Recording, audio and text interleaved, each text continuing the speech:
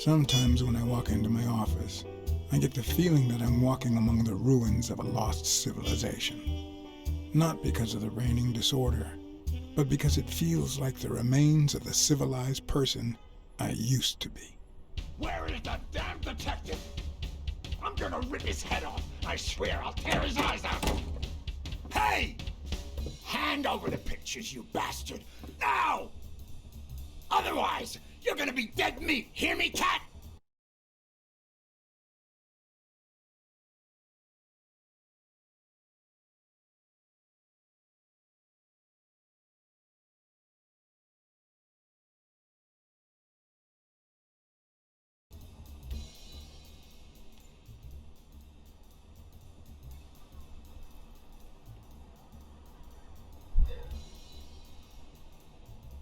Keeping your mouth shut, huh? You asked for it, buddy. I'm gonna kill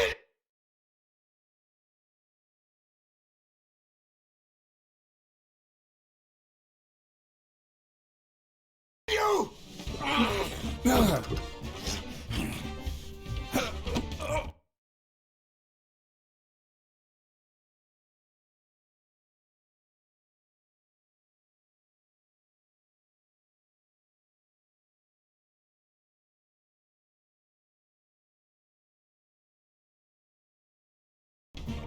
Give me the goddamn pictures!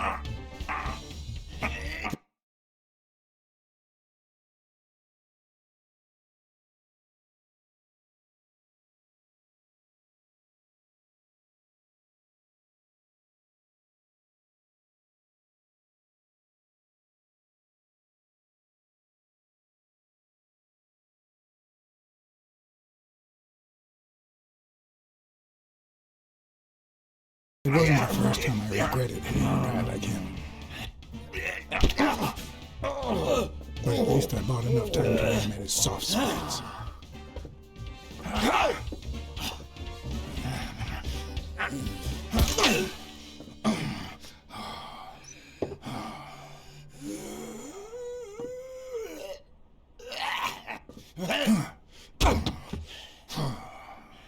Oh, man. You broke my jaw. Well, now it matches your marriage. If you show my wife those pictures, I'm dead meat. You'll ruin my life, please.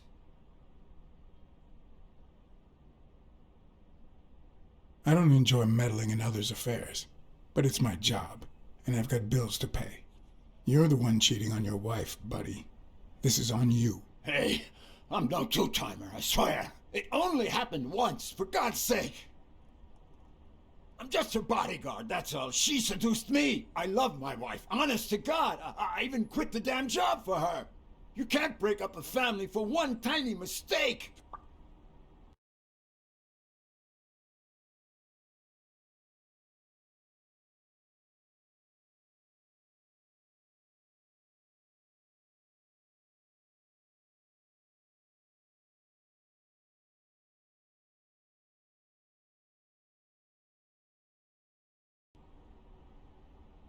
Look, you protect that girl, and I spy on people like you. We all have to be professional, no matter how sick it makes us at times. Okay, how about this? You give me those pictures, and tell her a white lie, and I pay you 10 times what she's offering. You save my family, and you make a pretty penny. What do you say? Deal? For as long as I could remember, I had collected nothing more than bad gigs, debt, and sorrow. My self-respect and bank account were racing to see who'd hit rock bottom first. There was more than money at stake. The man seemed honest. The best I could do for his wife was to hide the truth, no matter how low it made me feel. All right. I'll tell your wife you're clean. Okay, now I'm officially about to lose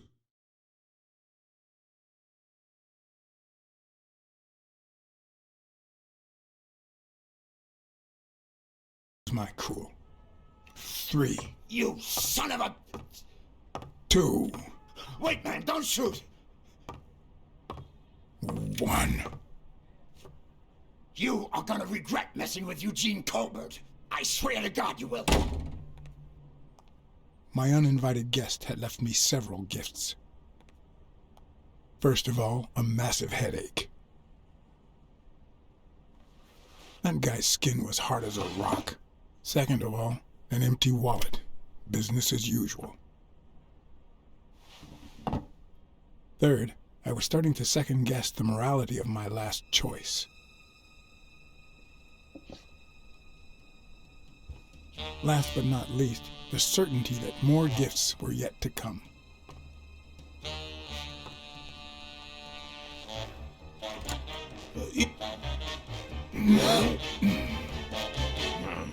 You see what I said about my pal Blacksad?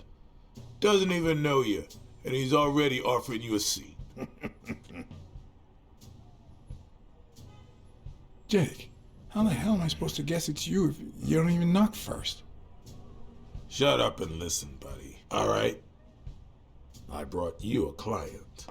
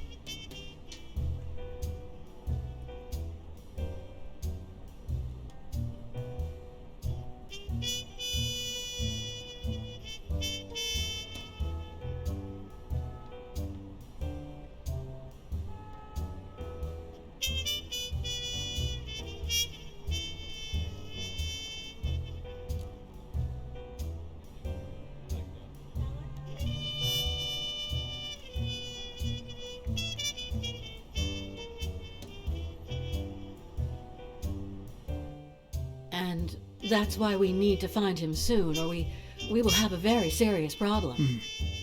Thanks for the information and the picture. They'll really come in handy. Let me see if I have this straight.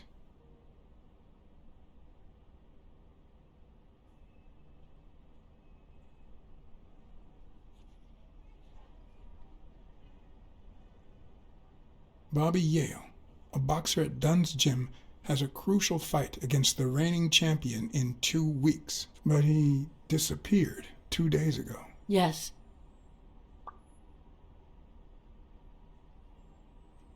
Your father, Joe Dunn, boxing manager and gym owner, hanged himself 2 days ago. Yes. In short, if Bobby Yale is a no-show for his fight, you'll have to pay a fine. But since you don't have the cash on hand, your father's gym would have to close. Yes. So you want me to find Bobby Yale? Yes. No. Jake wants you to find Bobby.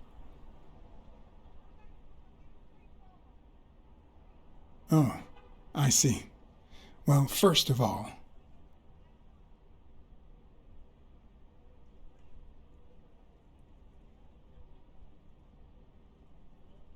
Jake and I go way back, but he's not here out of friendship. Frankly, if you want to find Bobby Yale, I'm your best shot. Damn it, John. Will you take the case or not?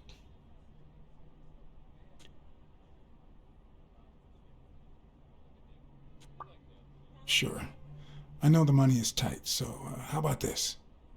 When I solve the case, and believe me, I will, we'll see how much you can pay me.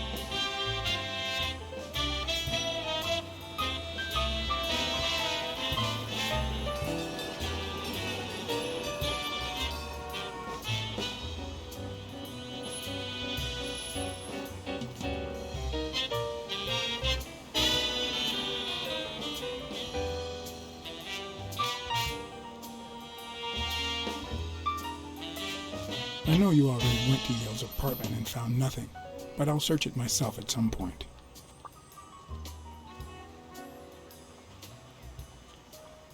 That cleaning lady, Mary, Purnell, the one who found Joe Dunn's body, she works part-time at Sam's Diner, just down the road on the left, right? That's right.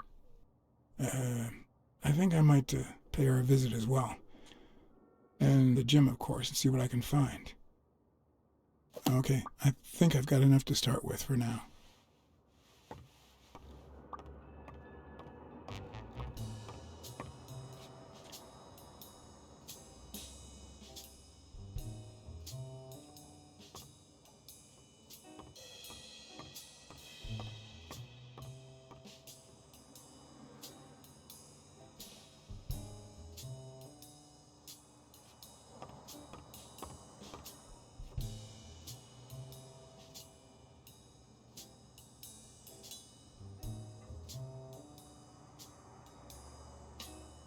Is that done? Wow.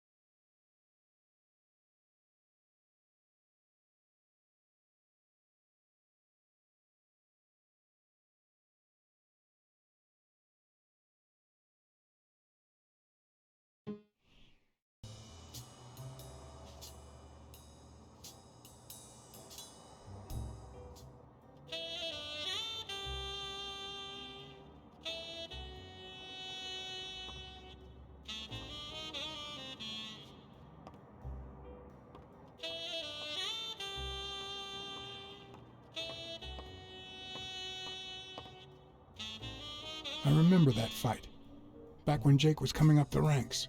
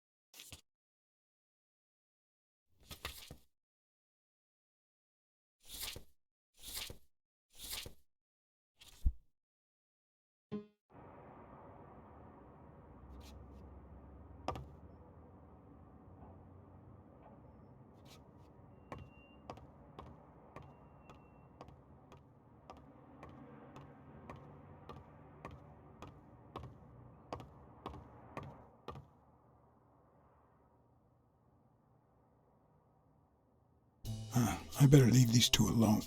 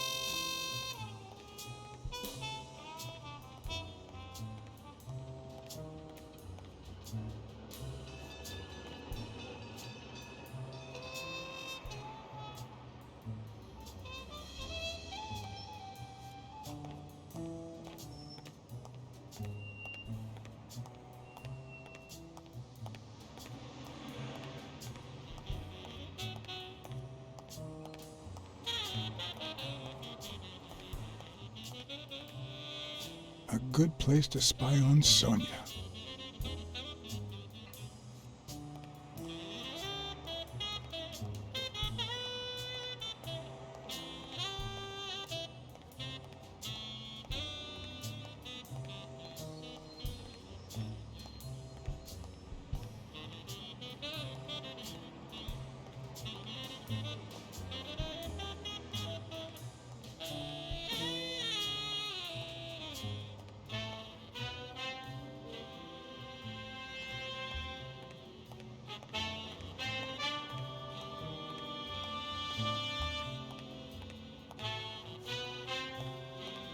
Someone should weld the iron bar on those panels. Someone should weld the iron bar on those panels.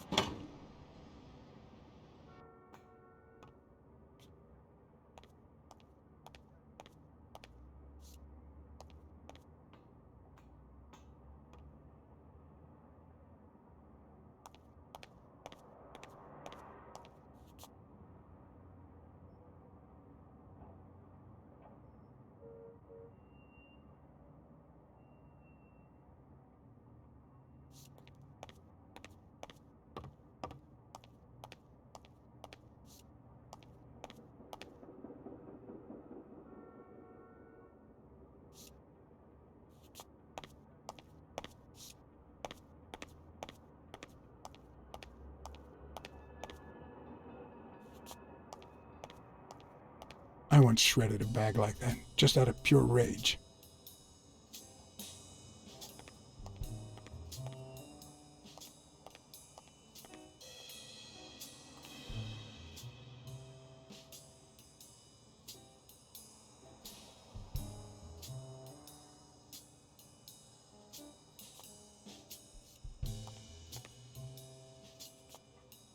On the surface, it seems dry, but there's no dust, and it's damp underneath. It could have fallen the day Dunn died.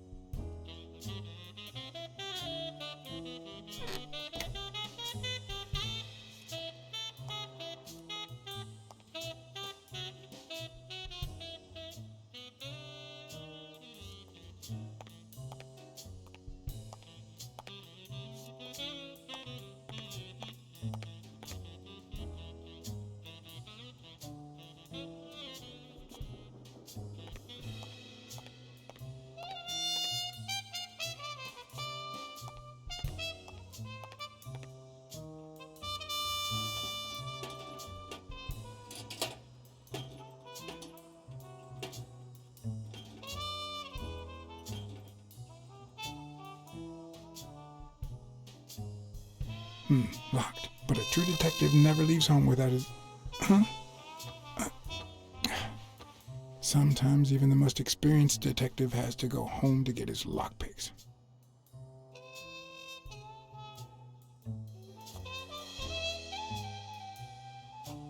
The racist brain is so full of hatred that there's no space for trifles such as common sense or, say, spelling. But this most cultured writer spotted the error and attempted to correct it, not sure what to make of the outcome.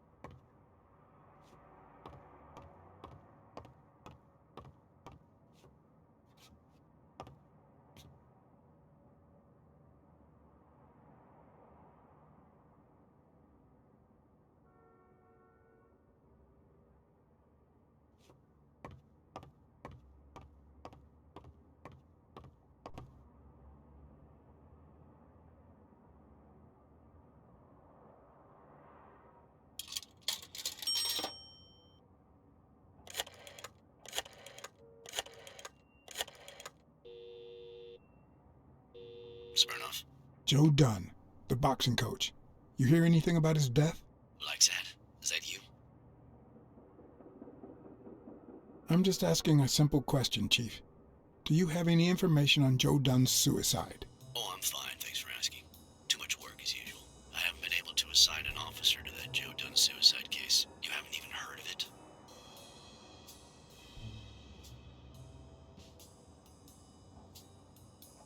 Joe Dunn's daughter hired me. But I still don't get it. Any signs of foul play?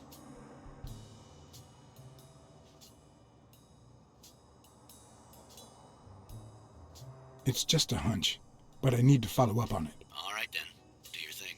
So, are you going to help me? I wish I could, John.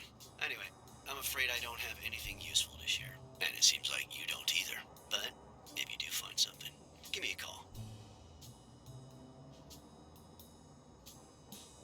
We've been friends for a long time. And you think this is what two friends talk about on the phone? Good to hear from you, John. Take care.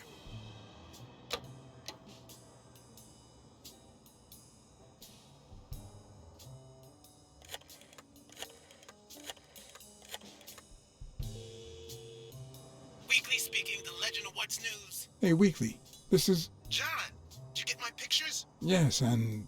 That rhinoceros has one big horn, huh? And the girl, hot damn. You want me to find out her name? Please, pretty please. No, Weekly. Look. The rhinoceros came by and offered me money to keep quiet. Wow. Are we talking petty cash or big bucks? The latter. That's my boy. Good job, Blacksad. Your boy Blacksad didn't take the money. What? Listen, Weekly. Yeah, I know. It wasn't the right thing to do. Yada, yada, yada. Okay, let's just change the subject. Hey, I heard something weird's going on at this gym. What was the name? Dunn's Gym. Didn't you have a pal down there? Can I talk to him? I heard a woman's running it now. A boxing gym. Now, that's what I call news. Actually, I'm working on a case for the gym owner. I'll see what I can do, okay? I'll call you. Thanks, pal. You just made my day.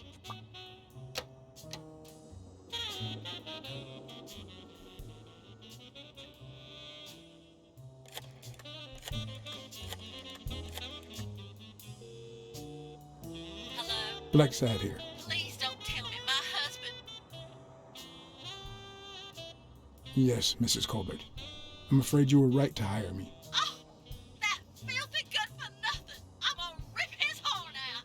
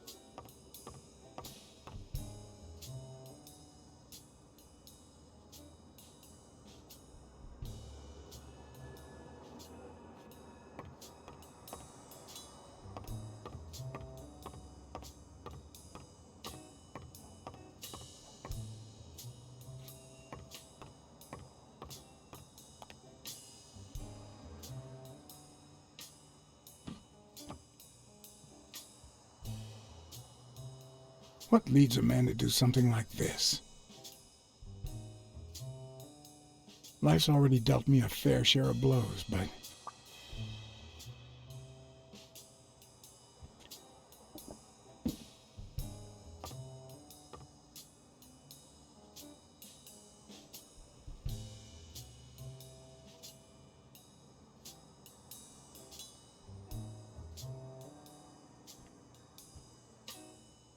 I don't know why.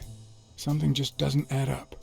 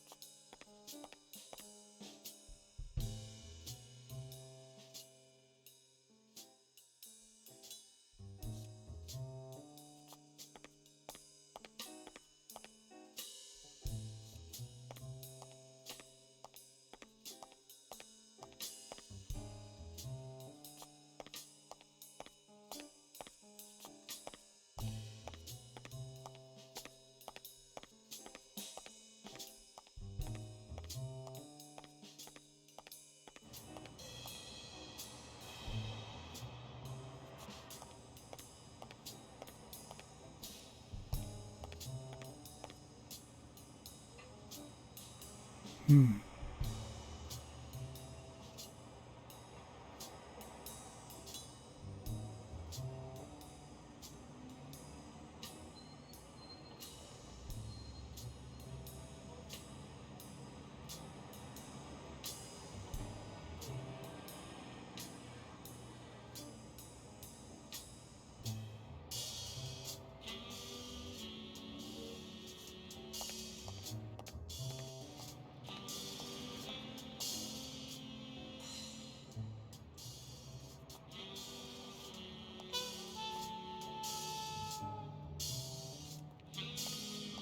I might just be the last person in New York without a TV.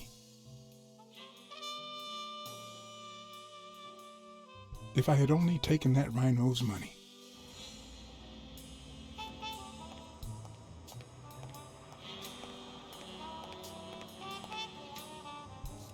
Good morning, sir. Good morning to you. John Blacksad, Private Eye. Would you mind if I ask you a couple of questions? Not at all. Proceed, Your Honor. Have you seen anything unusual lately? Yes, indeed, kind prince. My pretty little eyes just saw a pink elephant parade. But naturally, I decided to join in the fun.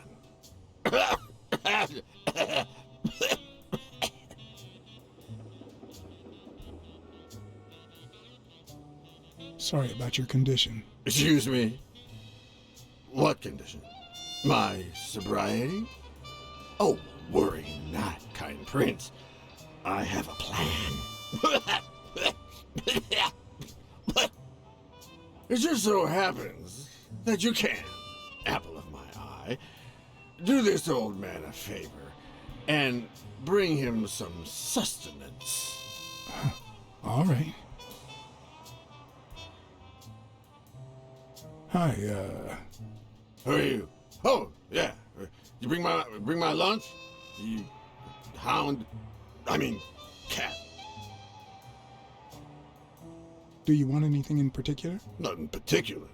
Just something that fits in my mouth. Anything with cheese. Yeah, cheese. Lots of cheese.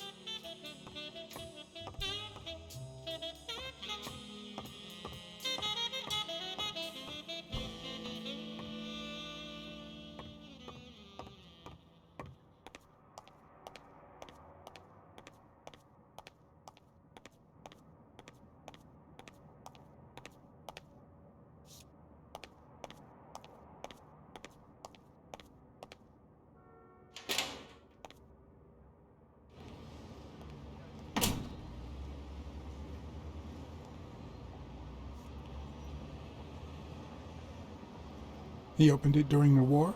That's odd.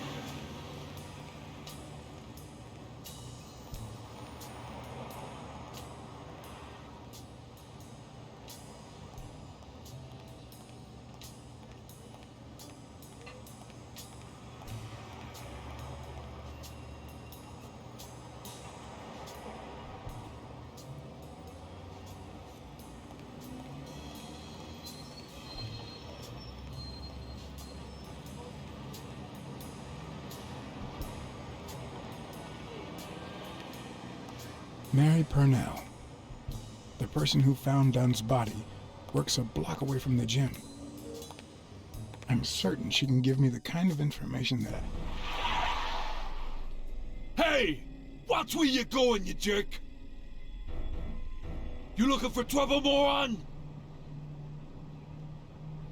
Sorry. Really, I'm sorry. You better be, you wuss!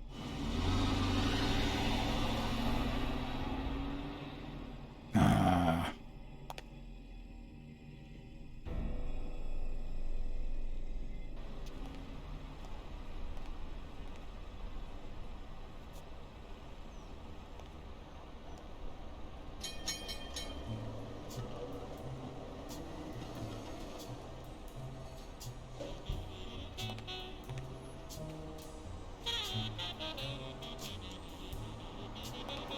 And there you go. We'll miss you at Sam's Diner. Come back soon.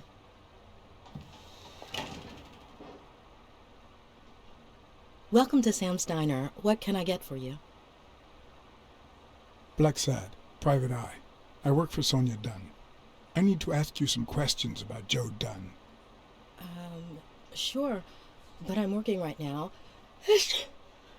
Maybe later? Please, I need to find Bobby Yale as soon as possible, and I think you can help me.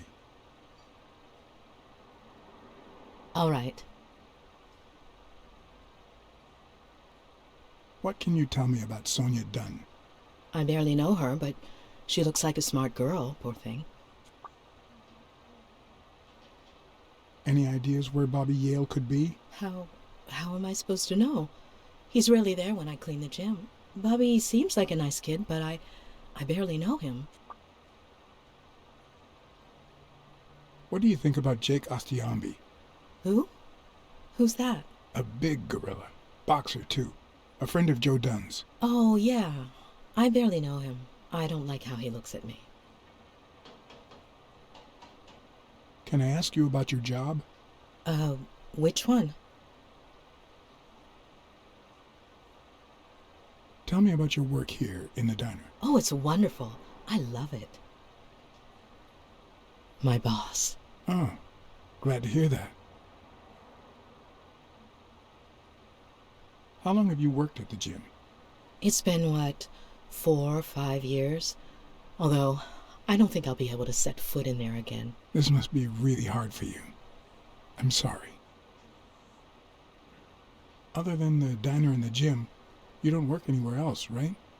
I wouldn't have the time, although I'm not sure I want to continue working at the gym.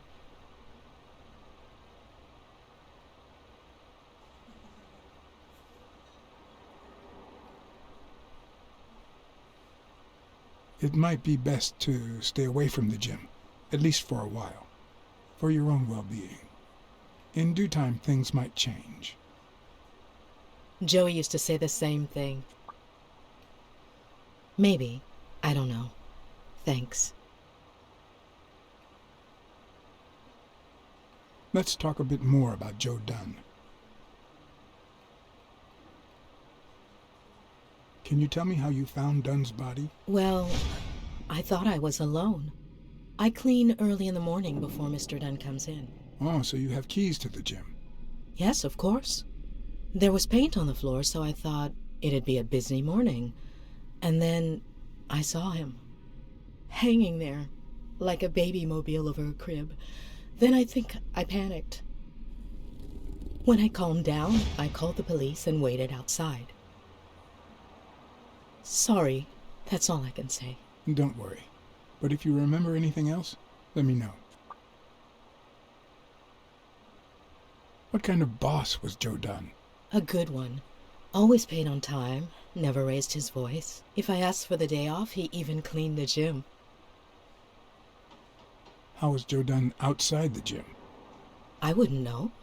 I only saw him at the gym or right there. That was his spot.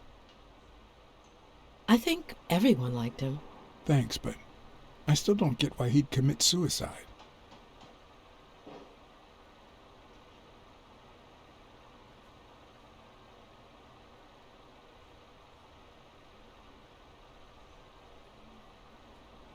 I heard his relationship with his daughter wasn't ideal. Oh, really? Poor man. I don't have kids, but that has to be really hard. His wife died years ago. Maybe he never got over it. Yeah, I don't know. Or maybe he did. That was a long time ago. Maybe he simply had money issues. Yeah, I don't know. Could be. The gym didn't really get that dirty lately. Can I have a hamburger, please? Oh, sure. Regular or cheese? I think I'll get the cheeseburger. Mm-hmm. You want fries? A drink? No, that's it. Okay. Is that for here or to go, then? To go, please. 1 cheeseburger to go, Sam. Okay.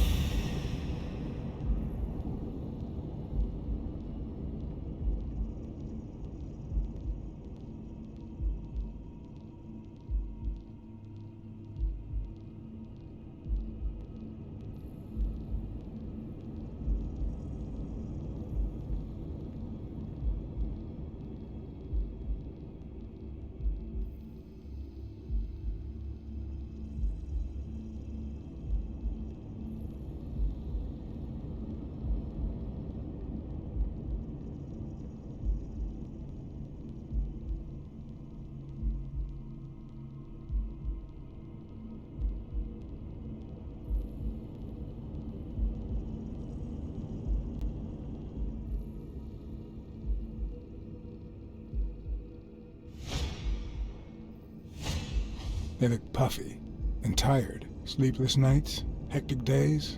Or has she been crying? Perhaps all of the above.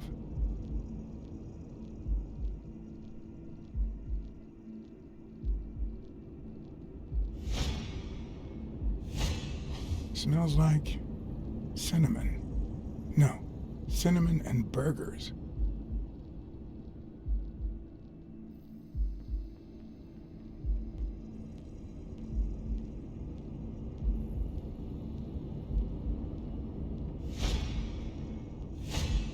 Smells tasty.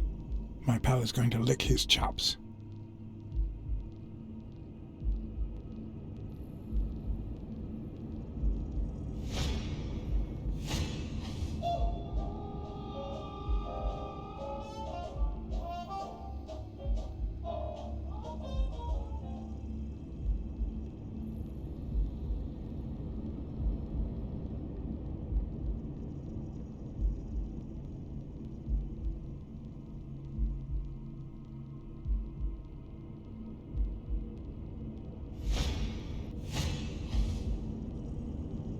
Her handwriting is nice and neat.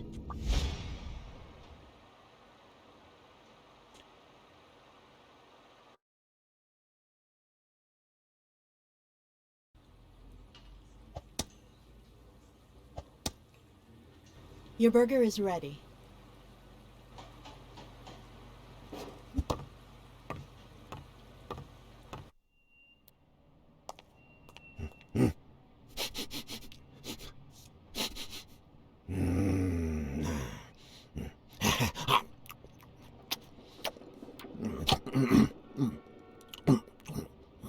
All right, I'll let you enjoy your meal. 4 people used the back door that very same night. What?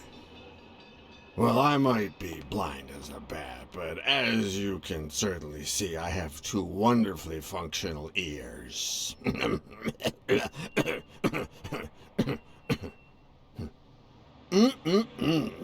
Thank you very much for remembering the cheese, by the way. 4 people used the back door 2 days ago? Yeah, that's right.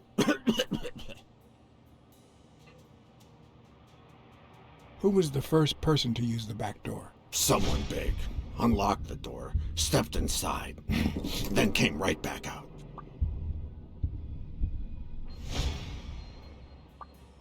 Who was the second person to use the back door? A man, just a few minutes after the first person. He came back out muttering, "Ungrateful bastard." Then he threw something in the trash and walked back in. Oh, no, wait. Before that, he gave me a coin. A coin? I mean, do I look like I need spare change, huh? I mean, I'm staying at the Million-Star Hotel, for God's sake.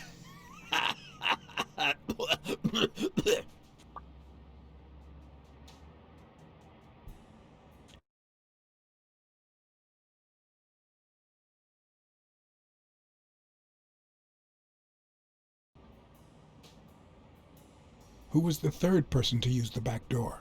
Judging by the quiet footsteps, I'd say it was someone small. I'd say it was about 30 minutes after the second person came out. Whoever it was threw something in the trash and stood in front of me for a moment. Then I heard a click And finally, I heard trailing laughter in that direction. Who was the fourth person to use the back door? Someone big. I recall heavy breathing. The person left in a hurry, running in that direction.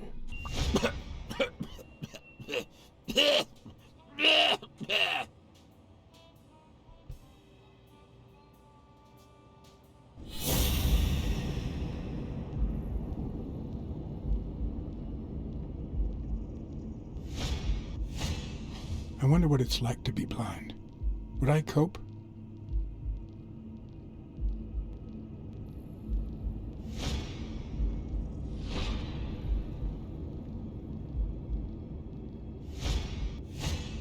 Blind and legless.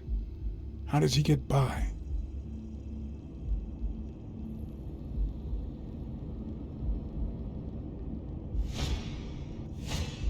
Looks like someone used it as a punching ball.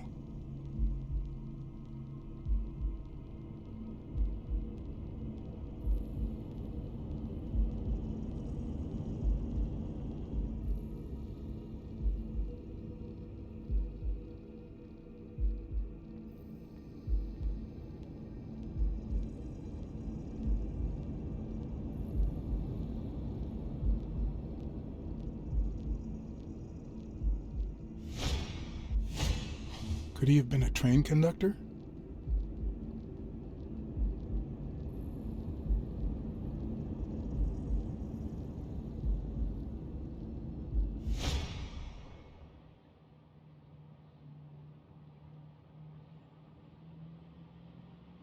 Where did you get that paint can? In the trash can in the back. I found it right after the comings and goings. I wanted to see what those people were leaving behind.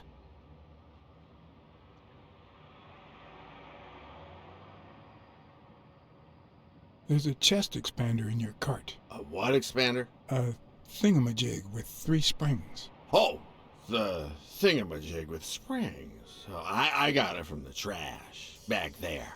A paint can and a thingamajig with springs. What a night! You were acting a bit strange before, but now you seem fine.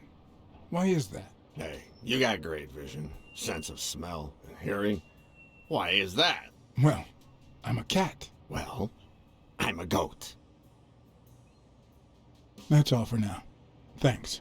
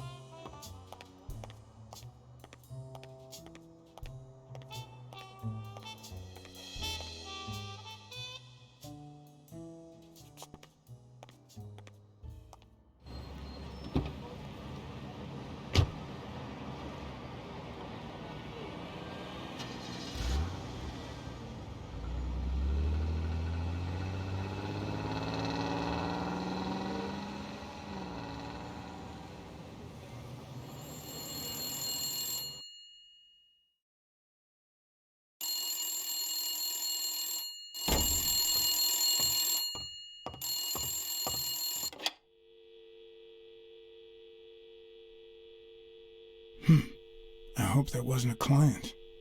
Although probability would suggest a cold call. Or, even worse, the War Veterans Therapy Group. I was pretty sure I left the lockpicks on the table.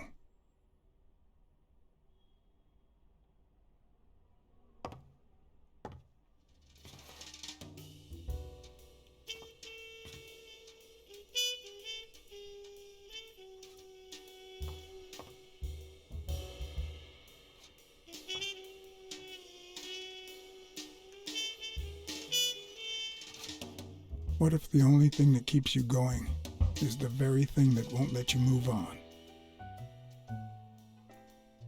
It's too soon to say goodbye. She wouldn't hear me anyway.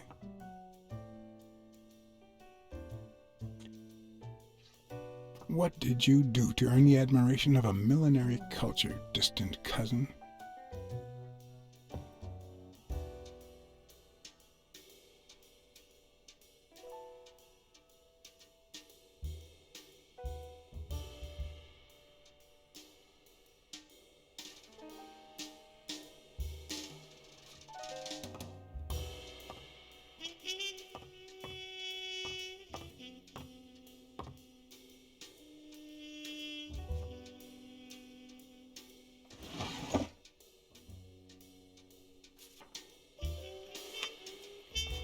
Good old Weekly did a fine job with these pictures.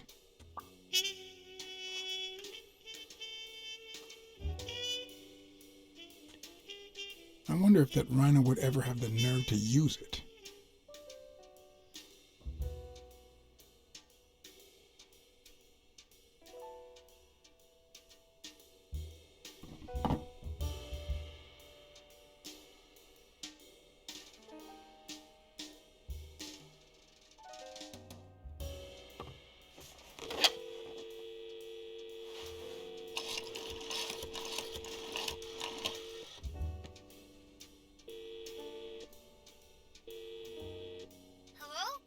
Hi, Ray.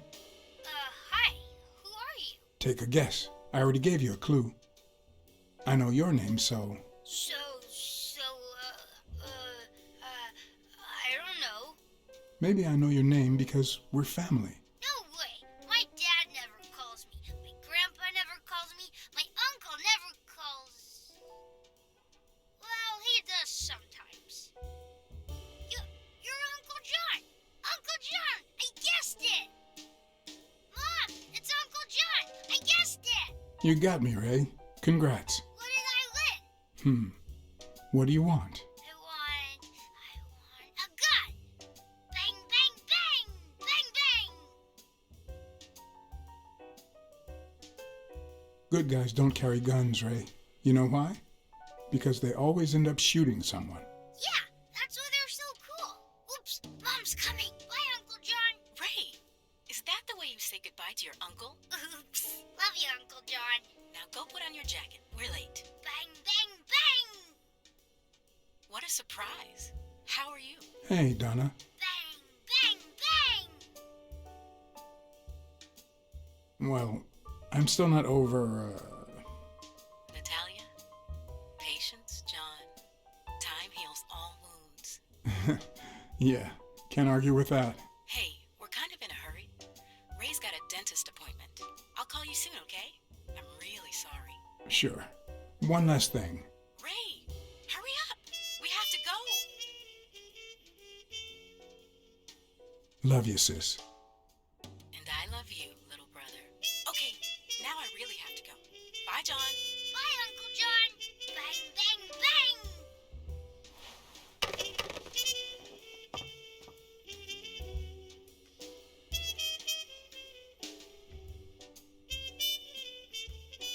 You can't really call yourself a detective if you're a teetotaler. But that's not what that bottle is for. The truth? I use tequila to clean my lockpicks. In fact, I just finished cleaning them when that rhino walked in. Maybe we knocked them down during the fight.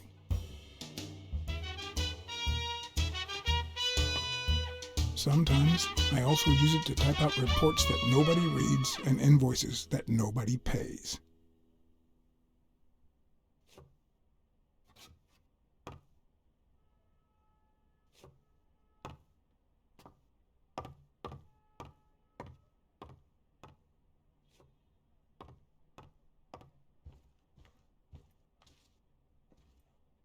Yep, that's where I left my lockpicks.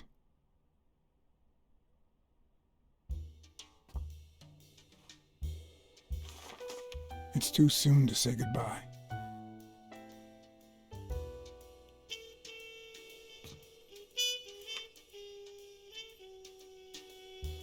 Bookkeeping is not my strong suit.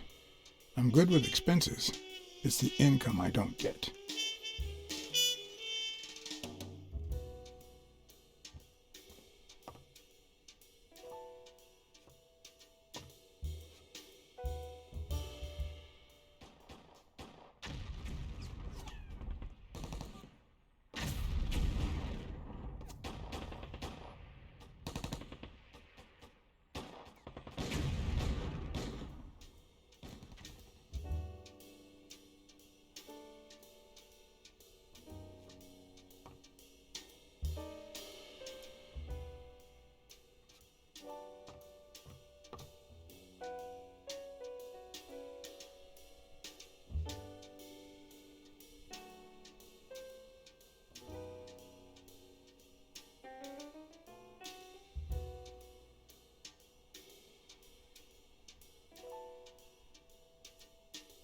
A visiting friend once told me that New York City smells like a giant bonfire. I'd say the smell is rubbed off on me.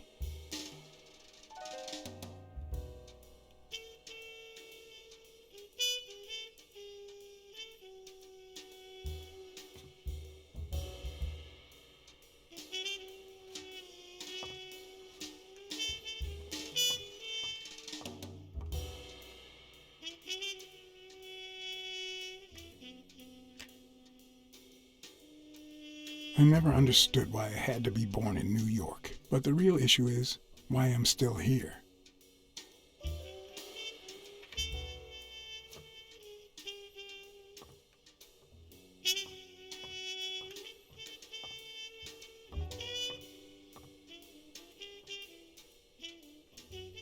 Police Commissioner Smirnov smoked that cigarette.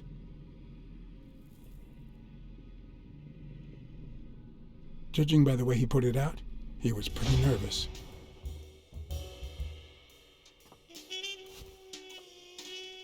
Smells good. Tasted even better the day Smirnov brought it, in exchange for a favor.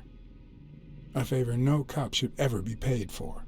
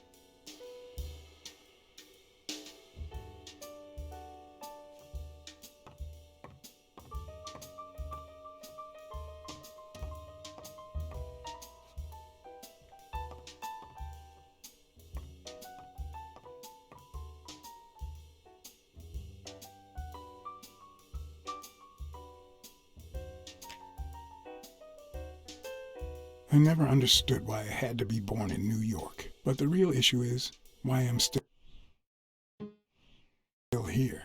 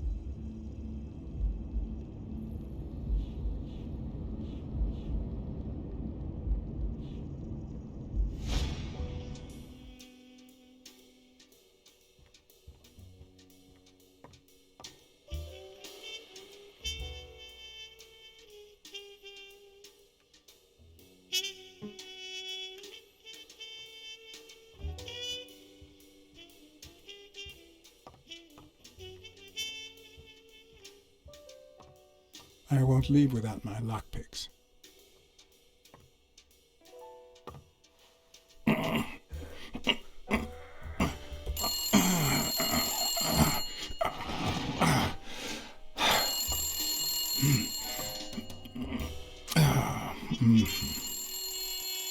Most detectives feel safe with a gun in their pocket. Me, I prefer lockpicks. At least I know these little fellows won't backfire.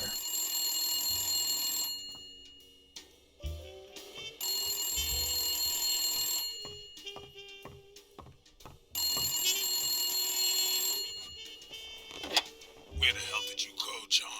I thought you were on the case. I had to run an errand, but I'll be back in no time. You made a crappy impression, and now Sonia has second thoughts about you.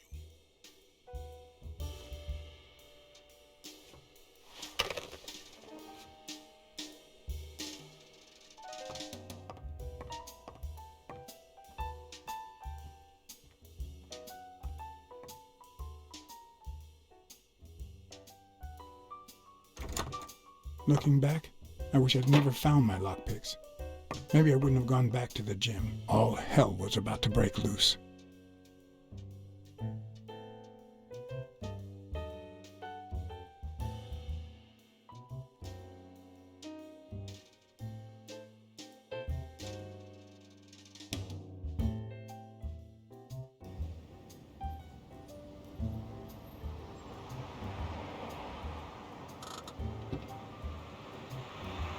Bobby Yale's place was on the way, so I decided to drop by, lockpicks in hand.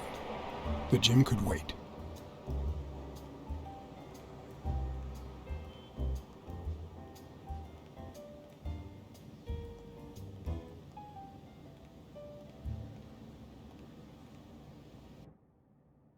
Sonia and Jake had already searched the place, to no avail.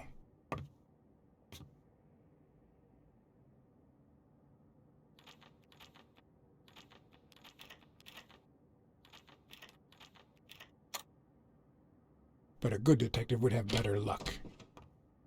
I know it might not seem like it, but...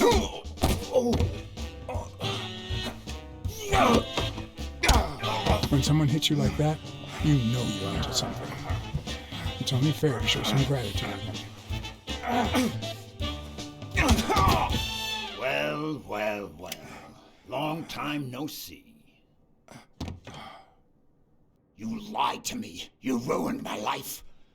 But trust me, you'll pay for this, now that my partner is asleep. Damn cat. Well done, Colbert.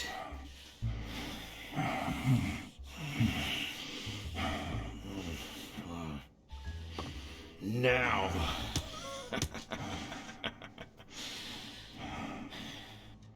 How about this? For every wrong answer, I'm gonna give it to you with this club. Deal?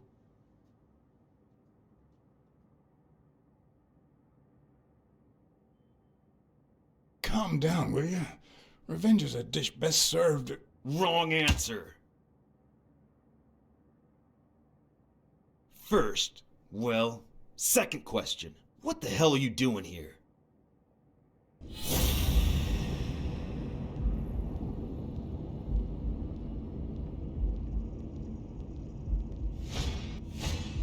It should start to swell any moment now.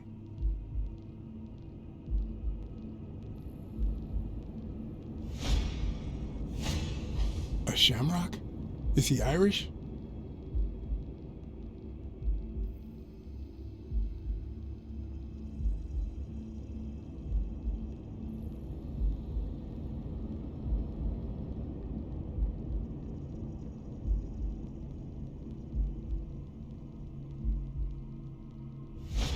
Now, where were we? What the hell are you doing here?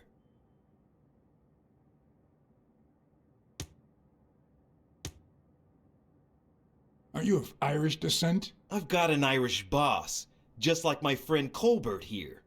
I'm sure the name O'Leary rings a bell, right? Desmond O'Leary. If you live in New York City, you've certainly heard of the richest bookie in town. After everything that's happened, I was beginning to feel like this case was finally moving forward. Wrong answer! But I was wrong. Alrighty, let's try again. What the hell are you doing here?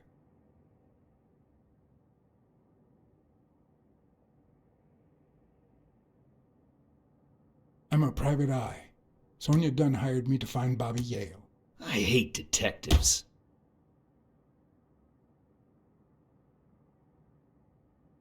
Seriously, what the hell are you doing here?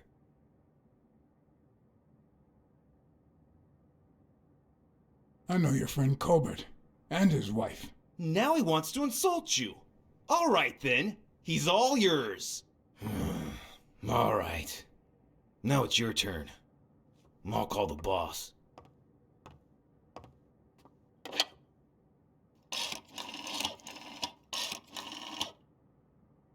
You'll be sorry for what you did to me, pal. Desmond, we caught some damn detectives snooping around Bobby Yale's place. Yeah, hired by Dunn's daughter. Safe and sound? What do you mean exactly? Oh, sure. Will do. Colbert, stop hitting him, you beast. What a shame. We were just getting to know each other.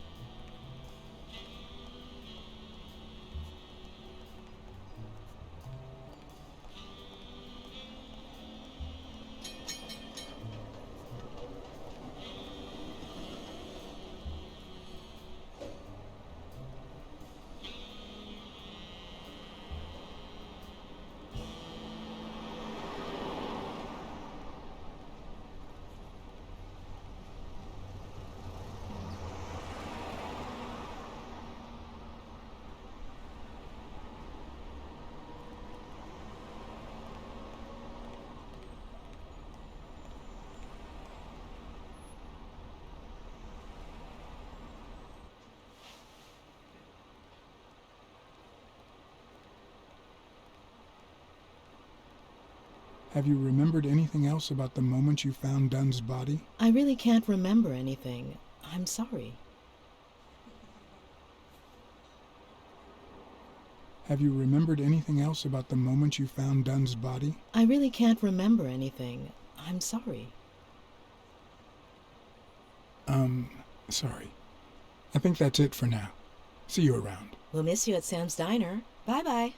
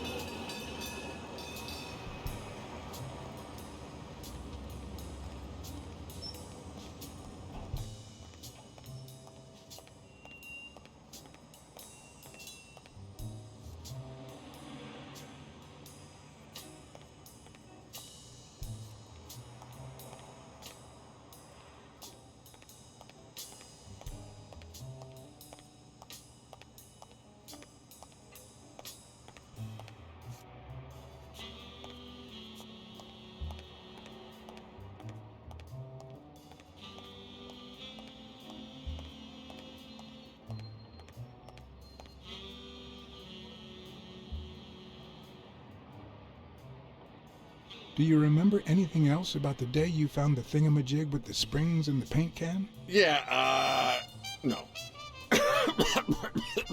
Wait, yeah. Well, no, now that I think of it, no. Hey, pal, how about thanking a good-looking goat with a cigarette?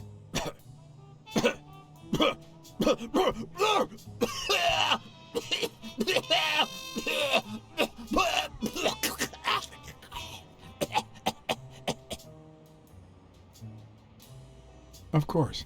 Here you go.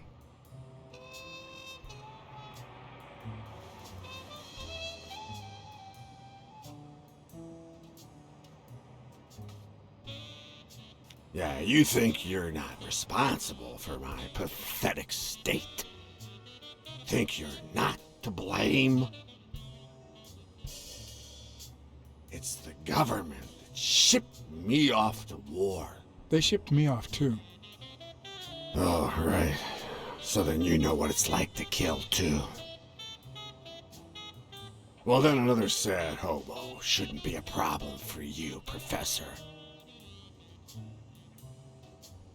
Yeah, I killed people. And yet, you don't want to help me die. Wait, but that's not what I wanted to say.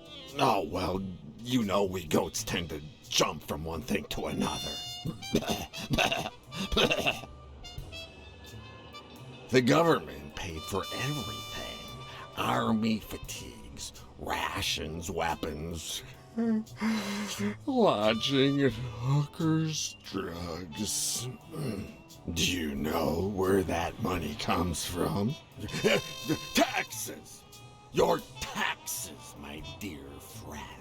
You help them cut my legs. They declare war. Every chance they get, so that the weapon industry that finances their campaigns gets richer and richer and richer. And that's how we finance their wars. So the slightest connection with corruption turns us into accomplices. Unless one manages to keep at arm's length. That is what I did, my loyal disciple. the Million-Star Hotel. So, do you like your master, the great? Hey, what's your name? You never told me.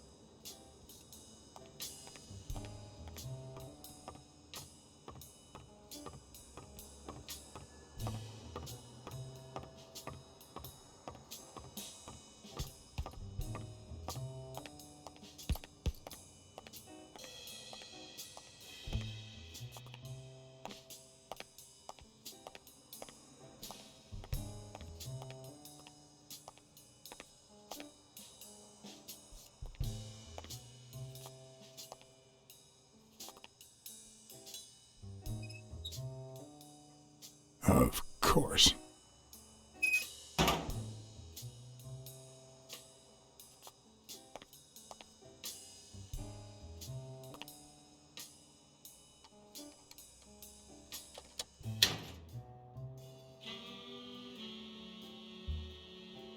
The proud South.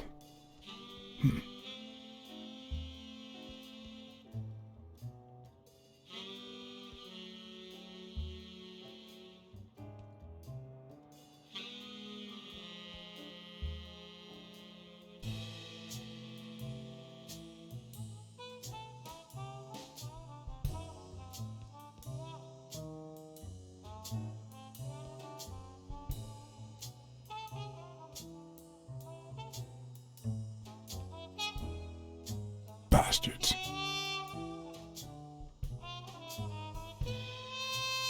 Smells like paint.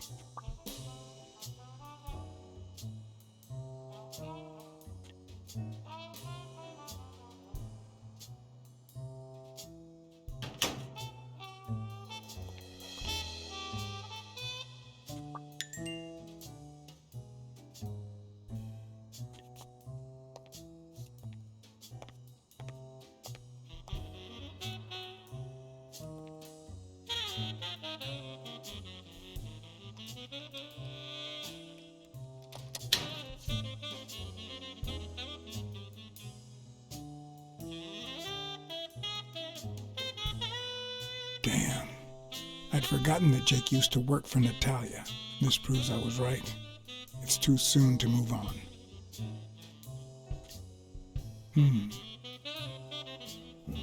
What the hell?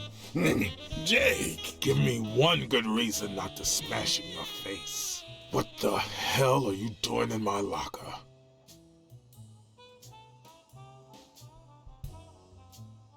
I'm a detective. That's what I do. Yeah, and my friend too. But that's what I thought. Get off me. Sometimes, John, I can just punch you.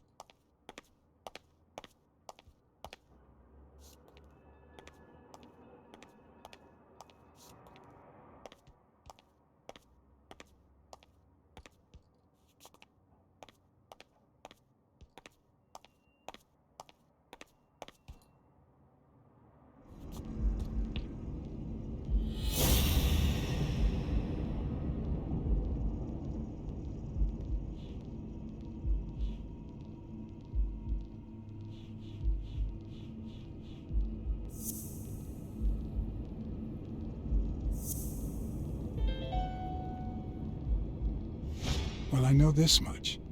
The chest expander in the trash belongs to Yale.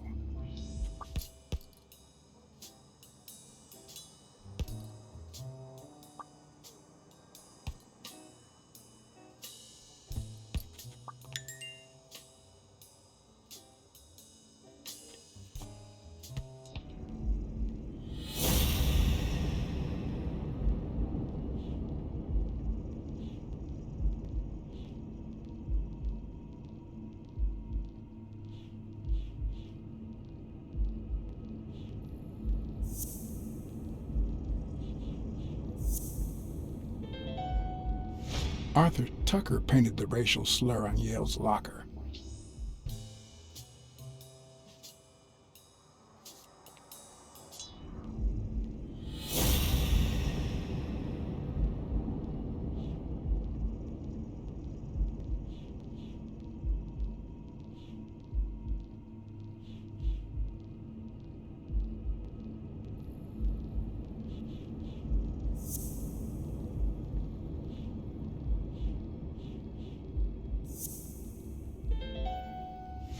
Why do you have that pen, Jake? What mess are you in?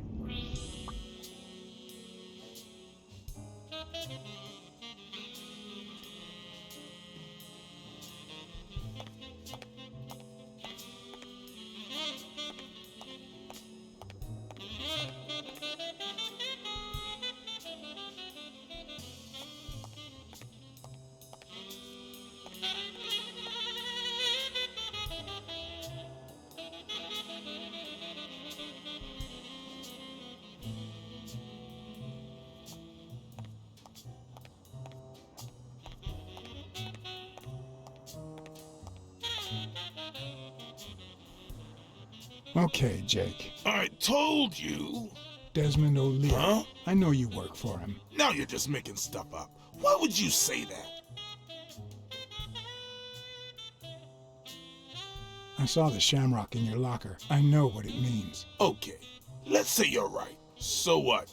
What are you gonna do, huh?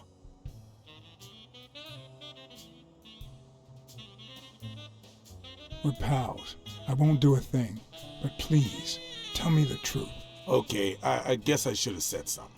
Business isn't going that well lately.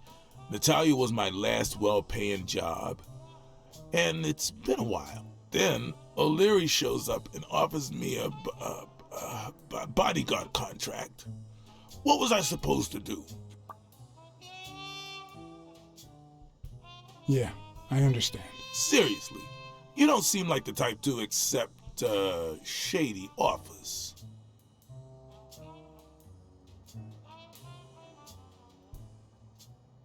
I've done things like that, and worse, but I'm not proud of them. This very morning, for example. Hey, O'Leary might run an illegal gambling operation, but it's not like he's killing people or conning with us. And I'm just a bodyguard. I make sure no one gets hurt. What I do, including my contract and paycheck, is 100% legal. How bad can that be?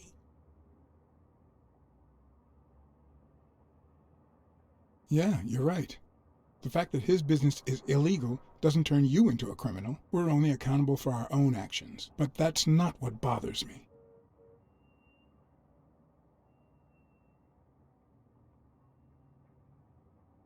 I know you're covering up O'Leary's role in Joe Dunn's death. Huh? O'Leary? No way. I mean, I don't think so. Jake, please. Well, I guess there's no point in hiding it now. I was here the day Dunn died. Go on. I had to take care of some business for O'Leary. He makes me wear the shamrock when I work for him. As you know, I left the damn thing in my locker. Say no more. You came in the back door. How did you... Yeah, that's it. Joe had mentioned he'd been painting that afternoon, but I forgot.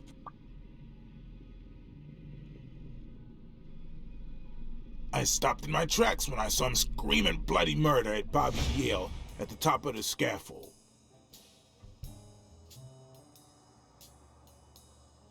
What exactly was he saying?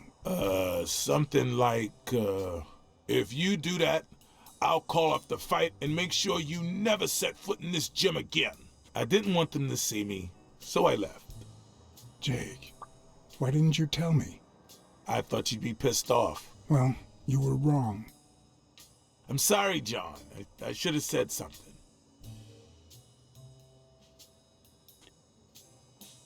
Don't worry. We all make mistakes. Time to go. I need to think about everything you just told me. Thanks, John.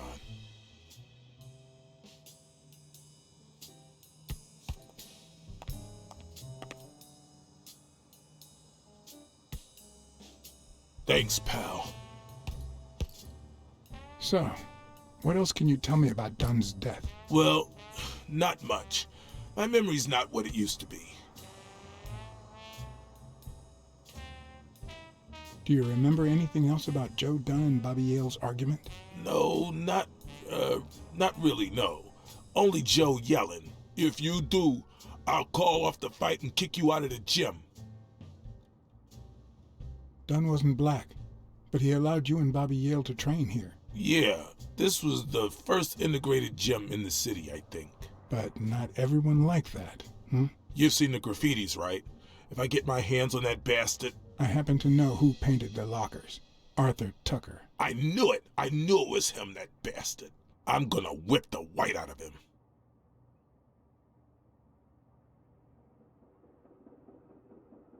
What was Joe Dunn like? He was a decent man. Have you seen all those slogans on the wall? Those motivational phrases? Joe really believed in them. All of them.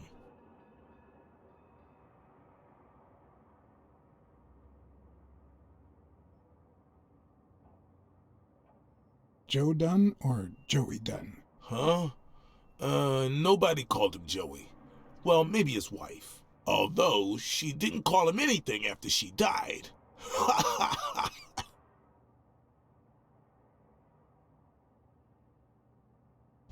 I found an empty wine bottle on the rooftop. Did Joe Dunn drink? Only for a while, back when his wife died.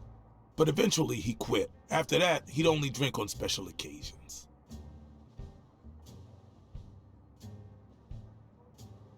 He played the saxophone, right? Yeah, pretty well for a white boy.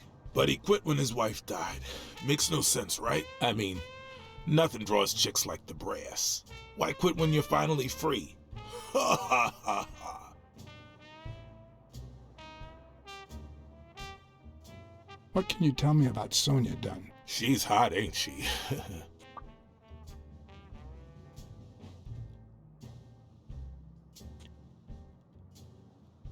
You two seem to get along nicely. Well, I've known her since she was a baby. But she sure has grown, if you get my drift. I hadn't seen her since she left for college about 4 years ago. It seems like her father's death didn't really upset her. Well, she likes to play it cool, which makes her really hot.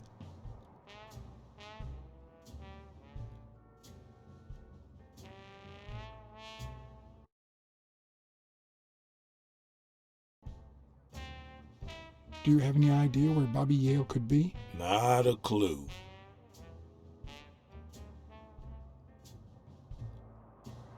Do you know any of his relatives? His father, Avenarius. Avenarius? The boxer poet? Didn't he disappear 20 years ago? Yeah, and his wife, Bobby's mom, died shortly after. Dunn is the closest thing the family the poor kids had ever since. That explains the poetry book in his locker. If Yale's gonna fight the reigning champion, he's got a big career ahead of him. He hasn't lost a single fight since he turned pro. The little bastard beat the socks off me a few years back.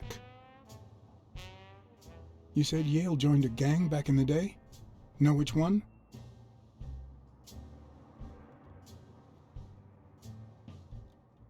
Hell, I don't know, John. This is New York City. There are more gangs than people. I dropped by Bobby Yale's apartment. I think he might be involved with O'Leary, the bookmaker. You sure? Yale had some dark years, no doubt, but Dunn turned him into a decent guy. I'm no detective, but I wouldn't follow that lead. I better let you get back to your drills. All right.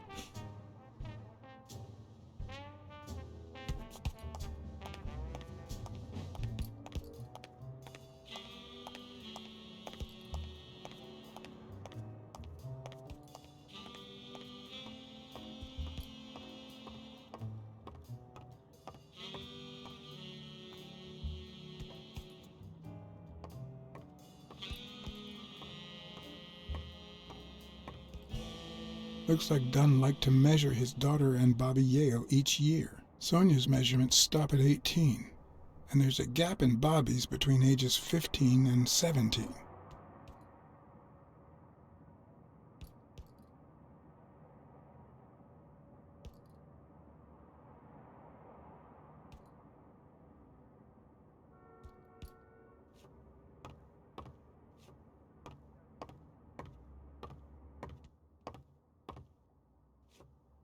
Miss Dunn, can I run a couple of questions by you? If they'll help you find Yale, go ahead.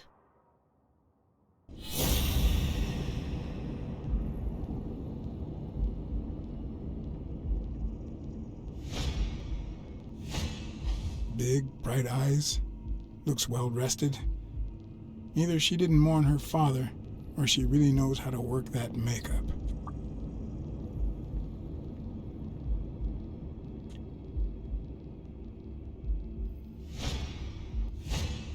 Nice and steady heartbeat.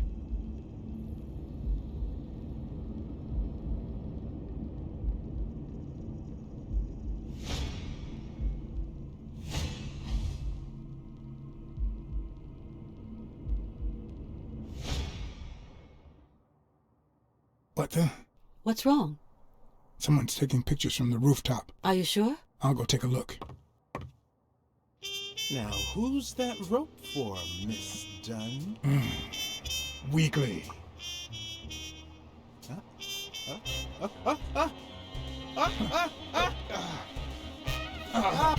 What the hell are you doing here?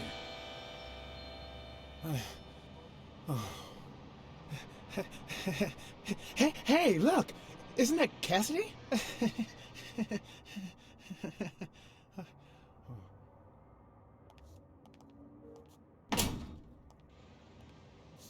Don't change the subject, you sad little... Why don't we settle this over ice cream, huh, John?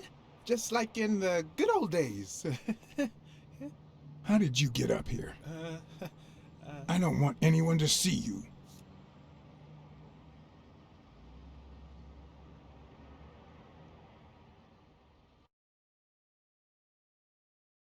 Everyone, even the most hapless of creatures, has a gift. Something that makes them special, that makes them worth knowing. Foul-smelling Weekly is no exception. No matter what he does, it's impossible to stay mad at him for too long. This bourbon shake is delicious. Want a taste? You know I don't like milk. Your loss. So, Joe Dunn hangs himself and leaves his gym to his daughter, which makes her the first woman to run a boxing gym, I think. I don't think Dunn killed himself. What? Do you have a suspect? Any leads? No, it's just a hunch. Although...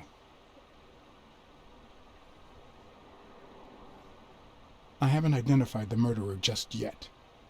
But trust me, I will. Of course. And now that I've got your back, what could possibly go wrong?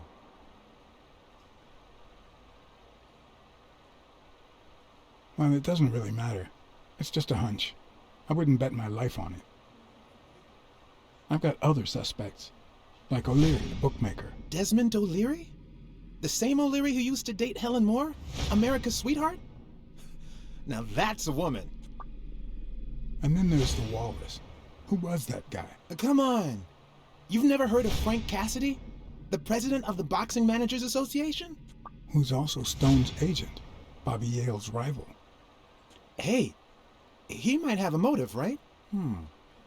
He might know something about Dunn's death, right? I decided to ask Weekly to investigate Cassidy. My reasons?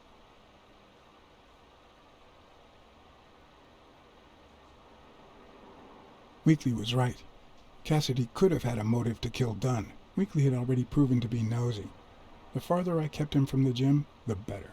But with Weekly, you just never know what the best approach might be. Should I give him an order, or a subtle suggestion? Yeah, you might be right about Cassidy.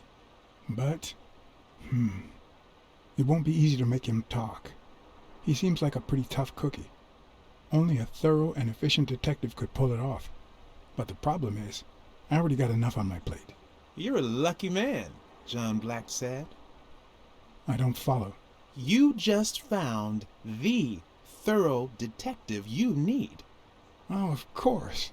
What a great idea. How did I not think of you? Hey, don't sweat it. But you'll have to do me a favor. Tell Sonia Dunn that a legendary journalist from What's News wants an interview. Weekly, please. Well, if not, bye-bye, Cassidy.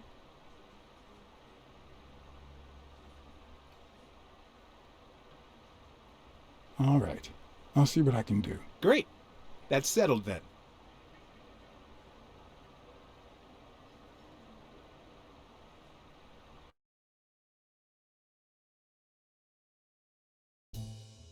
So, was there really someone on the roof?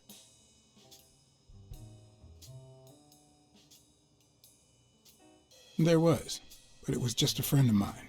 Oh, so now your friends are spying on me. Look, I had nothing to do with it. I even got him to stop. Sure you did.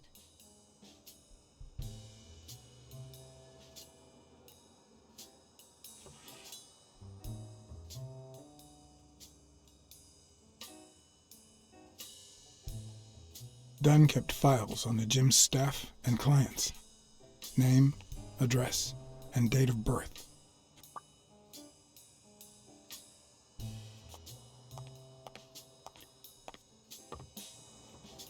Dunn's room had quite a view.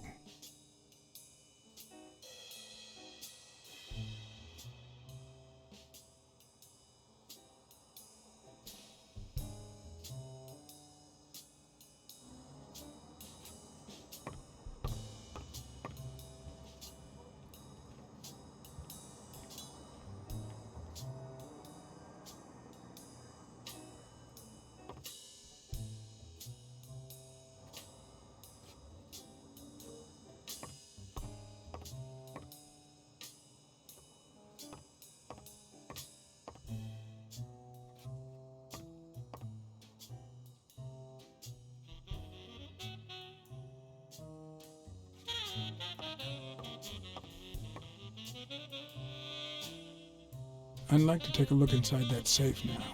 Could you give me the combination? I'd love to help you, but my mother's birthday used to be the combination, but I already tried it.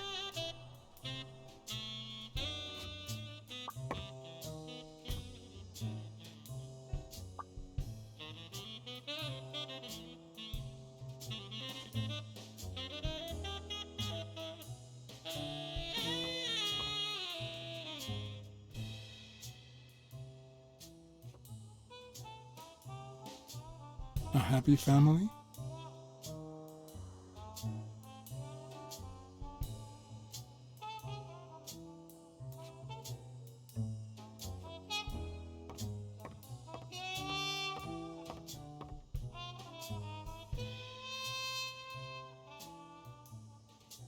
Could you tell me your birthday Of course, March 6th. and the year? I'm 24, Mr. Blacksad. You do the math. No luck.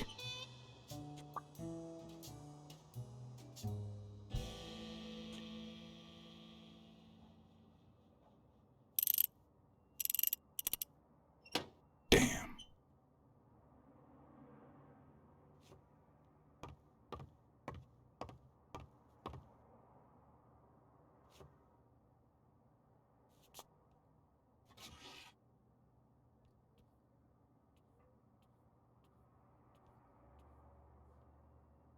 Dunn kept files on the gym's staff and clients. Name, address, and date of birth.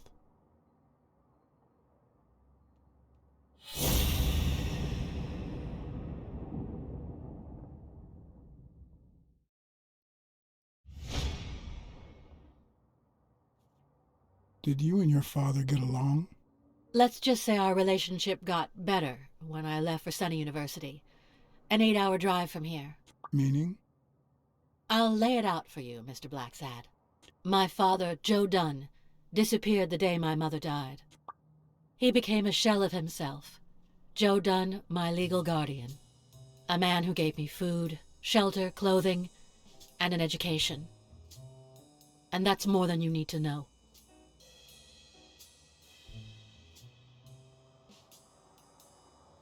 What's in those papers you're going through? Red tape. Great. If you find something, please let me know. I thought you were the detective. You do your job, and I'll do mine. What can you tell me about Jake? I thought you were friends. Guess I was wrong. He and my father were friends, so don't go down that road. Did you get along with Bobby Yale?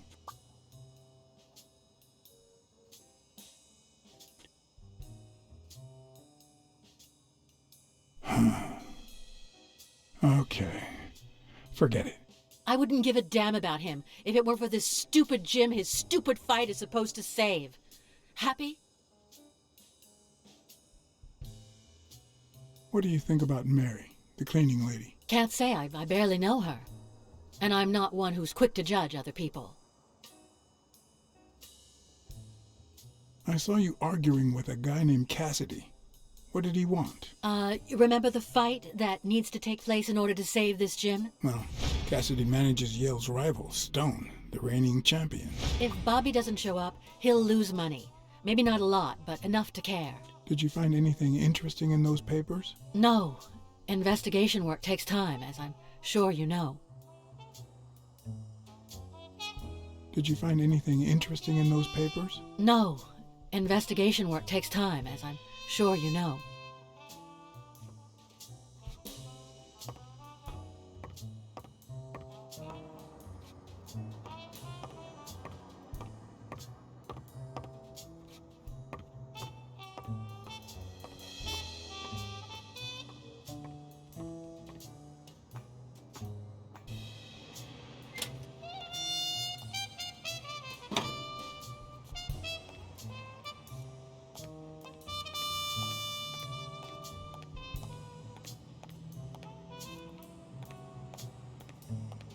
I don't even want to imagine Weekly falling from up here.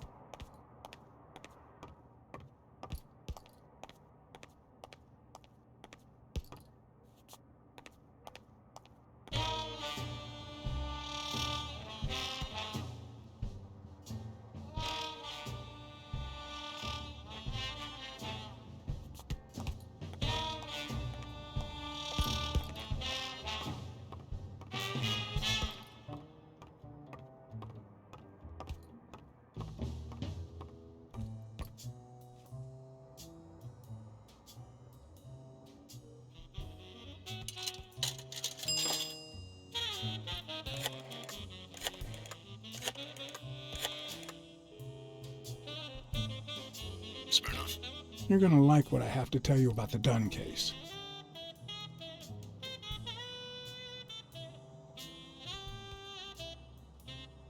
I found racial slurs painted on the lockers at Dunn's gym. He was pretty open-minded about racial issues.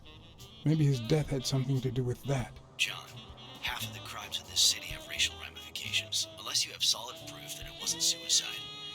My hands are tied. You're gonna like what I have to tell you about the Dunn case. I went to Yale's place and ran into O'Leary's men. They were waiting for him. Yeah, well, it's only normal. They run an illegal gambling operation. If a fight's canceled, they lose money. I'd love to take a swing at O'Leary, but we can't base the case on a hunch. I'm not finished yet. I think I have a new lead on the Dunn case. A close friend of Dunn's works for O'Leary. You mean that gorilla? Your ex's bodyguard? We know.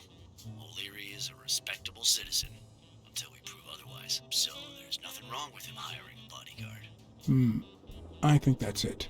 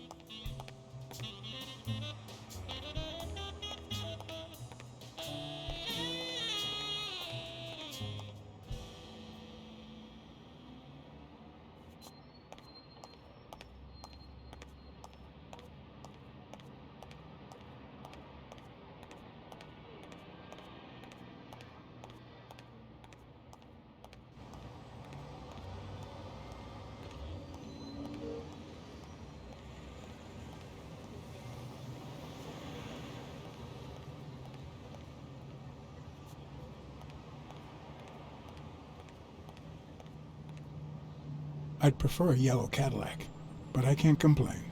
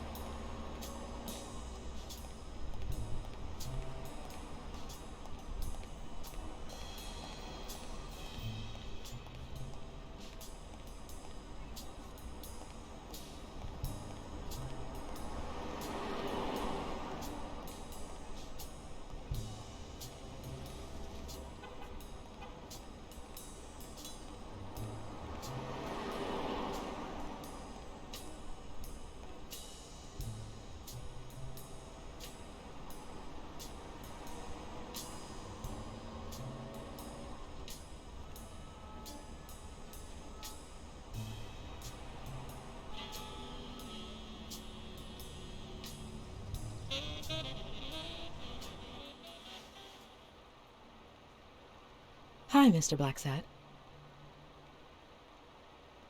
Have you remembered anything else about the moment you found Dunn's body? I really can't remember anything. I'm sorry. Sorry.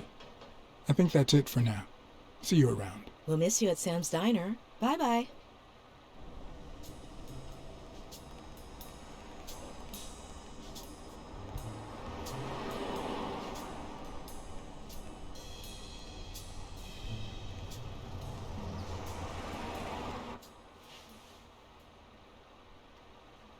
Hi, Mr. Blacksad. I'll let you get back to work. See you. We'll miss you at Sam's Diner. Bye-bye.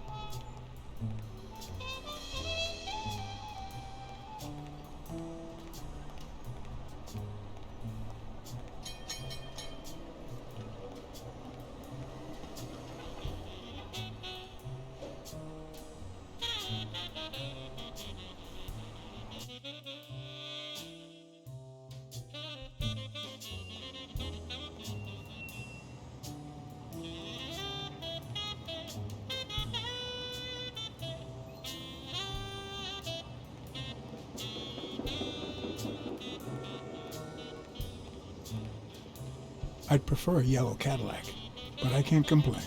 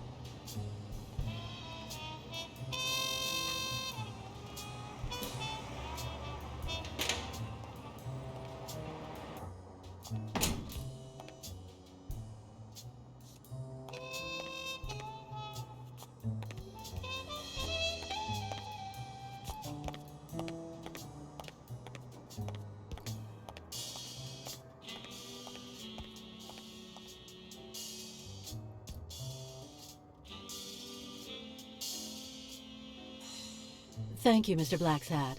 Does the postman always leave your mail on the floor? I don't know,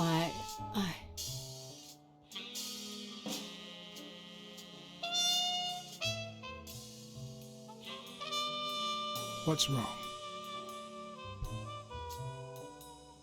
It's my mother's wedding ring.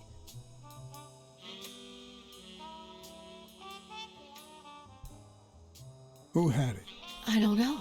My father wore it on his pinky finger after she died. Not always, apparently. Will you find out why? Sure, But there's something else I'm worried about. This might have something to do with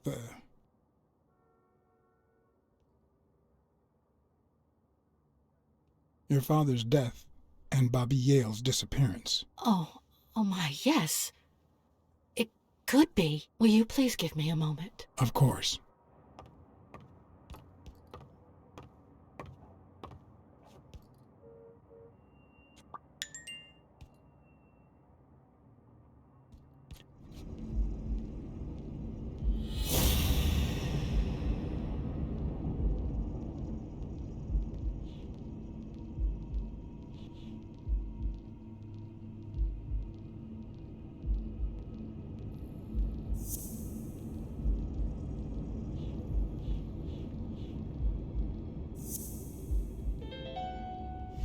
Okay.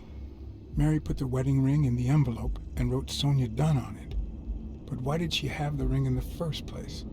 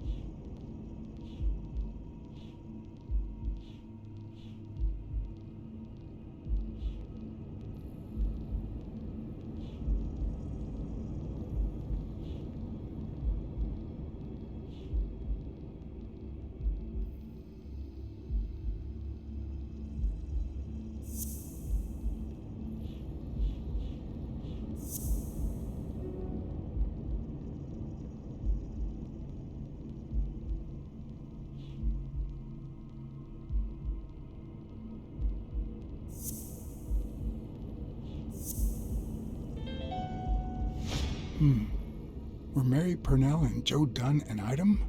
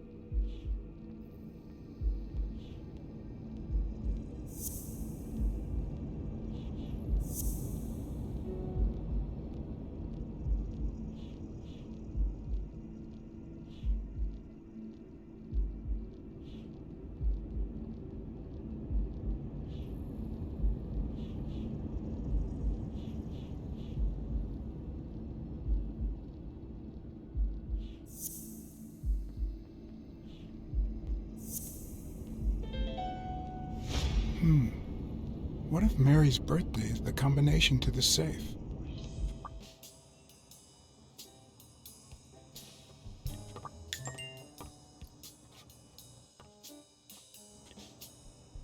Yes?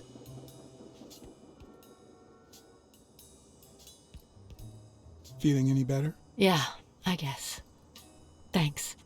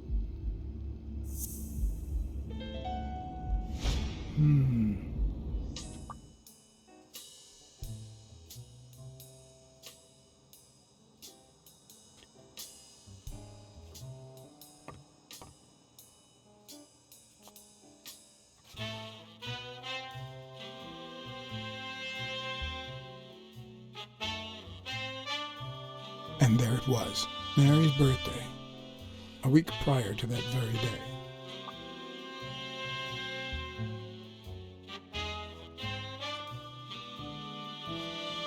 Did you find anything interesting in those papers? No.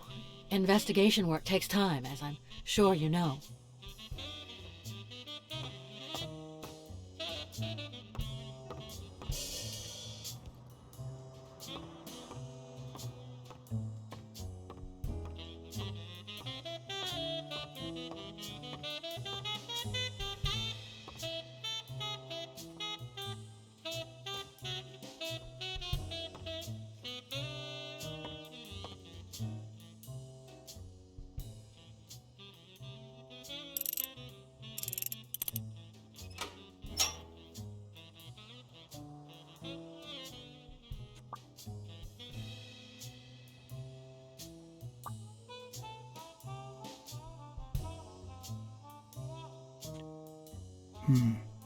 I never would have taken Dunn for a gun owner.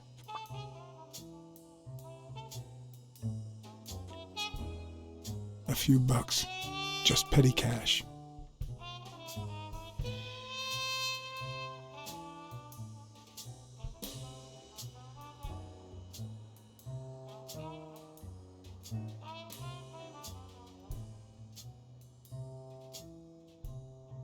You open the safe? Yeah, and I think you need to see this. Can you tell me what it says?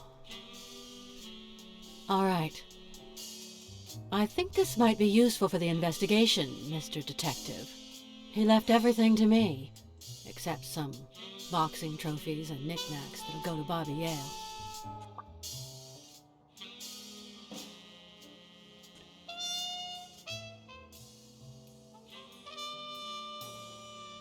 When was it signed? It was written 4 years ago, just weeks after I moved to Buffalo.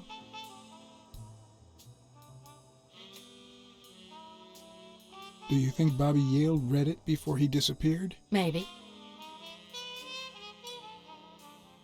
Congratulations. You're one lucky lady. I'll pretend I didn't hear that. All right. Thanks.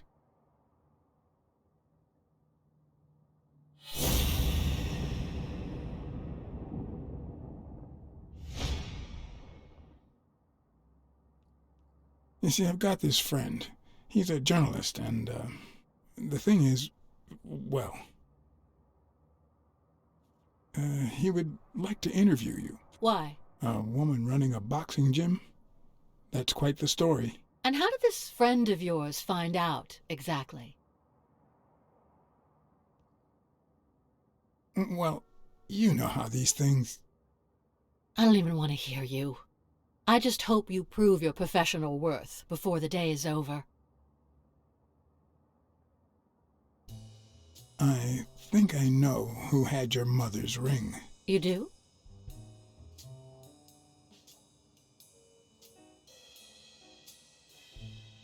Mary Purnell. I think she was in love with your father. Thank you.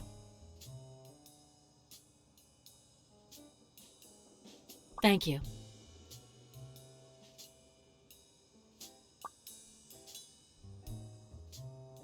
I never asked about the gym's insurance. That's exactly what I'm reading now. So far, it looks like your standard small business policy. Did you find anything interesting in those papers? No.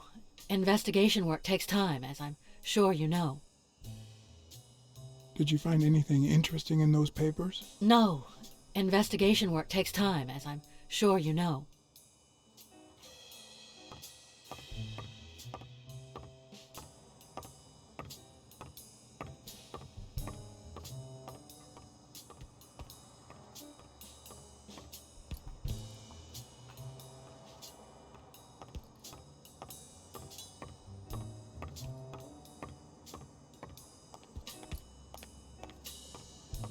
I don't know why. Something just doesn't add up.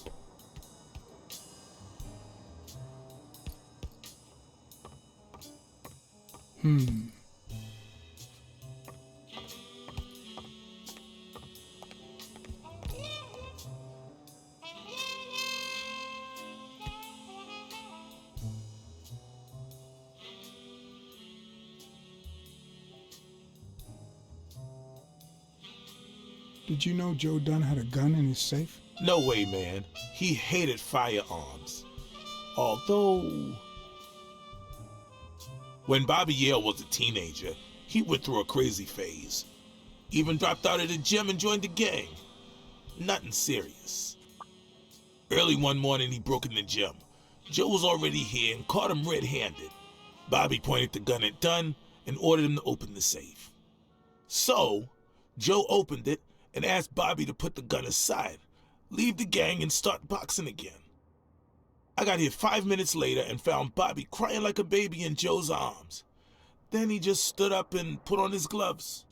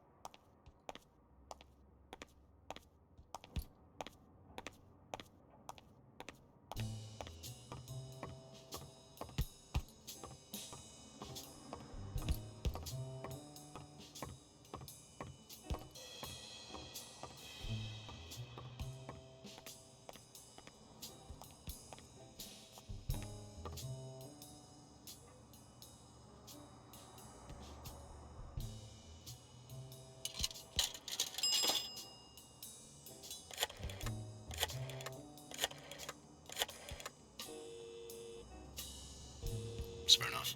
You're gonna like what I have to tell you about the Dunn case. Dunn and the gym's cleaning lady were about to get married. Great. Call What's News. They'll know what to do with such an incredibly interesting piece of information. The combination on Dunn's safe was her birthday. He even gave her a ring. You know, your typical suicidal bliss. Okay, I'm still not convinced, but I might have something for you.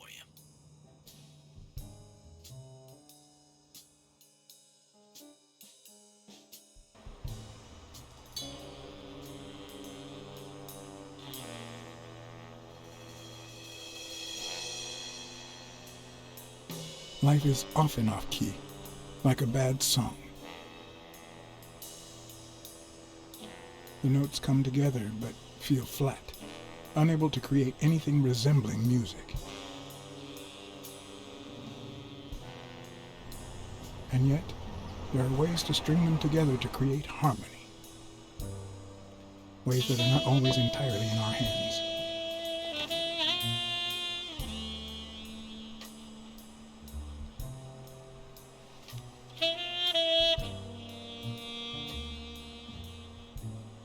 You look tired, John.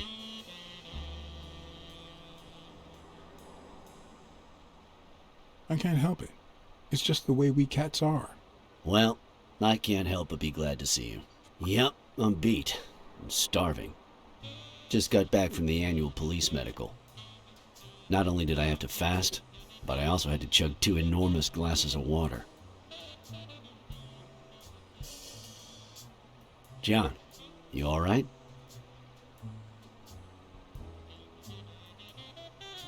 I've had better days, and I'll have them again, I hope. We both deserve to. The thing is, I'd love to help you out with this case, but I can't. You know I work for the state of New York. If I had any information, I couldn't share it with a private eye. Even if it was lying on top of this table.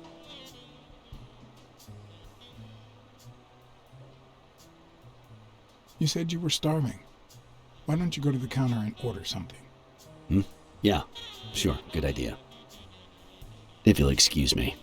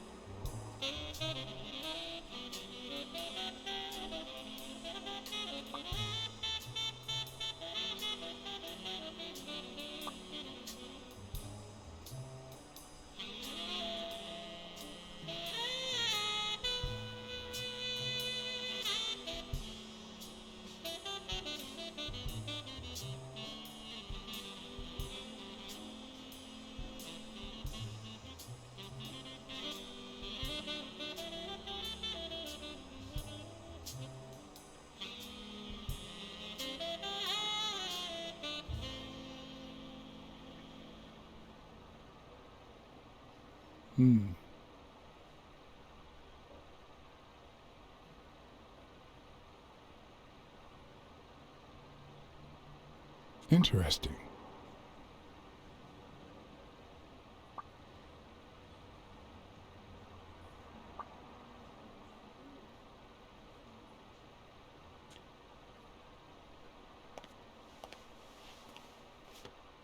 Now that I think of it, I better eat at home. It's healthier.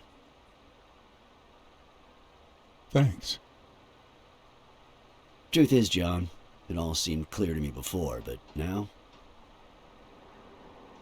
Please, promise me you won't take the law into your own hands.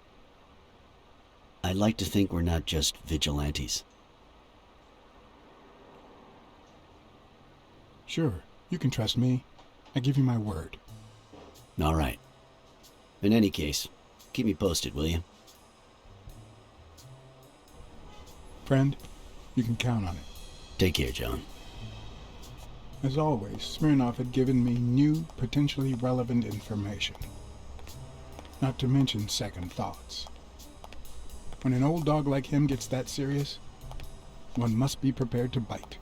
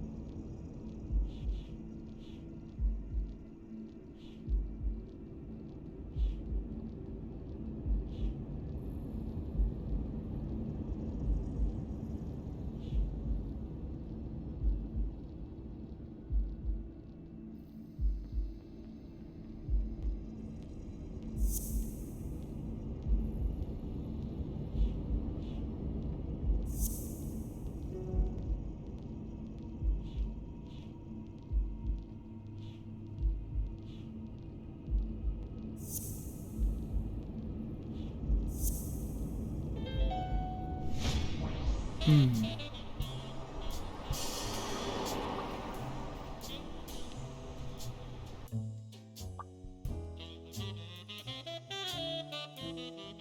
much taller than Dunn, and I can barely reach the noose. There's no way Dunn hanged himself. Not on his own, at least.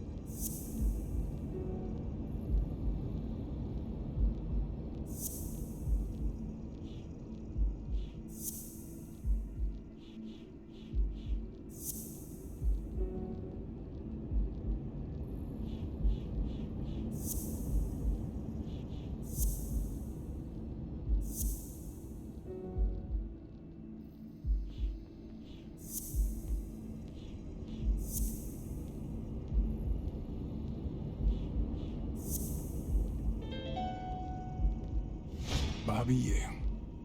I don't know if you had a motive to kill Dunn, but you certainly had the murder weapon.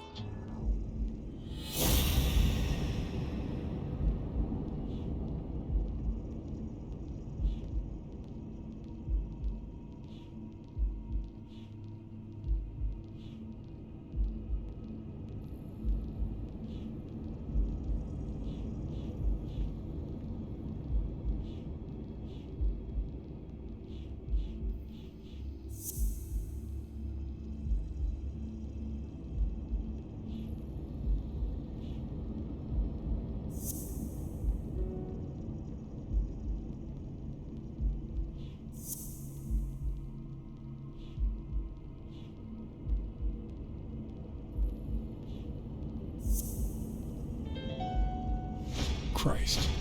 Did Yale kill Dunn just because he wanted to call off the fight?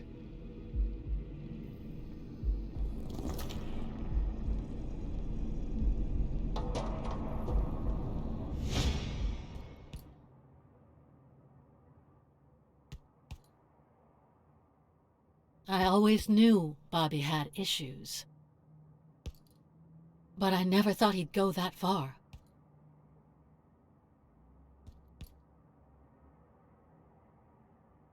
I couldn't say. In my line of work, you really shouldn't jump to conclusions. But the chest expander, the box in his locker, the marks on my father's neck. It all leads to him.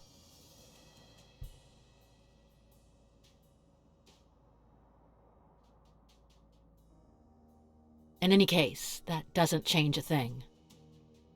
It does, actually. Now we know he didn't kill himself.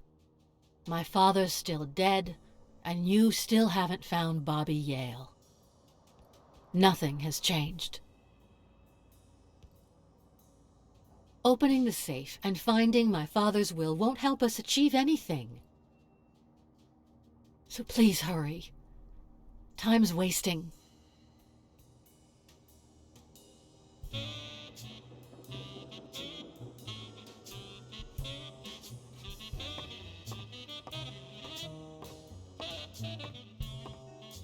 Did you find anything interesting in those papers? No. Investigation work takes time, as I'm sure you know.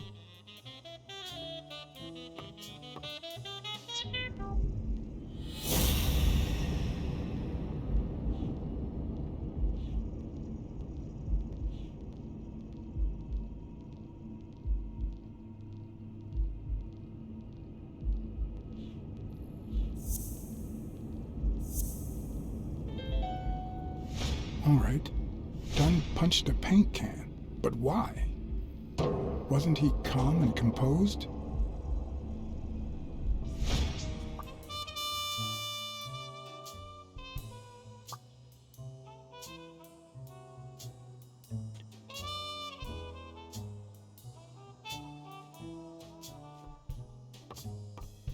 Did you find anything interesting in those papers? No. Investigation work takes time, as I'm sure you know.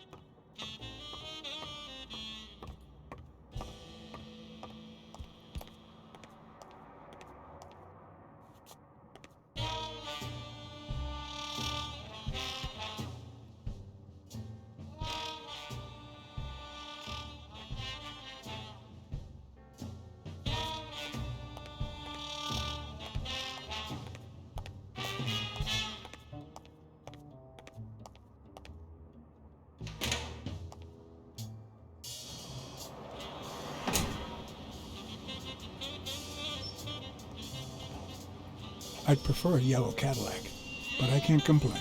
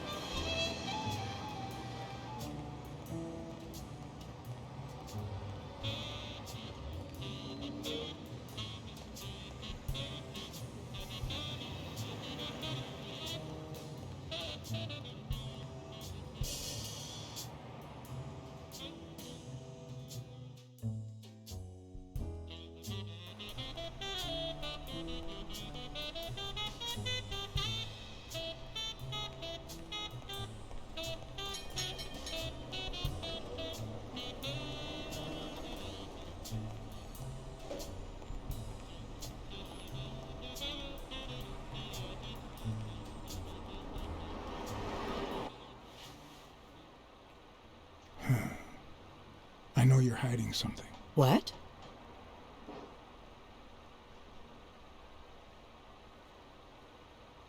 I know how much Dunn meant to you. I'm very sorry for your loss. I don't think Your handwriting on the envelope. Your date of birth on the safe.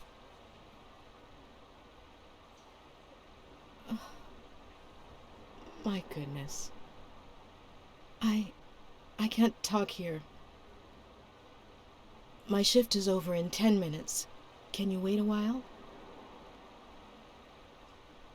Can I get a refill over here, Mary? Coming right up.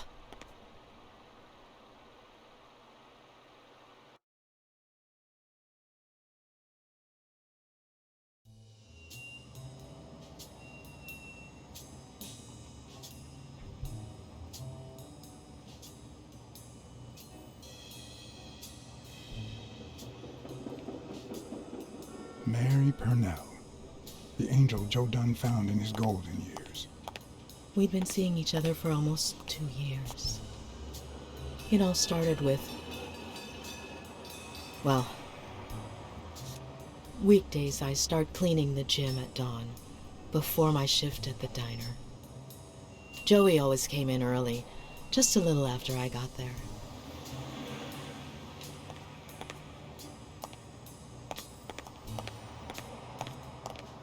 He used to say it was the best time for the worst task of the day. Oh, I know exactly what he meant. Did he help you clean? No, poor Joey. I would never have allowed that. He did more than enough, would even clean on my days off. Paperwork. He just hated it. But that was just him. Instead of putting off the things he couldn't stand, he did them as soon as possible. One morning, he saw me crying. I was having a rough day and...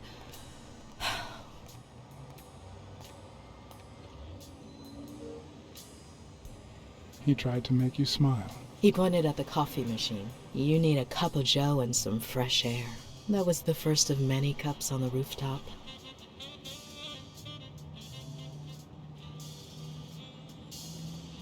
Which is where Dunn seduced you. That word is a bit too much, Mr. Blacksad. You might be too young to understand this, but real love has little to do with seduction. One day, we realized those rooftop coffees were the best part of our day. So we began to spend more time together. But you never told anyone.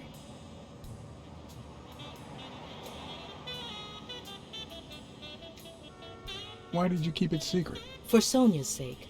She and Joey drifted apart after her mother's death. He was afraid that our relationship would only make matters worse. Until one day, on the rooftop, we realized just how serious our relationship was. And we decided to turn those moments into a lifetime. So he asked you to marry him? Yes, of course. He gave me the wedding ring and we decided to tell the world. He said he needed to share that happiness with his little girl. Turns out, he wasn't that happy after all. What about Yale? Wasn't he like a son to him? Maybe you already noticed I have a slight cold. I really should be heading home.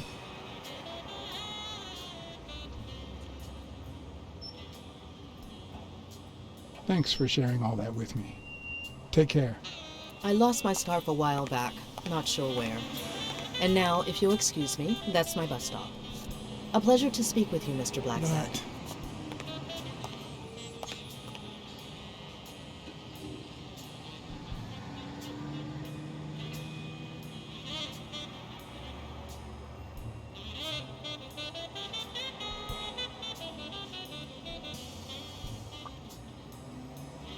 Sonia's indifference never ceased to amaze me. But most importantly, why was she so opposed to Yale?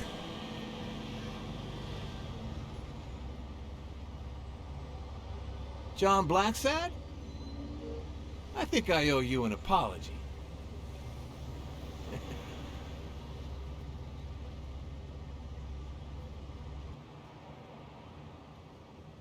Apology accepted. But what exactly are you apologizing for? Listen, I don't think my fellow workers treated you with the respect you deserve. I'm so sorry they wrinkled your suit. The thing is, they didn't know we shared a common goal. Bobby Yale. I want to find him and get to the bottom of this as much as you do, Mr. Blacksad. So please, kindly accept my invitation. Why not share our findings? Come on.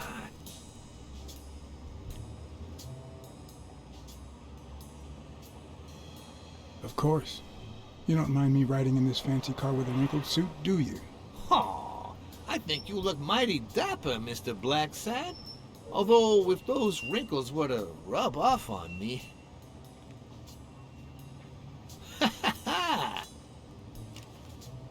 I always play it nice and safe.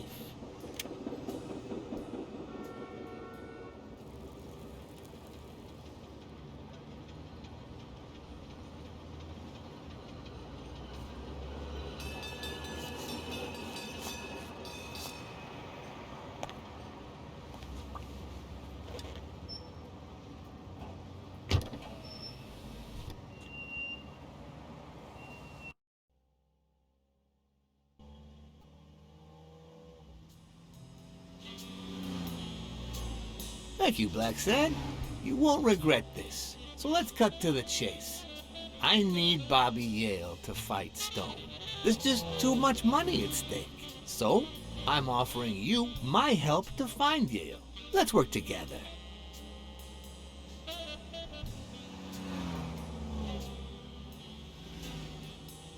What kind of help do you need? A simple exchange of information. You're a good detective. And I, well, let's just say I have my own ways of making people talk. All right, then. Let's work together. I thought you'd be hard to convince, that you'd appeal to the moral high ground or something. Please, hear me out. Let's say I bet a beer that we find Yale in 3 days, and you bet a beer that we don't. In 3 days, one of us has to buy the other a beer. Is that so bad? We're simply 2 grown men using our money and free will to conduct a small private exchange. And most importantly, we're not hurting anyone. So, yeah, I run a gambling business. What's so bad about that?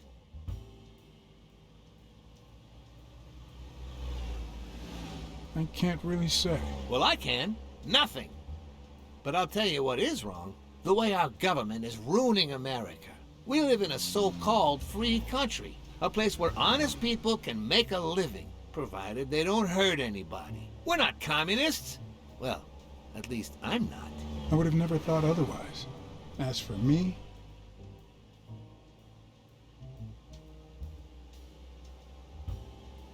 I'm not either. Ah, well then, you see, we're all among friends. In any case, that's not my point. The government betrays our nation's values by passing communist laws that forbid an honest man like me to make a living without hurting a soul. And that, Mr. Blacksad, is just wrong. I'd even say it's unconstitutional. Do you get my point now?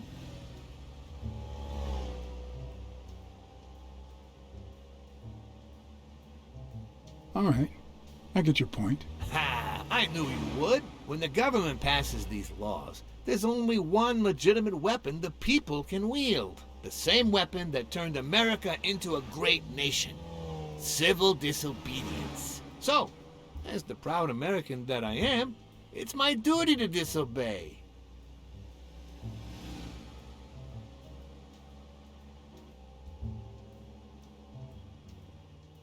You might have a point. In certain cases, civil disobedience is both right and duty. Exactly. And when you hear just how I've transformed this business, you'll agree even more. I wasn't always a boss, you know.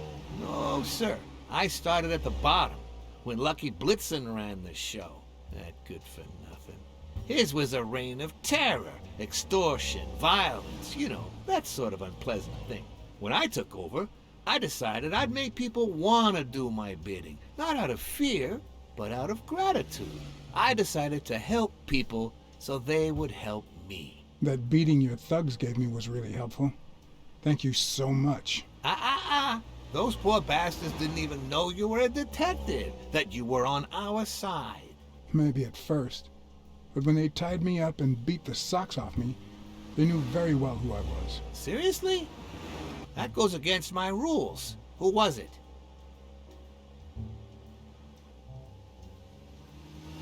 Yeah, the two of them. Bastards. But don't you worry. I'll have a talk with those two. I cannot tolerate this behavior. Please accept my apologies, Mr. Blacksad.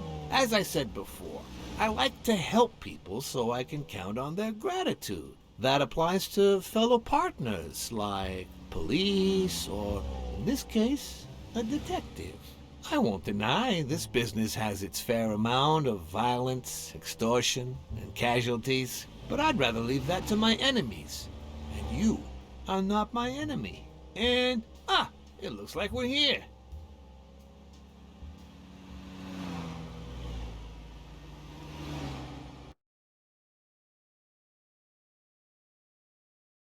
Yale's apartment? I told you I'm on your side. Go ahead, search the place. I'll wait down here. When you're done, you can honor our arrangement and share your findings with me. Or not. It's your call, Mr. Blacksad. I'll make sure you're suitably compensated. Colbert! Wilson!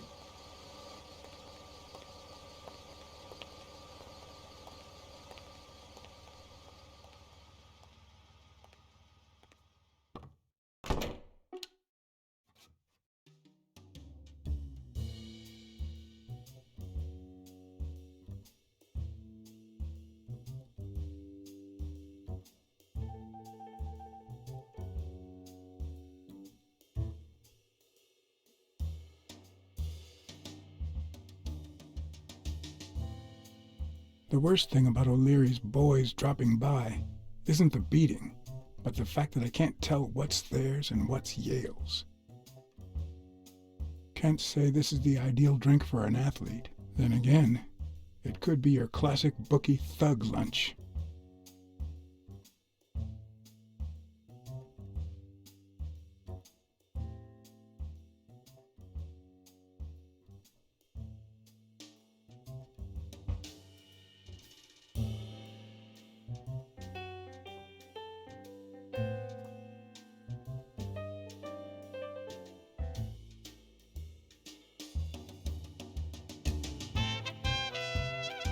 Ugh.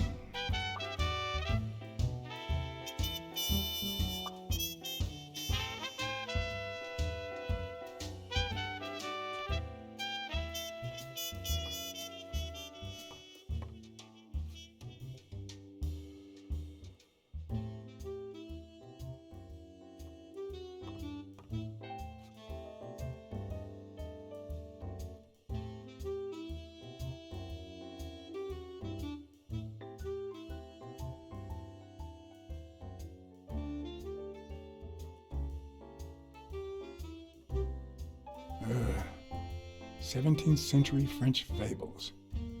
Mayor must be one boring old lady.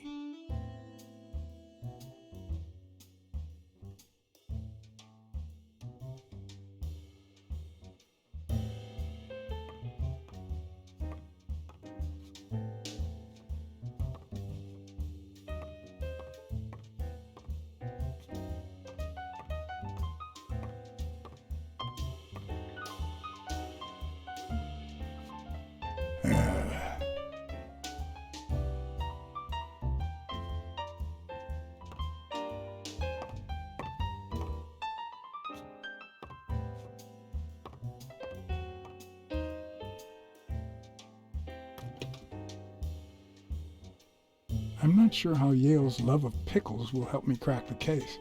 but it's good to know.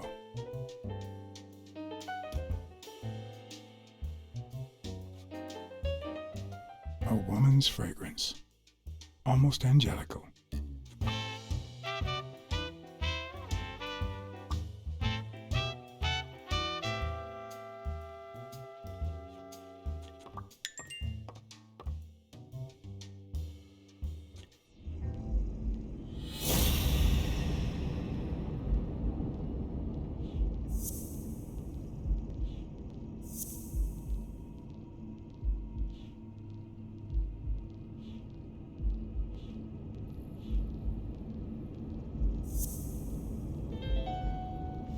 That means she's been here recently, but why? What does Sweet Mary have to do with Yale, the murder suspect?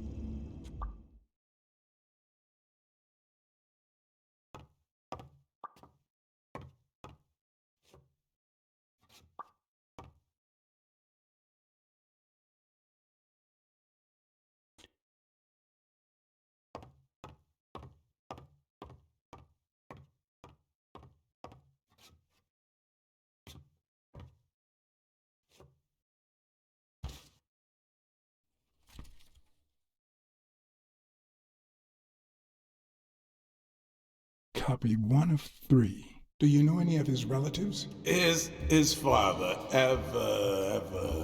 Avenarius. Avenarius? The boxer poet? Didn't he disappear 20 years ago?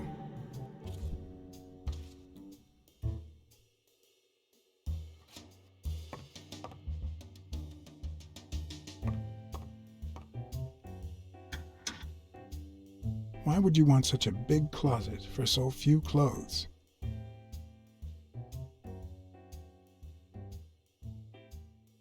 Unless you're a bachelor, that is.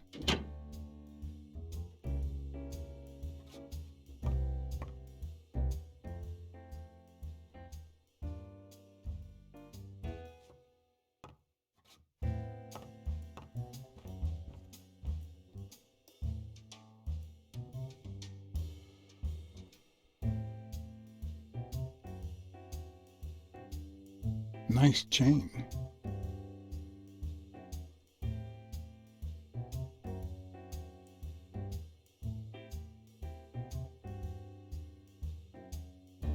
So, you like your mob stories, don't you, Bobby?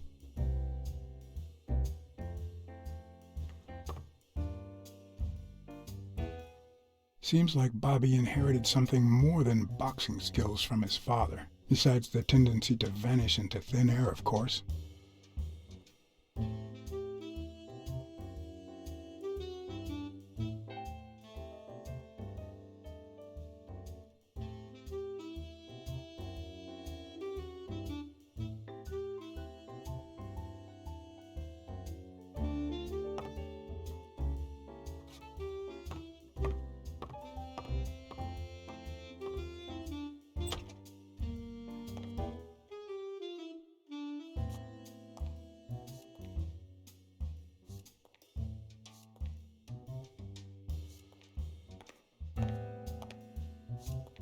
Judging by the general state of the apartment, they were leading a quiet life.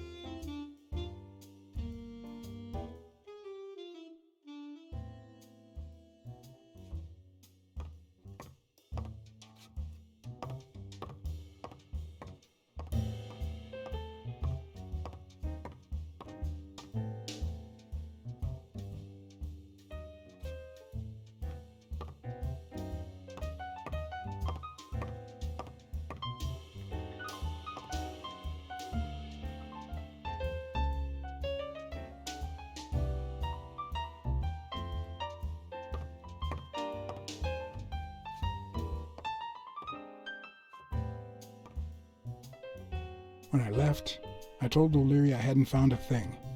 The minute I was alone, I left for Mary's. But before all that, I took a small parting gift for her.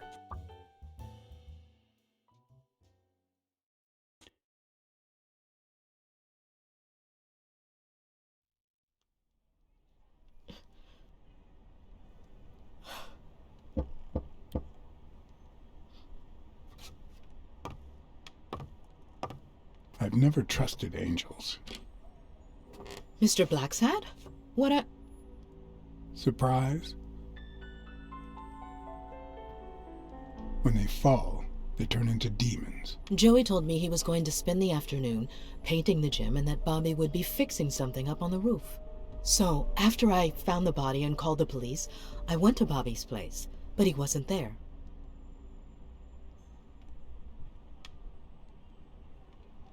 How did you open the door to his apartment? I think it was already open. Everything is so confusing. I'm sorry, Mr. Blacksad. Don't be. I'm here to figure it all out.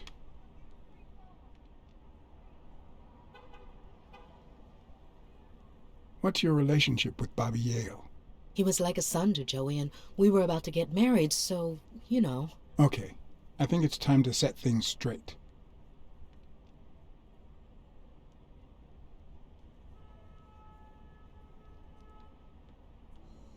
I knew you were cheating on Dunn with Yale. Or was it the other way around? No! How can you even think of something like that? How can you convince me otherwise?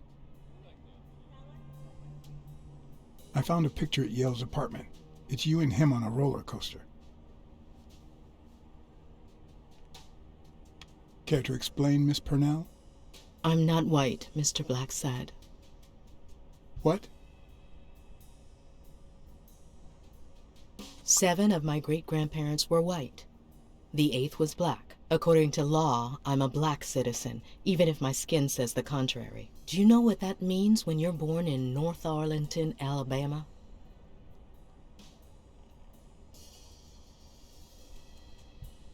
Segregated housing, with far worse homes for colored people. We even have different water fountains, for God's sake. The separate but equal doctrine and all that.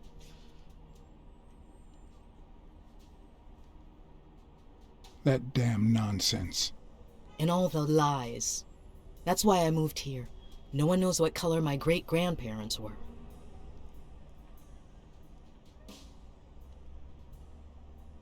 I'm black too, and I don't hide it. Well, at least you're a man. In any case, what's that have to do with Bobby Yale? He's my nephew, Mr. Blacksad. Joe and I first started taking care of poor Bobby when my sister died. That was when he was almost 15. The 3 of us went on that trip to Luna Park. So this is where Joe Dunn comes in. Bobby was the only one who knew about me and Joey. We were afraid that someone would use my past to ruin his career. It's not the first time I hear that story.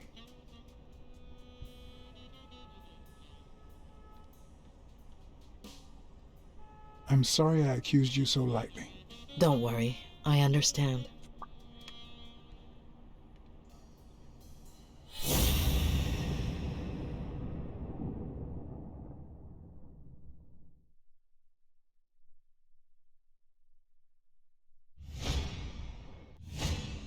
Mary smells like... Actually, the whole room smells like a pie fresh out of the oven, so I can't identify any other fragrances.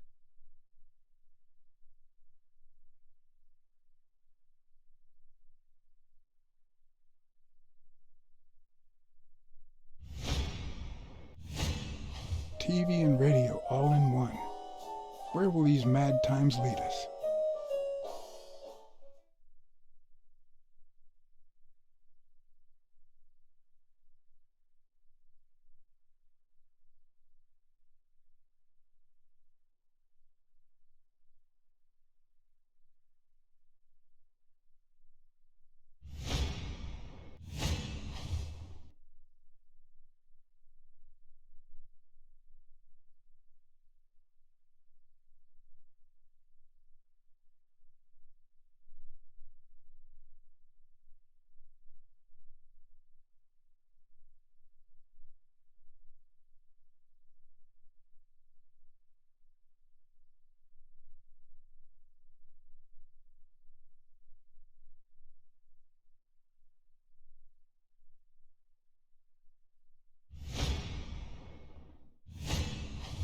fresh out of the oven.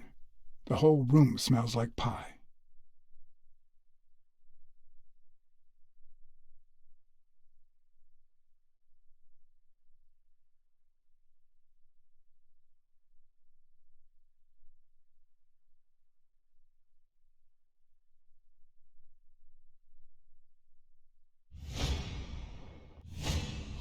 Fresh out of the oven. The whole room smells like pie.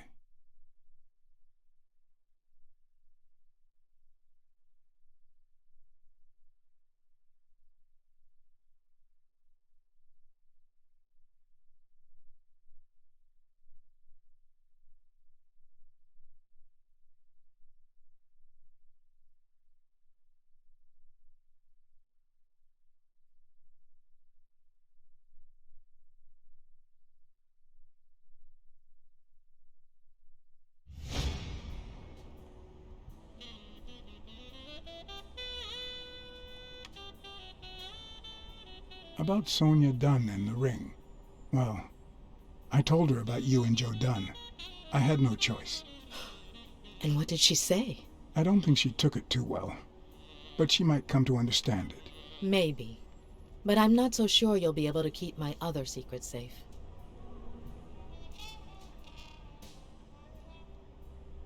Your secret is safe with me. I'd like to believe you. That cherry pie smells so good. I'm starting to get hungry. Thanks. I pulled it out of the oven right before you arrived. Oh, where are my manners? I'm the worst hostess in the world.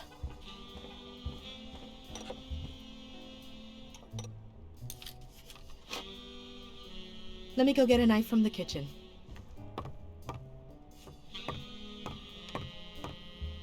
And you must be thirsty. Let me see. OJ? Coffee? I'll take some coffee, thanks.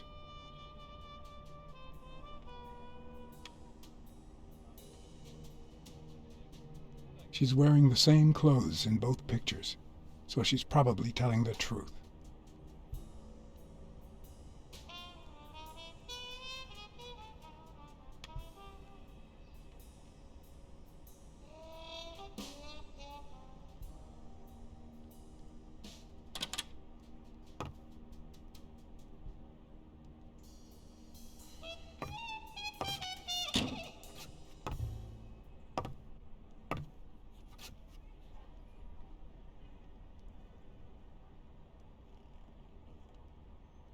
Sorry, I was going to help you with that.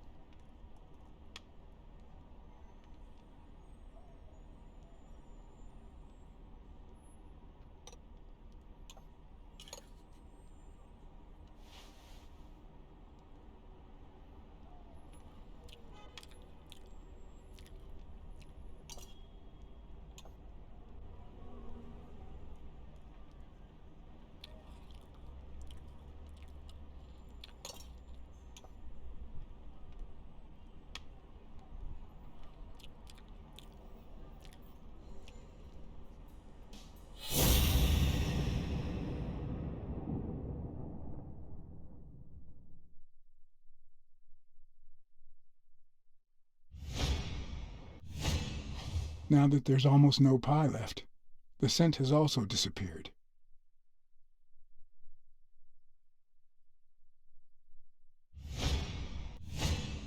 Interesting. Now Mary smells like a huge dog. Mary, when are you going to stop lying? I know your nephew is here. I can smell him. What? No. I already told you I don't know where he is.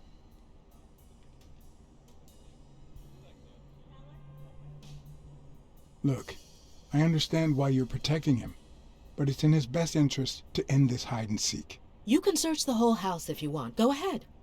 He's not here.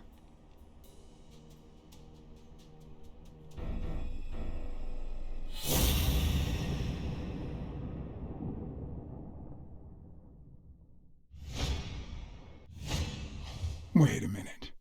She's not the one who smells like that.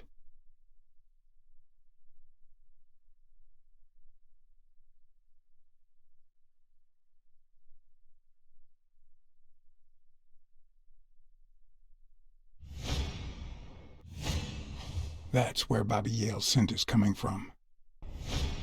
So, that's why you were sitting there. What? I don't know what you're talking about. Yes, you do. Could you step aside so I can check, please? Please go. Mary, for Christ's sake, put that knife down, would you? Leave or I'll...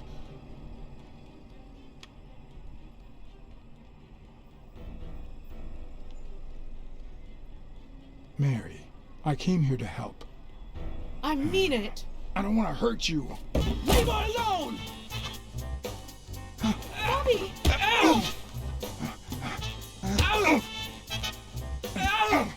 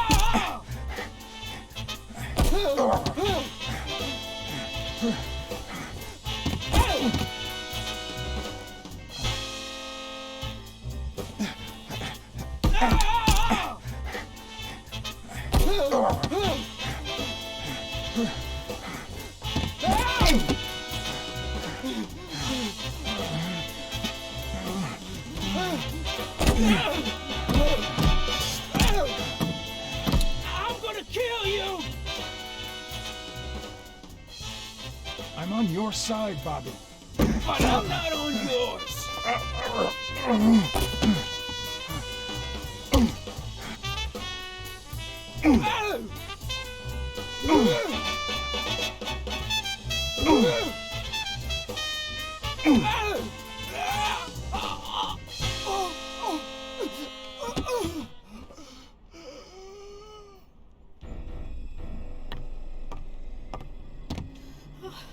Bobby! Call an ambulance. Do as I say. Go on, call an ambulance. Do it now. In the face of a heart attack, there's two things you can't forget. 1. Stay calm. 2. 1 chest compression per second. 1 Mississippi. 2 Mississippi. 3 Mississippi. 4 Mississippi. 5 Mississippi. 6 Mississippi. 7 Mississippi. 8 Mississippi. Bobby! Oh, Bobby! Thank you, Bobby.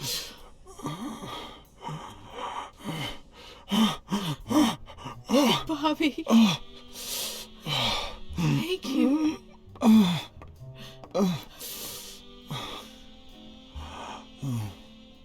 I had lots of reasons to consider this a great day.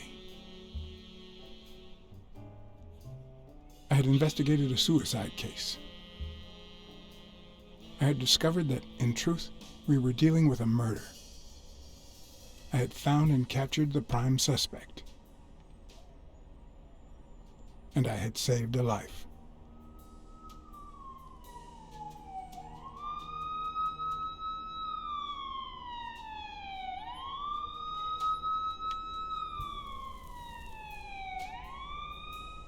And yet, everything in me screamed that something was going wrong.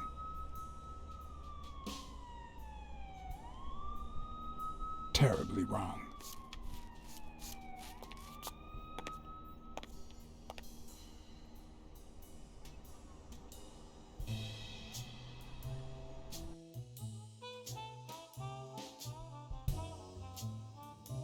Promise me you won't take the law into your own hands. I'd like to think we're not just vigilantes.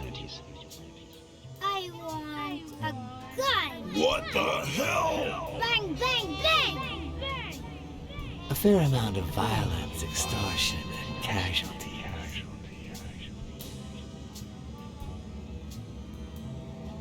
I hate detectives. Bang, bang, bang!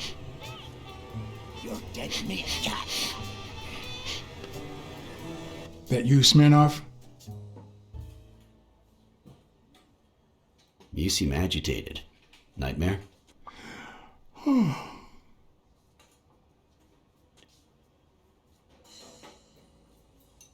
Yeah, I have a lot of those. Yeah, that makes two of us. Anyway, why don't you go home? In his current condition, Yale's not going anywhere.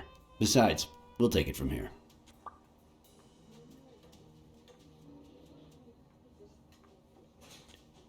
Thanks. I think I need to get some sleep. Yeah, that much is clear. As for what happened yesterday, you promised me you wouldn't intervene.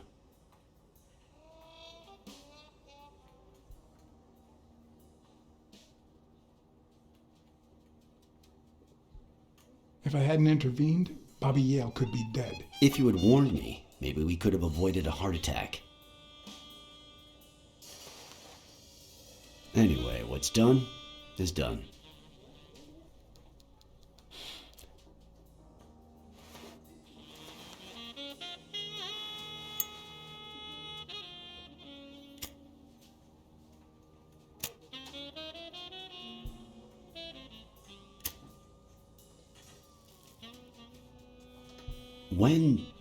When exactly did you realize that he killed Dunn?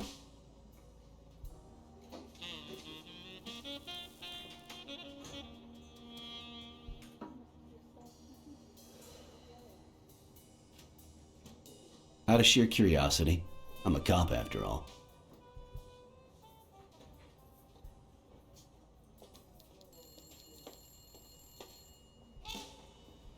To be honest, I'm not so sure Yale killed anyone. How about the motive? Any ideas?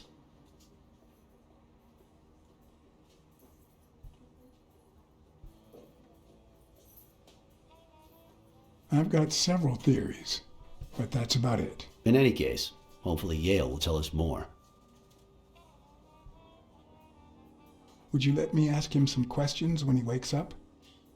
I know you will, with or without my permission, so I'd rather not feel betrayed. In exchange, drop by the station when you can. Your investigation could really help my men. Who, by the way, must be waiting for me to interrogate Mary Purnell. Boy, she was hard to pry from Yale's side.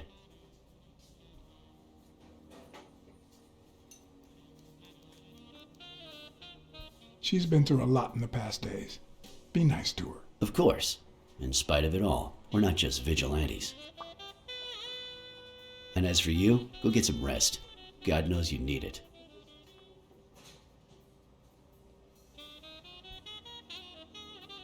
I will. Thanks for the advice. Tell the nurses to look at that face of yours. You look like a film detective in his last scene. I'm afraid this film isn't over yet. For your sake, I hope you're wrong. You're in charge now, officer. Okay. I'll send you relief in 6 hours. Understood? Doctor. Who are...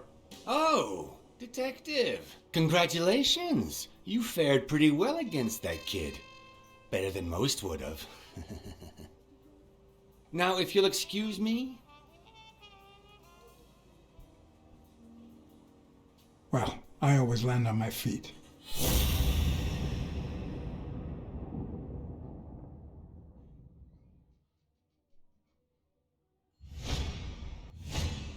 We, as a society, simply don't trust reptiles.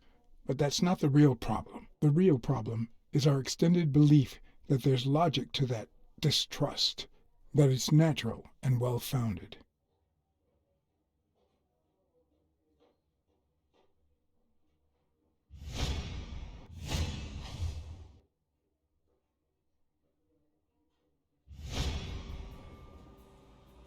How's Yale? Is he awake? Oh, yeah. Go check on him before he falls asleep again. Although, try not to bother him with too many questions.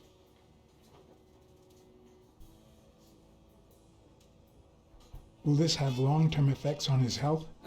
It's too soon to tell. He did have a heart attack after all.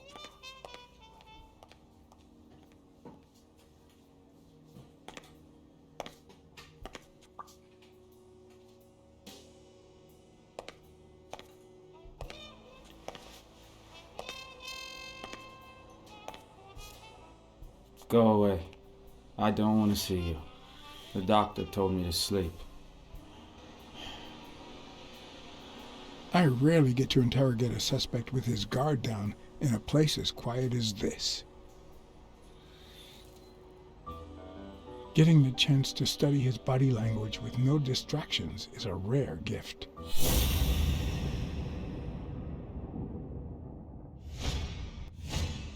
His heart rate is increasing.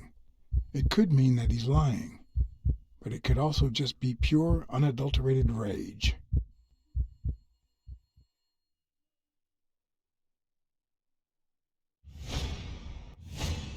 He's looking straight at me.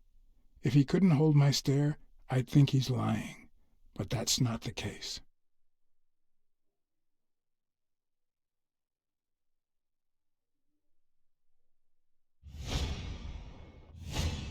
He's clenching his fist, a sign of contained anger. Clenched fist, fast heart rate, fixed stare.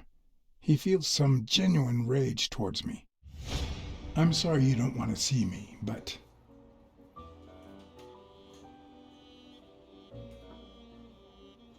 I saved your life, son. Maybe my aunt feels gratitude.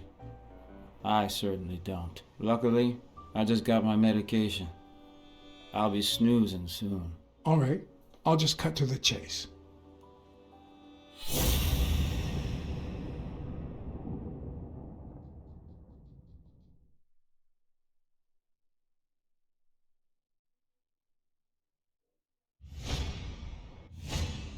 He can't look me in the eye.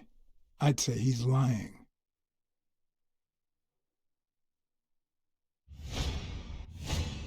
Is he lying, or did his heart rate speed up out of rage?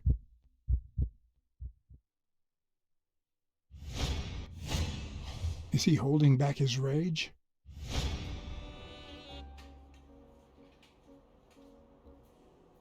Who killed Joe Dunn? What? Are you trying to confuse me? Joe hanged himself.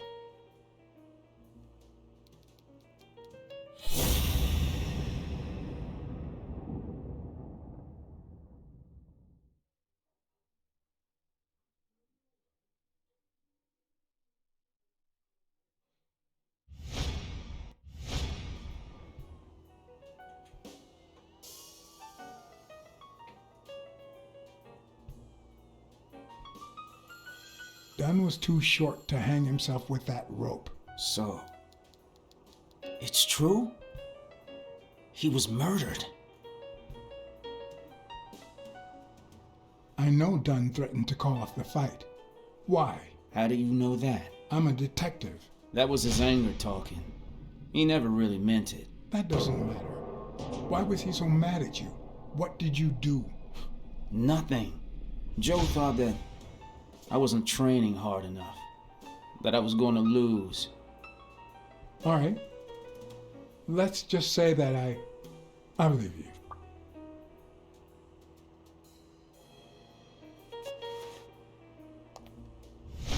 The murderer killed Dunn with a chest expander and planted evidence to make us believe it was suicide. But he also left enough clues behind to make sure we found the true murder weapon. Then he put the chest expander box in your locker to frame you. Do you know anyone that twisted and who also happens to have a motive? I don't know.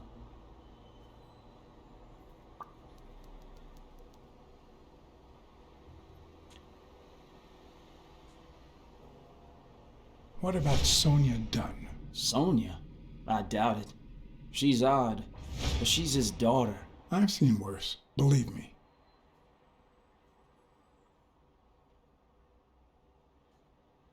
Desmond O'Leary certainly seems twisted enough. Did he have anything against Dunn? I'm not sure if they knew each other.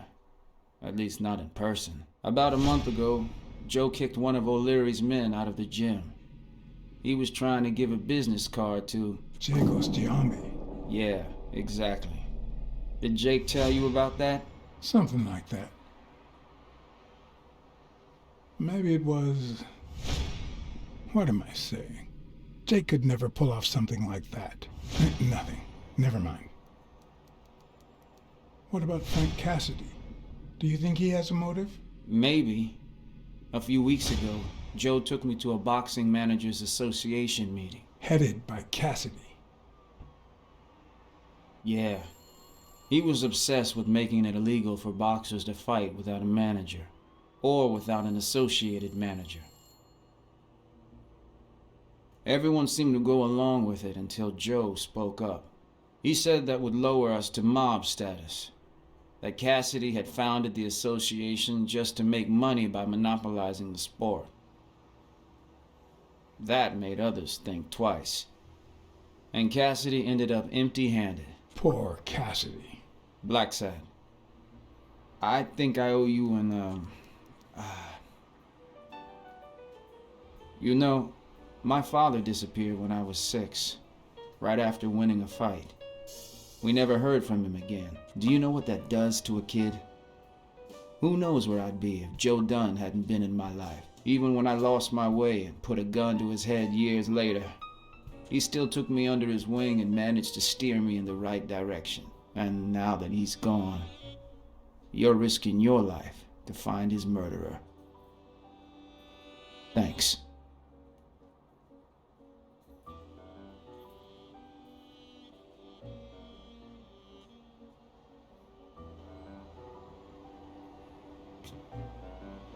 You're welcome.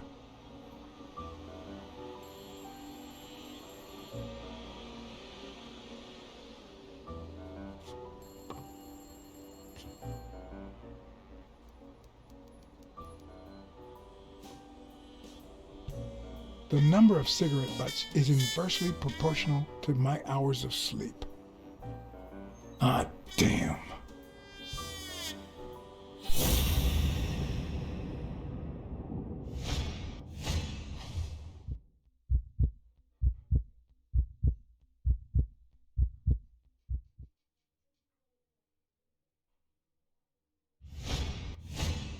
The hands say a lot about what's going on inside a person.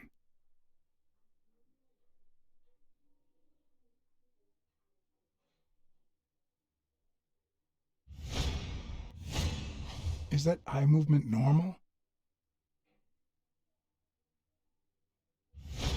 He seems restless. Should I tell someone?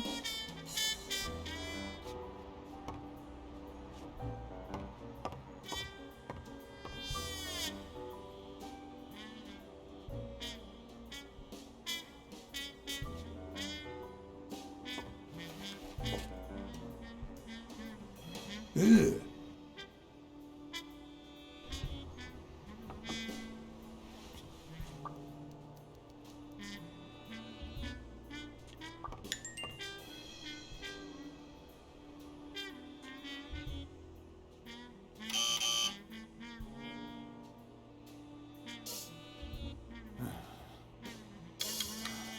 See, there's no fever whatsoever. He must be having a nightmare. Are you sure?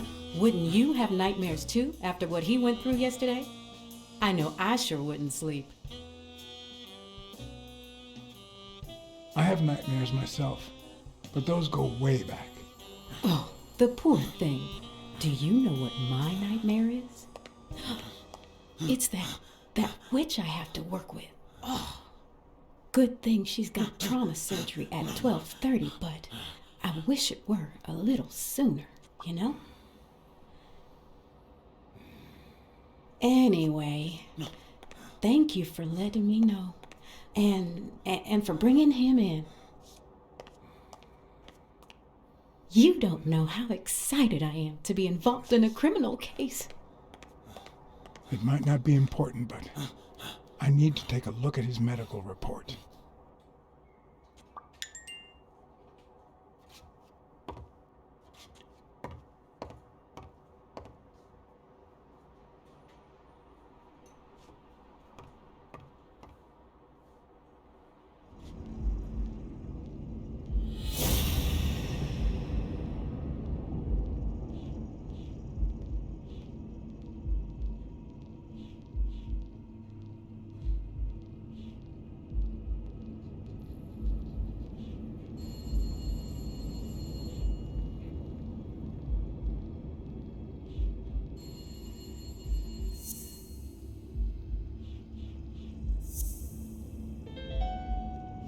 No, the footprints don't match.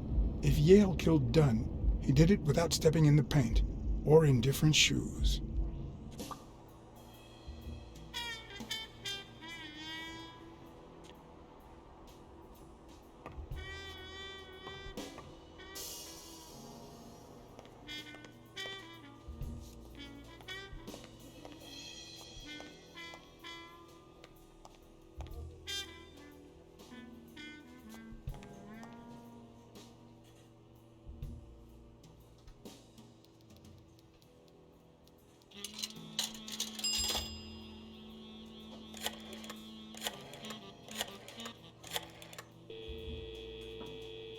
Dunn's Jim.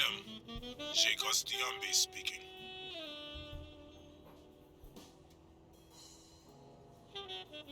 Jake, it's Blacksad.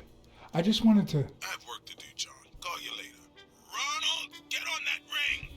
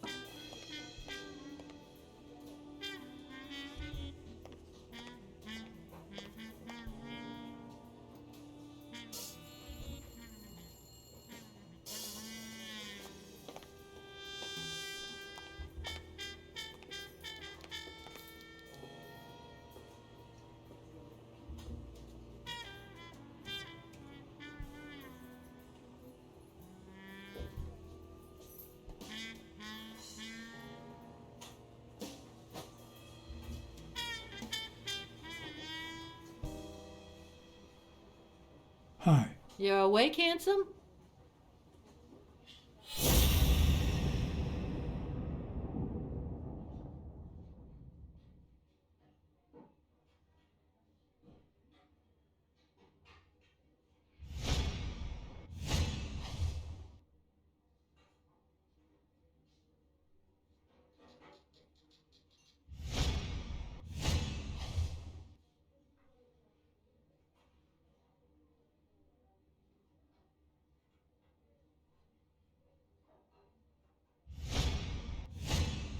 Hmm.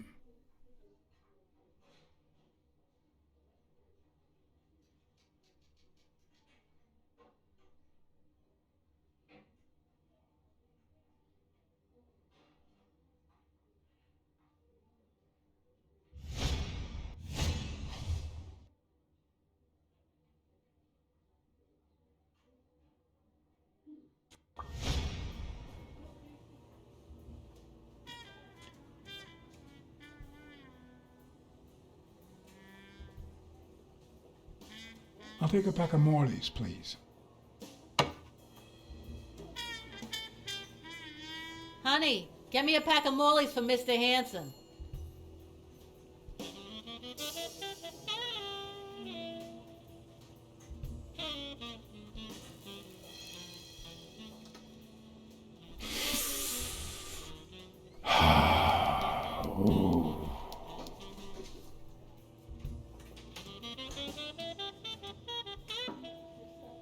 Yale's medical report is right there. Mind if I take a look?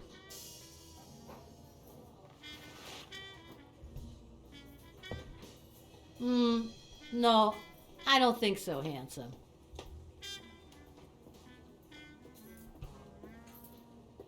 What if you show me Yale's report and I buy you dinner? You're handsome, all right, but I'm not stupid. I won't be able to read Yale's medical report if she's around.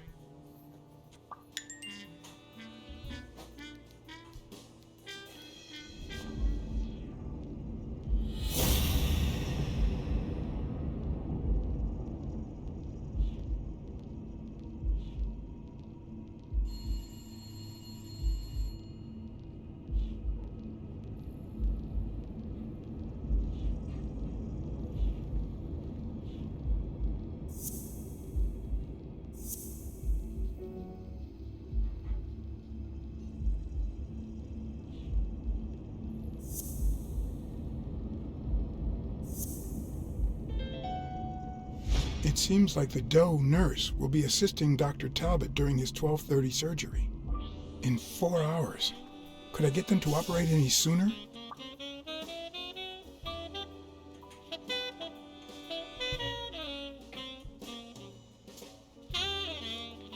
I won't be able to read Yale's medical report if she's around.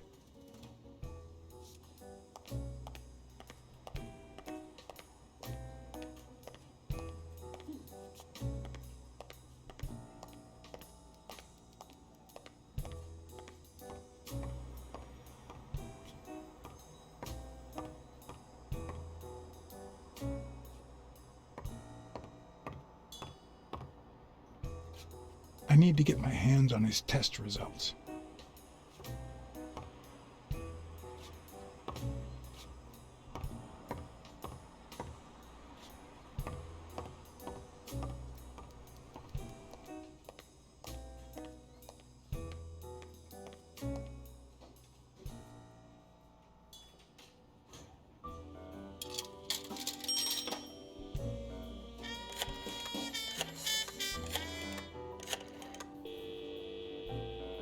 Trauma?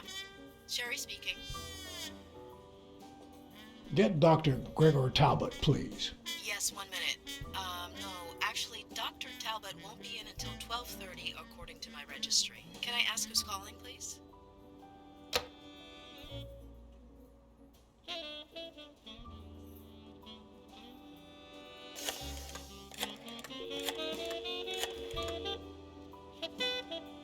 Sherry, this is Dr. Talbot. We have to reschedule the 12:30 procedure. I want everyone in the operating room in 5 minutes. If anyone gives you any grief, tell them it's a matter of life or death.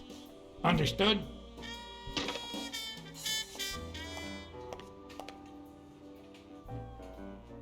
A matter of life and death, a matter of life and death. You gotta be kidding me. People.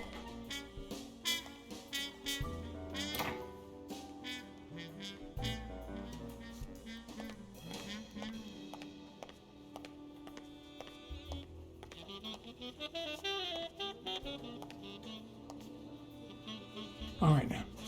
How do I put this? I need something that you... Oh, only if you guess why I'm giving it to you.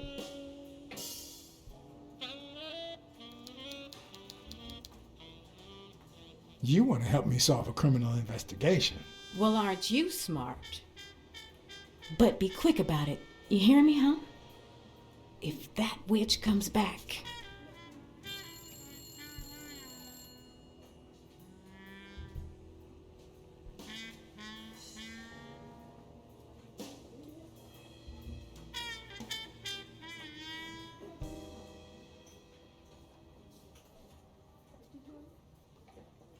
What?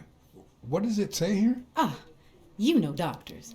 The top handwriting is mine. Let's see.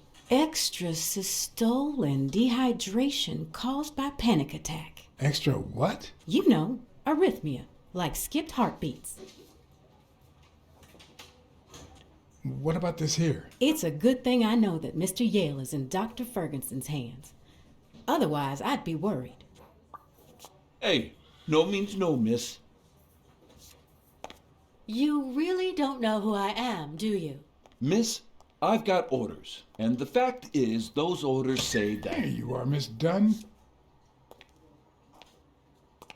Huh? Tell him, Blacksad. I can't get through that thick skull of his. You see, Highfill,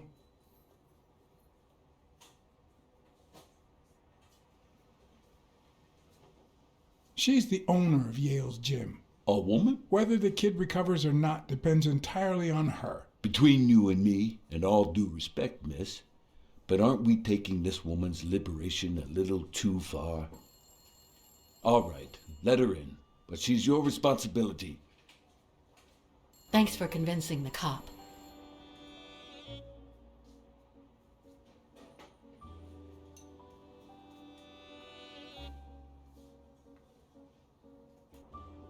You hired me to find Yale. I wanted you to see him with your own eyes. I see. Anyway, you did your job. I'll send you a check the day after the fight. You can leave now.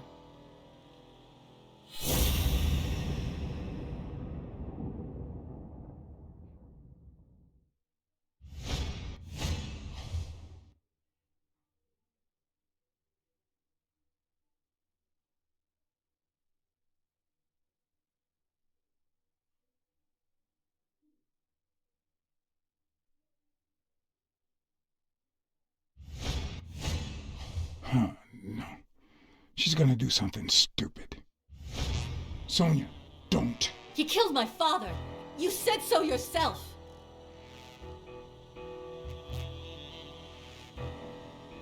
Your father wouldn't want you to do this. He was a just man, and this is not justice.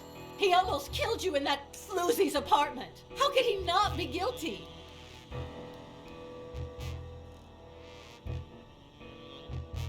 Your father sacrificed everything to pay your way through college.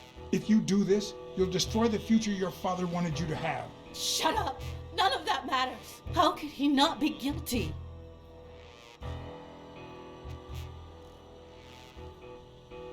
Since nothing else is working, it's time to bluff it. You know I emptied that gun when I found it in the safe. No! No! No! No! Why did you say that?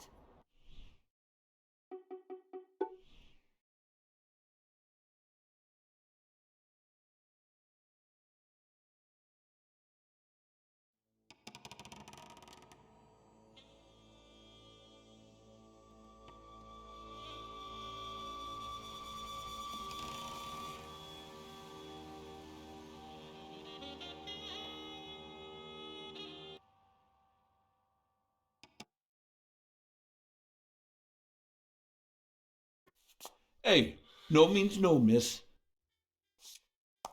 You really don't know who I am, do you? Miss, I've got orders. And the fact is, those orders say that... There you are, Miss Dunn. Huh? Tell him, Blacksad. I can't get through that thick skull of his. You see, Highfill, she's the owner of Yale's gym. A woman? Whether the kid recovers or not depends entirely on her. Between you and me, and all due respect, miss, but aren't we taking this woman's liberation a little too far? All right, let her in, but she's your responsibility. Thanks for convincing the cop.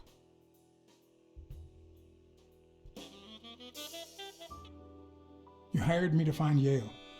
I wanted you to see him with your own eyes. I see. Anyway, you did your job. I'll send you a check the day after the fight.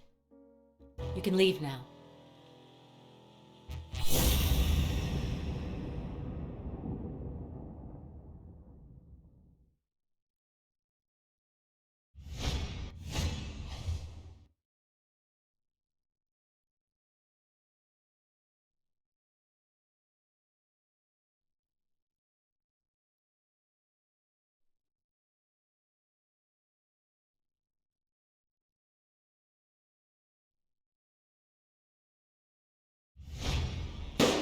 No, no.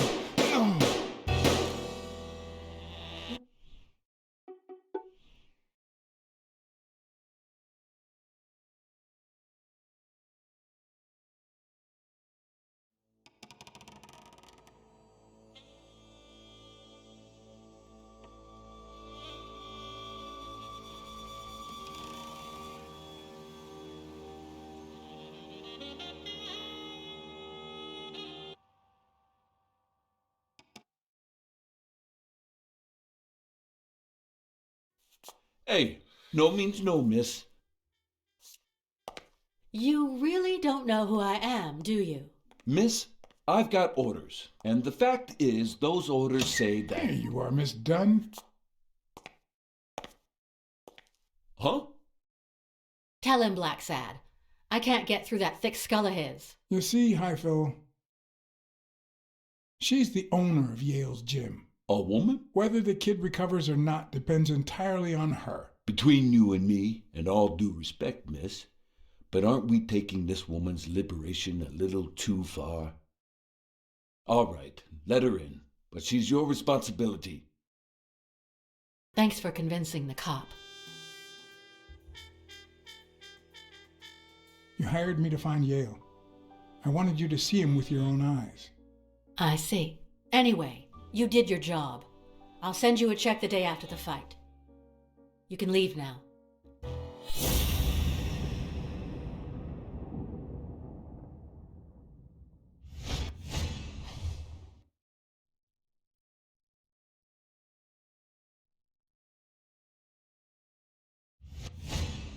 Huh, no.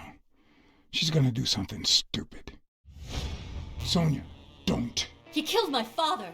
You said so yourself. No, I told you I wasn't sure.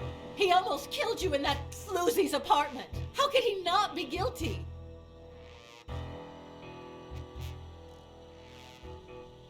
You can't take justice into your own hands. Believe me, it will haunt you as long as you live. Shut up! None of that matters. How could he not be guilty? Your father wouldn't want you to do this. He was a just man, and this is not justice.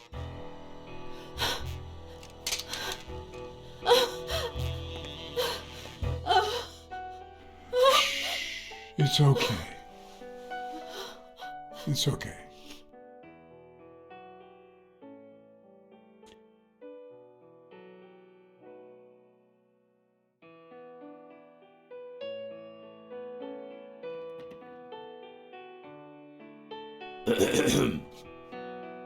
Uncle Tim! Sweetie, I came back from Los Angeles as soon as I could. I told you not to rush back. Come on now, honey. Aren't you going to introduce me to your friend? No, this is John Blacksad, the detective who found Bobby. Oh, so this is strictly professional. I thought you had some good news for your uncle. No, Uncle Tim, don't be silly. Come on, we'd better let him rest. I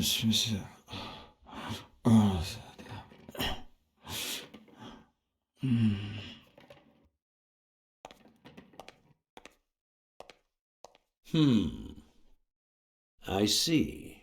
Let's say you're right and Bobby Yale is innocent.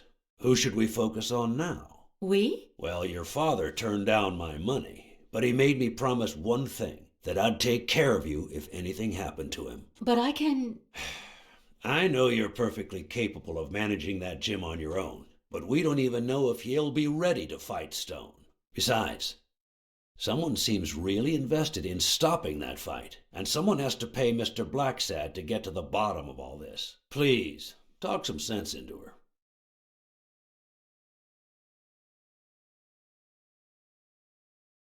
Your uncle is right. Your father wouldn't have wanted you to go through this alone. See? Listen to the detective. All right. Thank you, Uncle. Thank you so much. All right, stop crying or you'll ruin your makeup, honey. Now fix yourself up and I'll buy you some breakfast. Wait, my purse. I'll get it. It must be... Blacksad, wait a minute. I think she needs some time alone, just like you and me.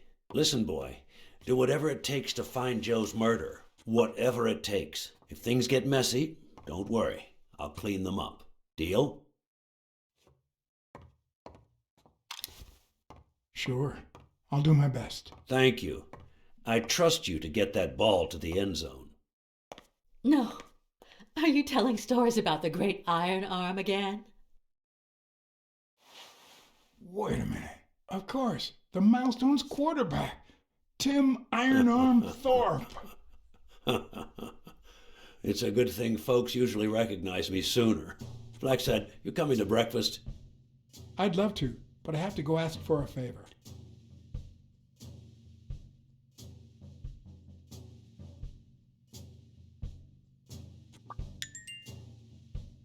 The investigation required that I ask Jake for a small favor.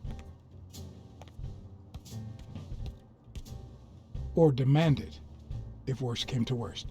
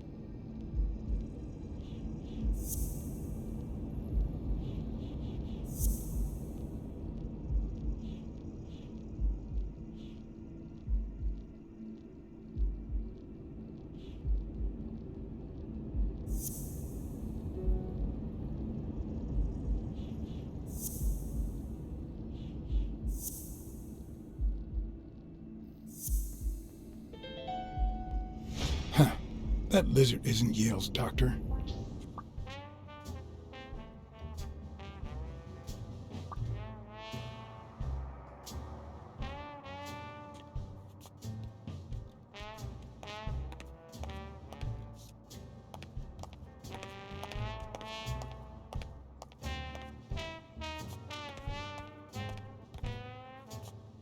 I once shredded a bag like that, just out of pure rage.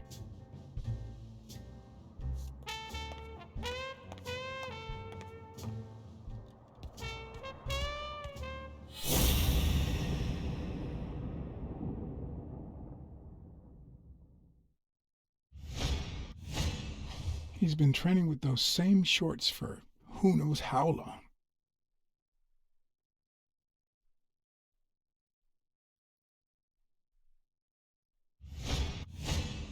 Not the smartest cookie in the jar, nor the most tactful. But do I trust him? No.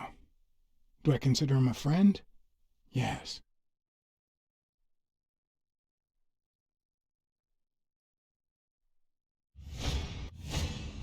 I hope he never feels inclined to hit me. He's twice my size.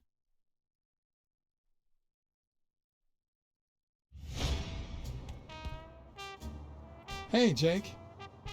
Not now, John.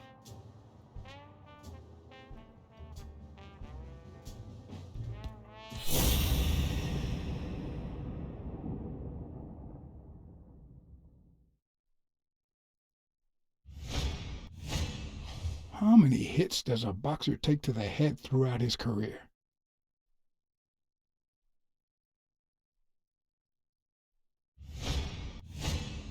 This one's got extra padding, just like Jake.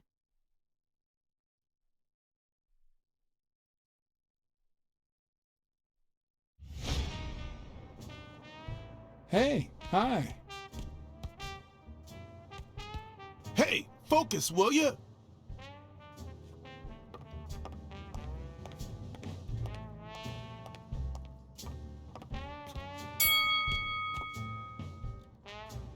right, that's enough. Take 5. Go on.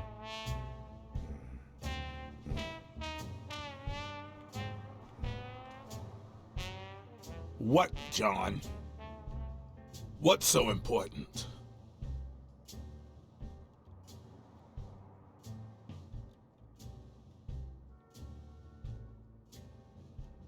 Have you noticed anything strange about Sonia? I don't know. Yesterday she said she hated the gym. But it also seemed like she wanted to save the place. Do you get any of this? I sure don't.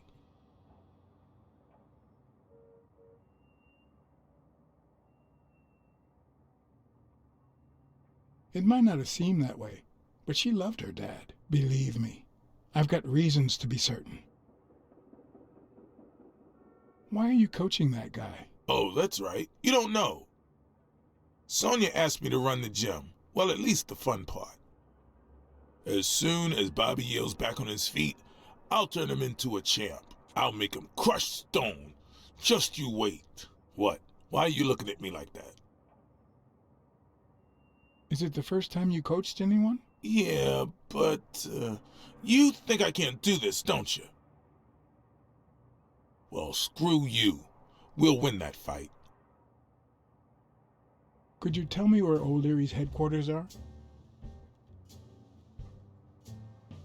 What for? No. You could get me into trouble. No way.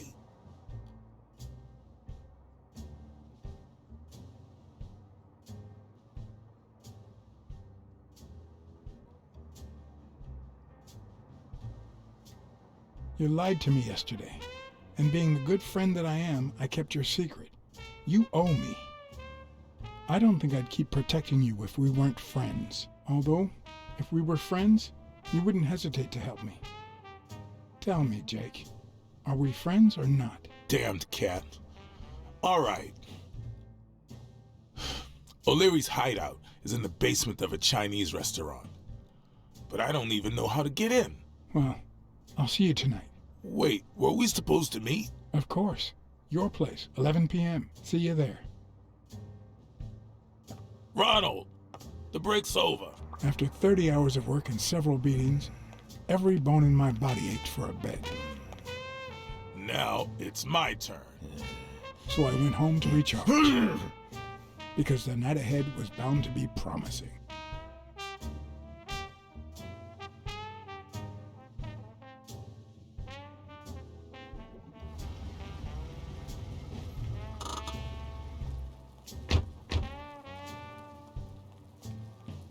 What do you know about that basement? Well, let me think. Nothing? Come on, Jake, for Christ's sake.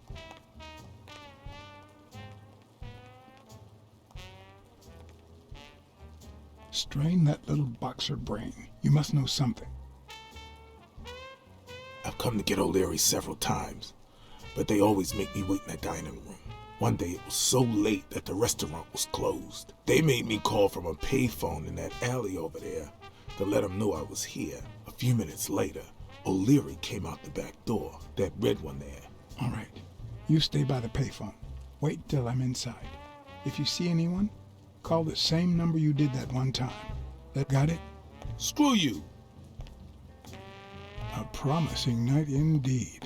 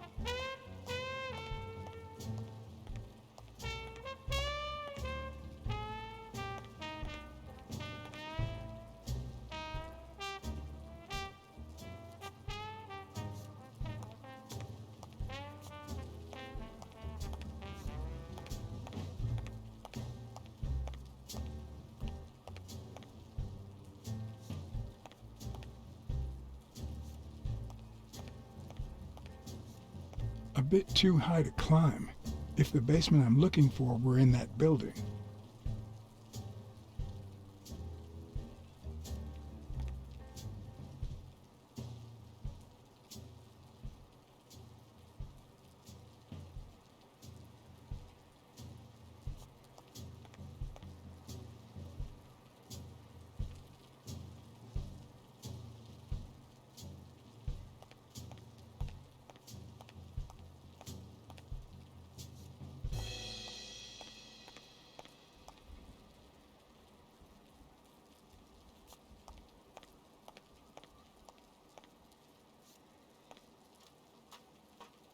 Could it be an elevator shaft? How does this thing open?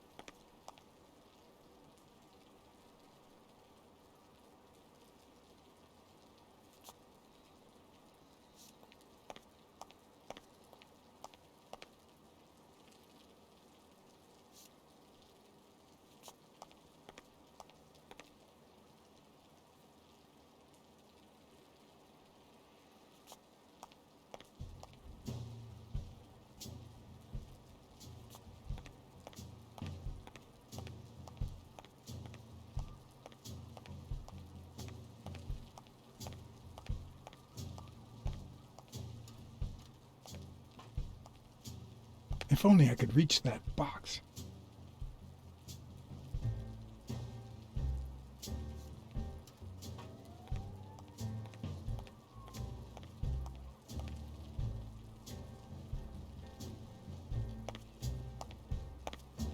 What happened? Should we run for it? Do I look like I'm in a hurry?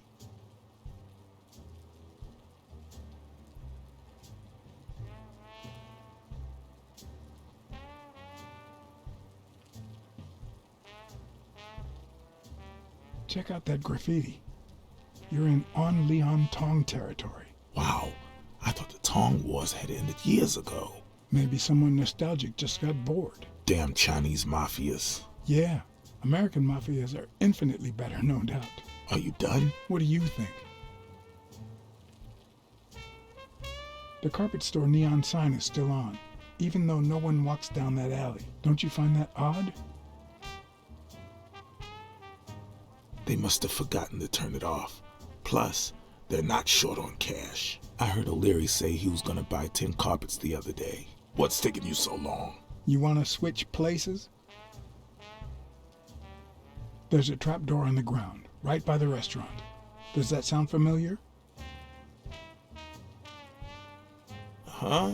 The restaurant or the trapdoor? Okay. Forget it. Okay, I'm going back to the alley. I'll let you know if I need anything.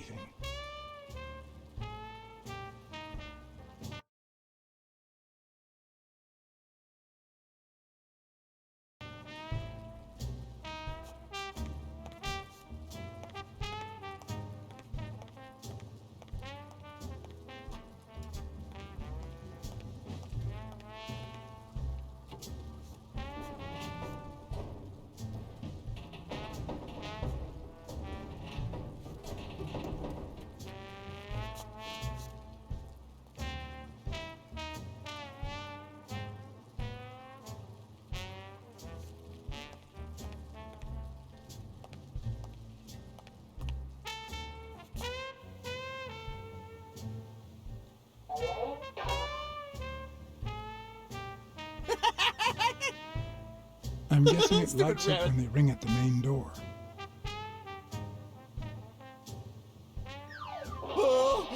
Does he need a shotgun to deal with suppliers?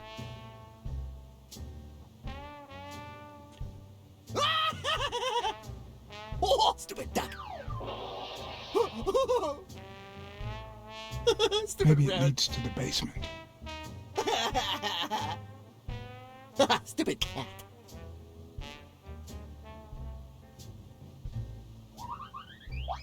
Well, Maybe this is the way to the basement and not that corridor. Stupid pig. Would he even notice if I got in? Stupid pig. Stupid pig. Something tells me he'd notice me no matter how stealthy I was.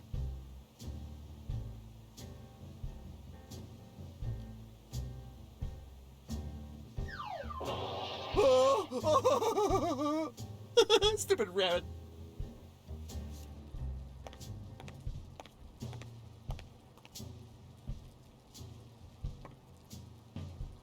No. The plan will only work if O'Leary doesn't know I've been here.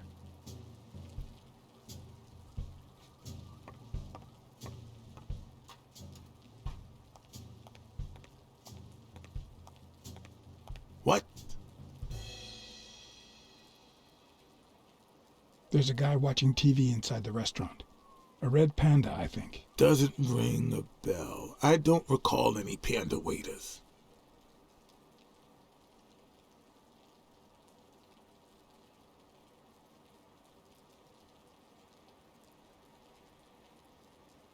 I've seen two possible ways to access the basement, but... You really think I can help you with that?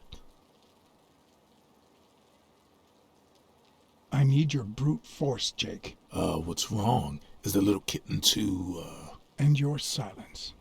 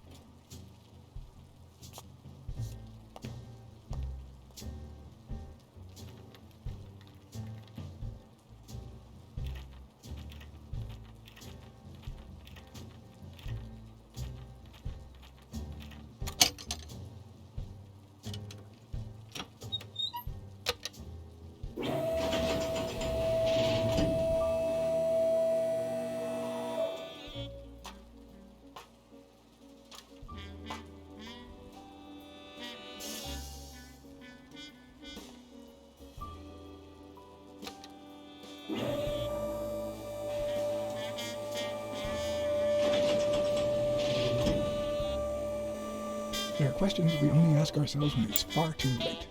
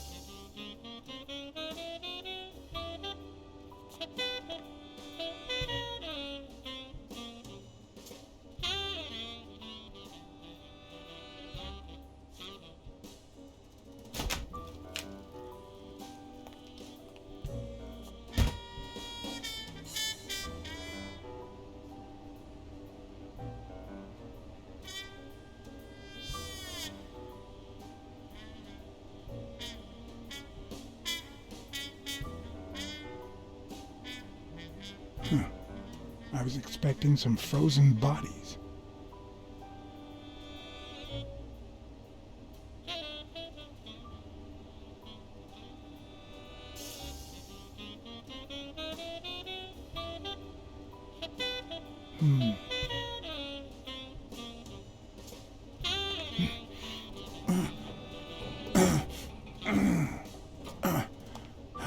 It won't budge.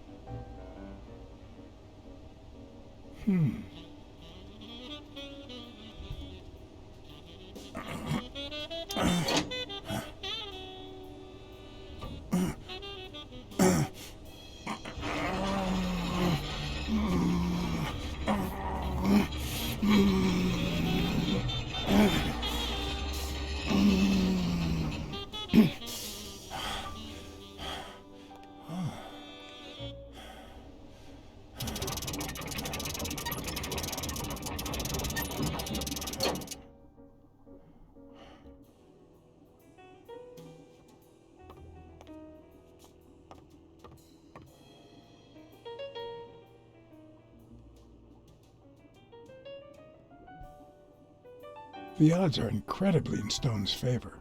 I guess that he's the reigning champion, and Bobby Yale is just a contender, but maybe word got out about his condition.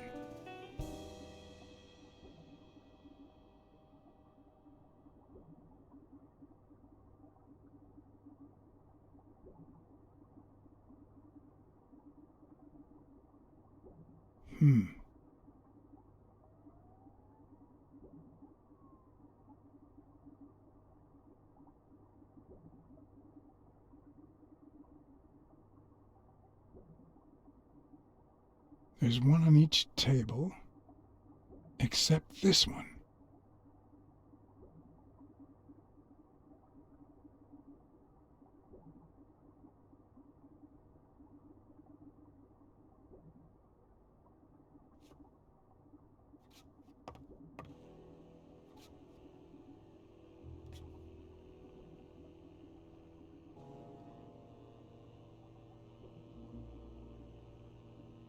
Does O'Leary have a network of pals?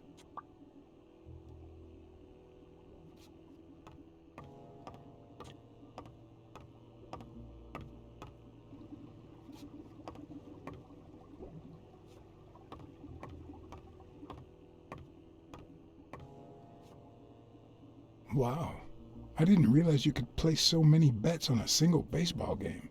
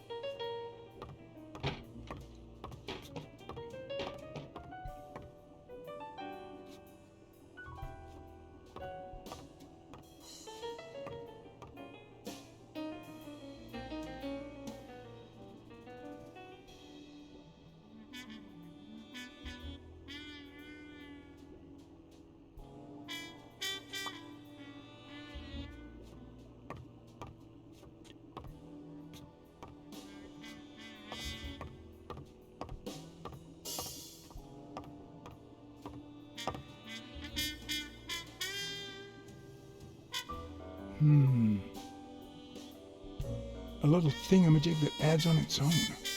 What'll they think of next? 16 days until the fight. Sometimes I forget that criminals, even the office variety, have family and kids. Anyway, maybe things aren't so bad on the dark side. It looks like a summary of all the bets that come in. Day, amount, bet, wagerer. Wait a minute, did O'Leary himself bet $5 grand on Yale?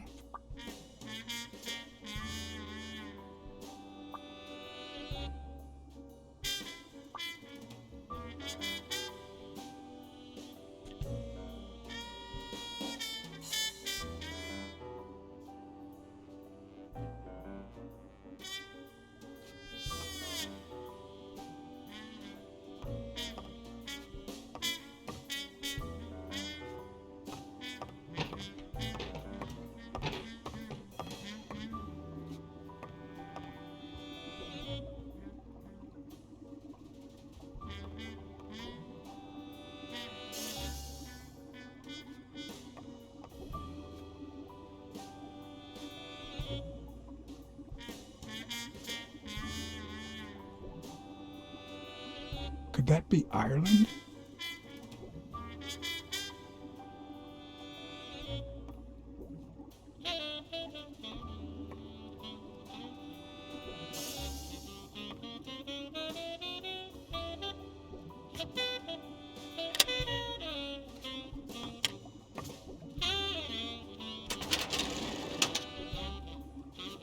The painting concealed file after file of celebrity reports with all sorts of shady information, ranging from S to Z. Almost all of them were athletes. Is that what O'Leary meant when he said that detectives and police officers were his friends? I wonder how many spy for him. If I were to pitch in, Who would I spy on?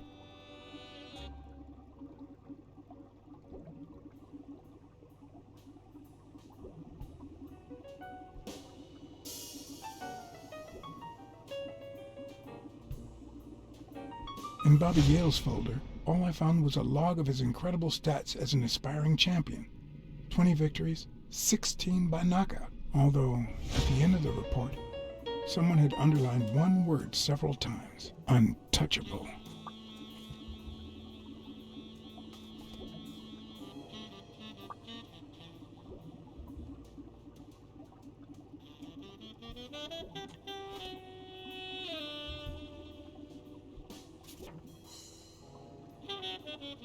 According to Stone's report, he was so clean, not to mention hard to corrupt, that O'Leary opted for a more subtle strategy. Apparently, when he broke up with the tennis player Helen Moore, he set her up with Stone.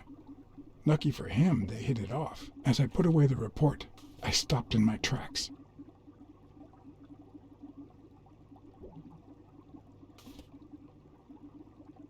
Did I really want to risk knowing what O'Leary had on my good friend, the incorruptible police commissioner?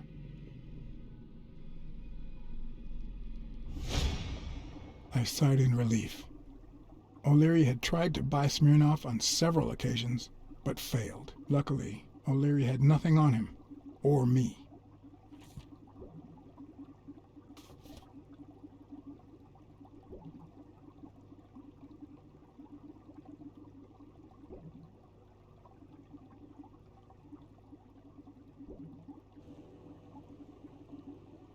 Thorpe had been a rising football star before the war, which he came back from with honors and decorations. After the truce, he resumed his career.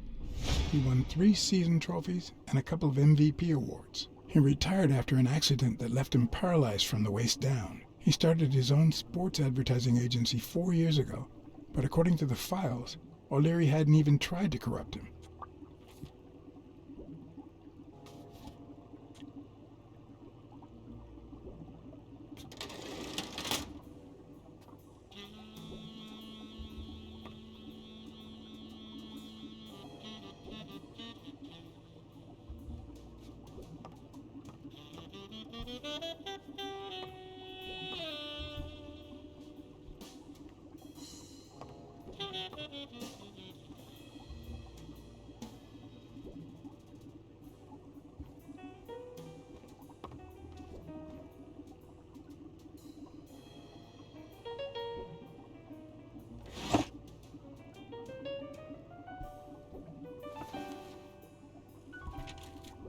Limited edition copy 2 of 3.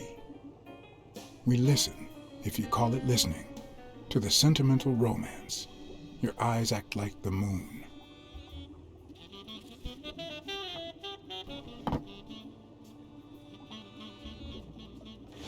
If they're not together anymore, why does O'Leary keep so many pictures of romantic moments with Helen Moore?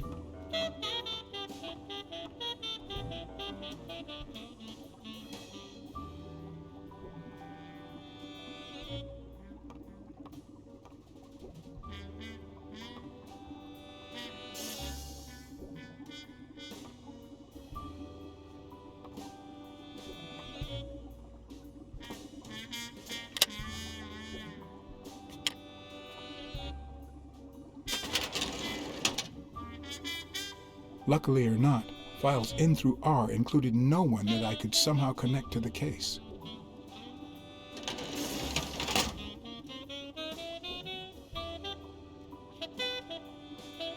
I'd say that's Ireland too.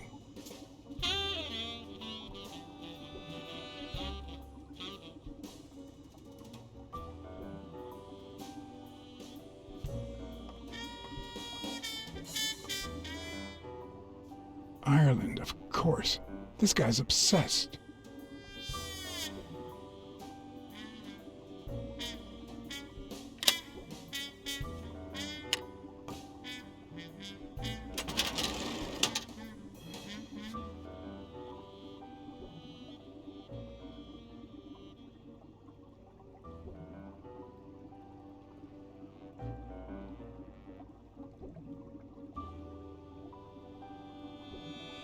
Dunn's integrity was legendary, even in O'Leary's shady reports, just like Yale had said.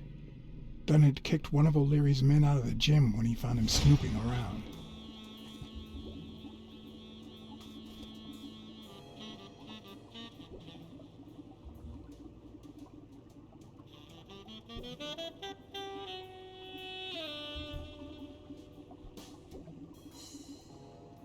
The report on Yale's father was the shortest of all, since only his name was left. Why?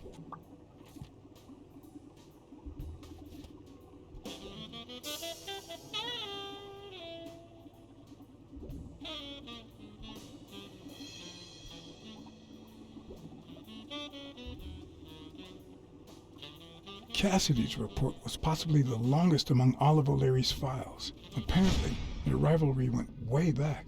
So much so that they spied on each other in the most unthinkable ways. At least I was able to confirm what Yale had told me. Cassidy had threatened Dunn after he refused to join the managers' union.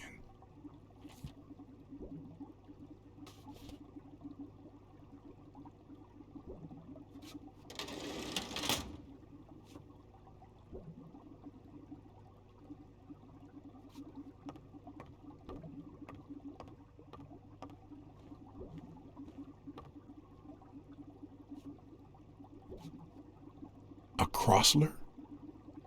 The good news is, I don't need lockpicks to open it.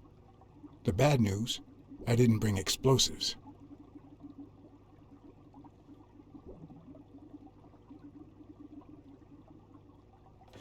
Even Dunn had a gun in his office. O'Leary couldn't possibly be the exception.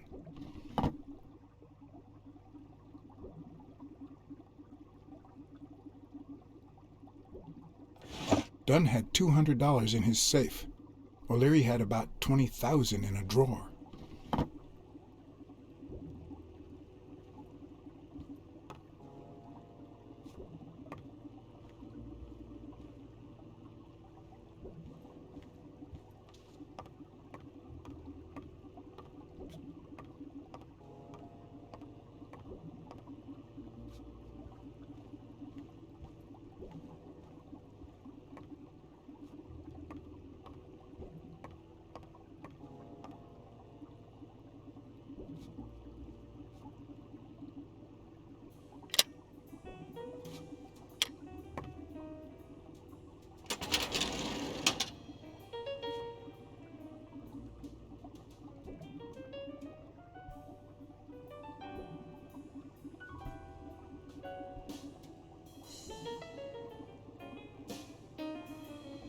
Helen Moore's file was, by far, one of the juiciest. She had been just a run-of-the-mill tennis player until O'Leary launched her career by rigging enough games to help her climb the ranking. However, O'Leary hadn't fixed any of her games in over a year. In spite of that, she remained undefeated. Be as it may, it was clear that O'Leary had enough information to ruin her career.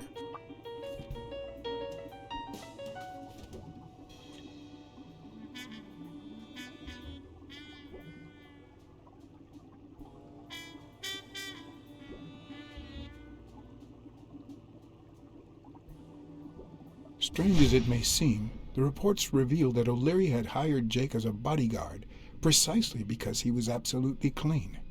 Apparently, he liked to surround himself with honest people when he mingled with the high society.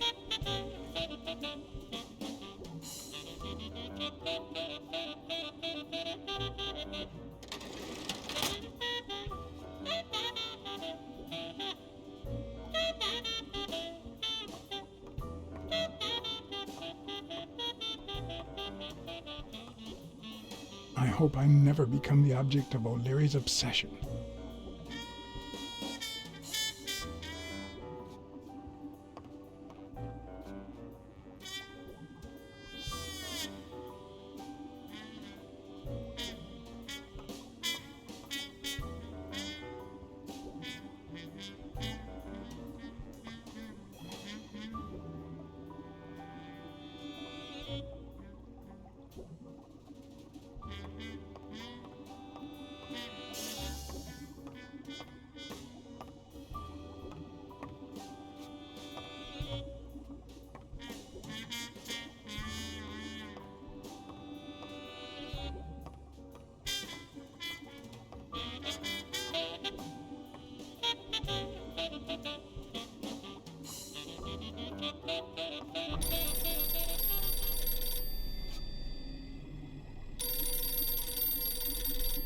Jake.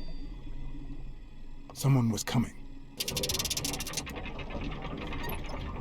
Are we or are we not exemplary workers, Jimmy? Here it is, middle of the night.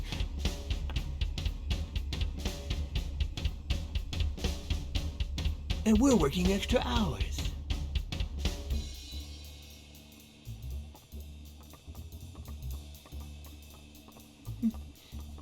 Hey, Jimmy, what do you think about that? I think he's scared stiff, Desmond.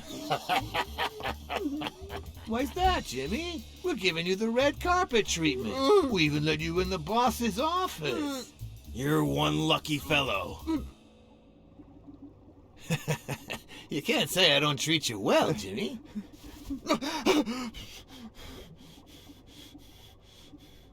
Yeah. Speak, you moron.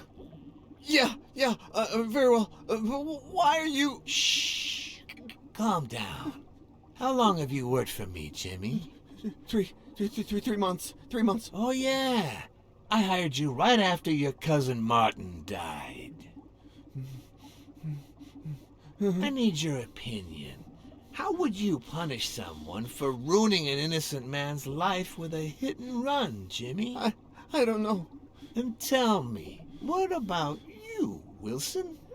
What would you do? No, please.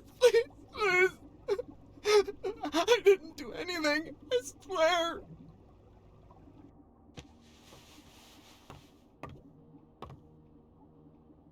O'Leary, the police have surrounded me. You don't need to worry about that.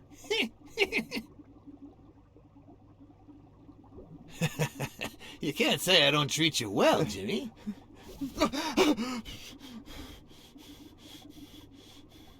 Yeah. Speak, you moron. Yeah, very well. Why are you... Shh. Calm down. How long have you worked for me, Jimmy? 3 months. 3 months. Oh, yeah. I hired you right after your cousin Martin died. I need your opinion. How would you punish someone for ruining an innocent man's life with a hit and run, Jimmy? I don't know. And tell me, what about you, Wilson? What would you do? No, please.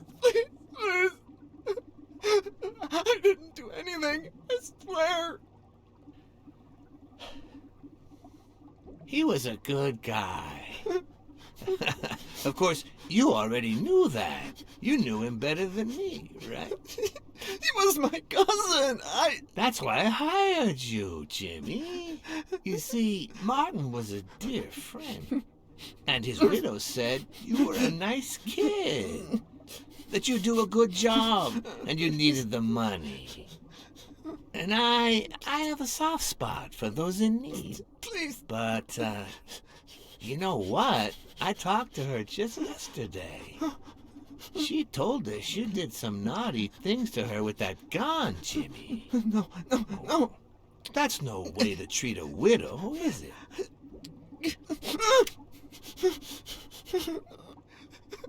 She's lying. Why would I do that?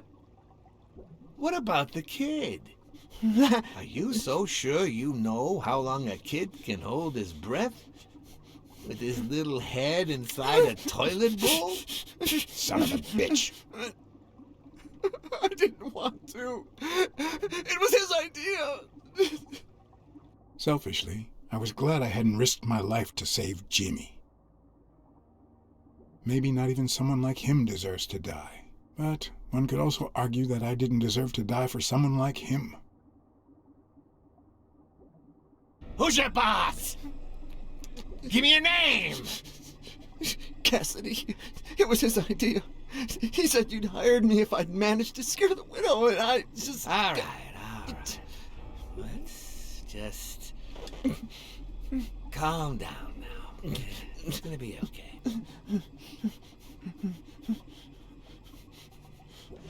There are two sacred principles that rule my life. The first principle is the love for my family. I'd do anything to protect them. The second principle, I never put my future in the hands of fate. I always play it nice and safe. And I would even add a third principle, or better yet, a rule. If anything threatens either of these two crucial principles, I take matters into my own hands. You see where this is going? For the first time I got someone killed, even though all I really did was rat him out. No, I just... Stop interrupting me, Jimmy! It's not polite! You're all the same. So rude. You know what? Let's leave it at that. You're going to give a message to that disgusting walrus Cassidy, aren't you? Yeah, sure. Whatever you say. Yeah, sure. Good boy. What's the message? Oh, Jimmy. You still don't get it, do you? You are the message.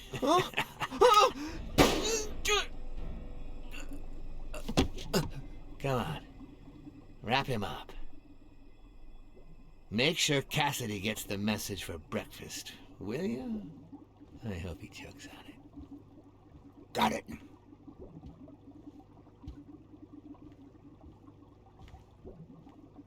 Where are you hiding, little fishy? Once again, you didn't get to hear the end of my story.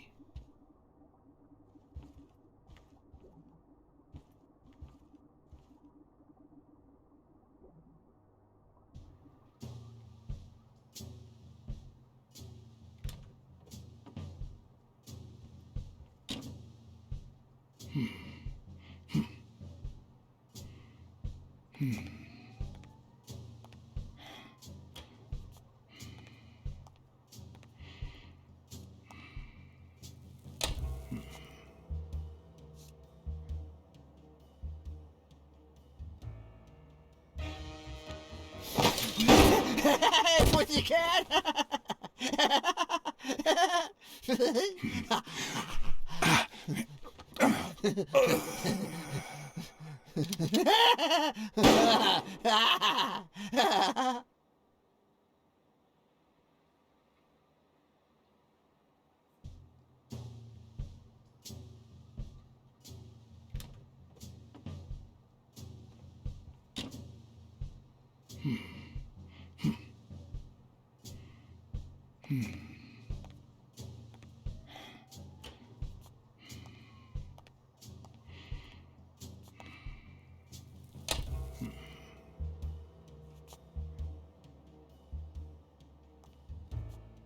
What? Just where do you think you're going, putty cat?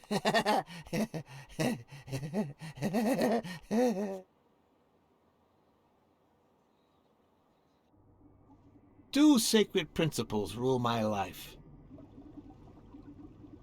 The The love you love feel I for your feel family. What is going on today?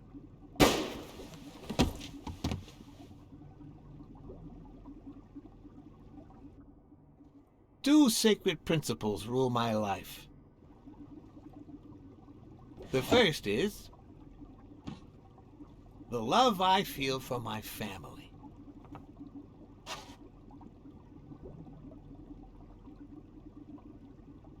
The second,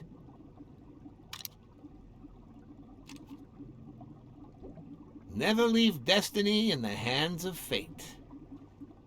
I always play it nice and safe. And I'd even add a third principle, or better yet, a rule. If anything threatens either of these two principles, I take matters into my own hands. The first time that someone died because of me, even though all I did was rat him out, well, that guy ended up in the Hudson River, right off Pier 27. He's got to be even wetter than that fish by now. You should have seen his face. It's interesting what comes to mind when you think you're about to die. Suddenly all I could think about was how much I wanted a pet fish. You too, Bruce? Anyway, I was 14 years old, and I still dream about his widow and his son. By then, I was adamant about buying a fish.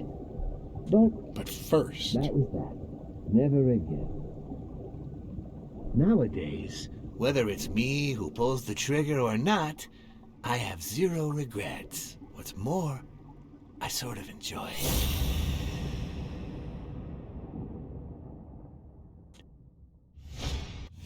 In case anyone had any doubts about who's the boss around here, I'll put my dirty feet on his luxurious table to prove that all of this is mine.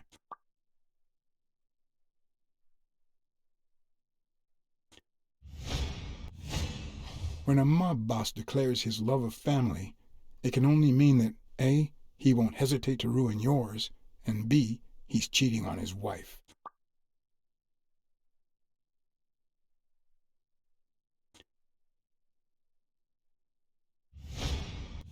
His pupils are dilated, and there's a slight grin on his face. The bastard is enjoying himself.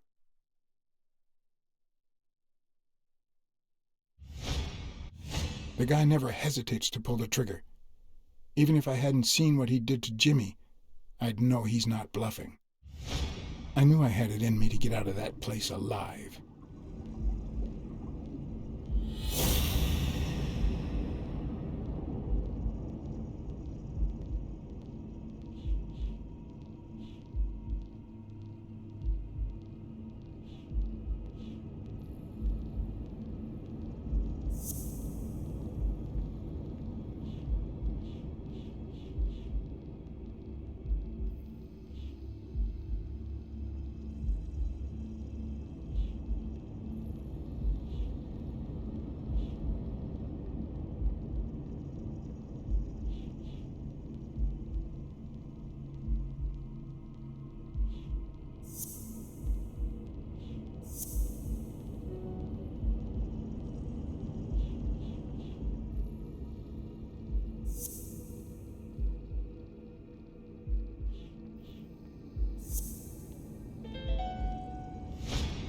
No.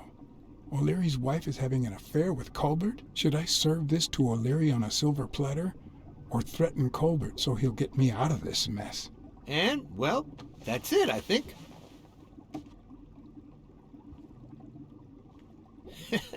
You know, Blacksad, I never made it this far. Congratulations, you're going in style. I didn't want to interrupt you because I respect you and your word, but I'm actually here to help. Your wife is having an affair with Colbert. What? Me? No way! Well, here's the thing. I don't respect your word. And since you brought me no proof... Check my coat pocket, on the right.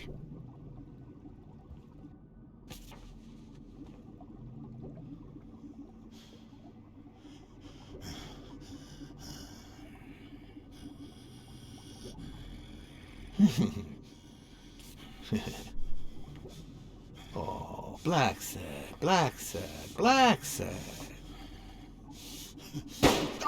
Oops. Thank you very much.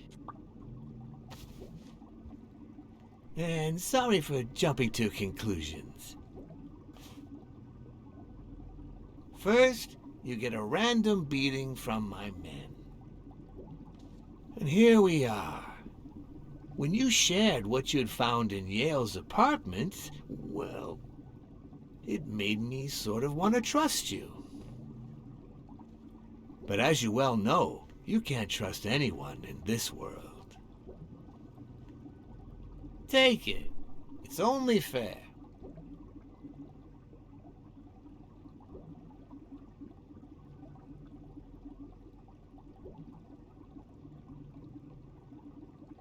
As much as I appreciate the gesture, I don't want your money.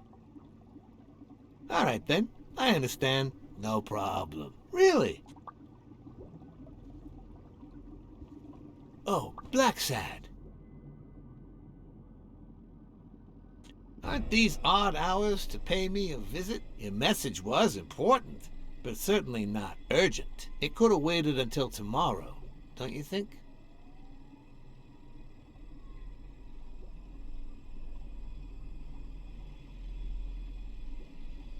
We cats and wolves hunt at night.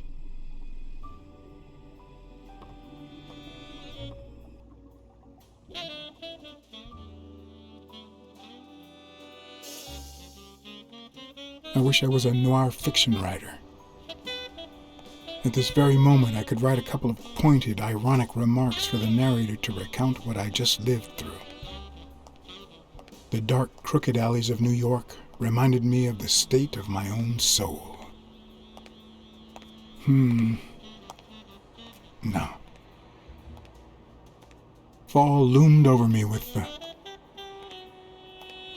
Fall struck me with the full force of my long-lost youth. Nah, not that. Fall descended over me with the full weight of a guilty conscience. God, that's worse.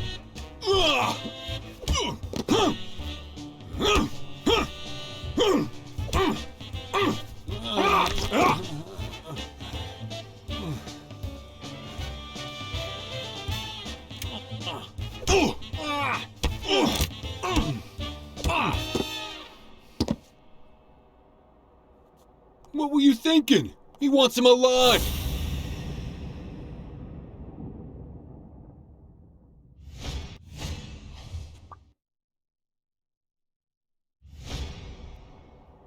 I felt fall seep through my bones like the pain of a good beating. Mediocre, but appropriate.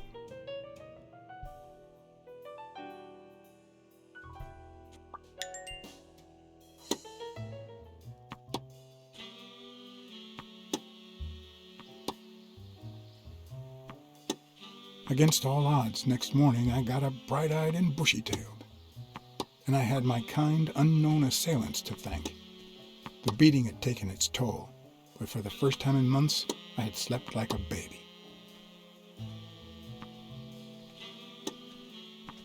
Oh, come on, Helen, focus! All right, take 5. We'll work on that double backhand later.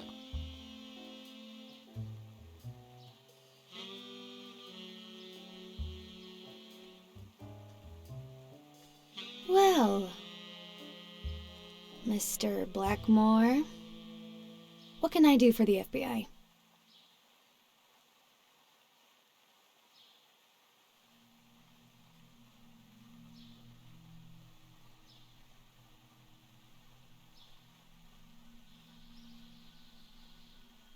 Actually, the real question is, what don't you want the FBI to do to you? Quick to thread, are we? Not that I'm not flattered, mind you, but I'd appreciate if you were a bit less vague.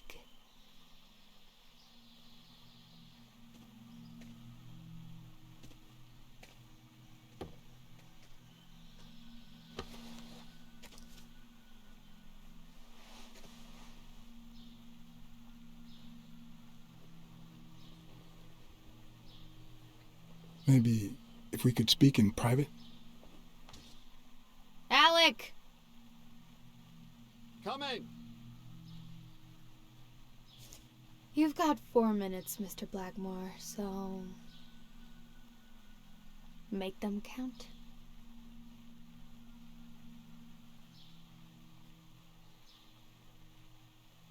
They say you're currently involved with Al Stone, the boxer.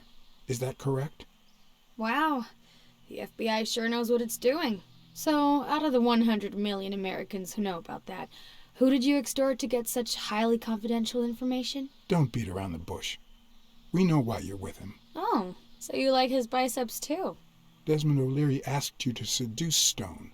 Why? What? No, I met Al by chance at a party. A party hosted by Desmond O'Leary. No, that can't be. No one is that shrewd. Not even him. Damn, I hate that bastard.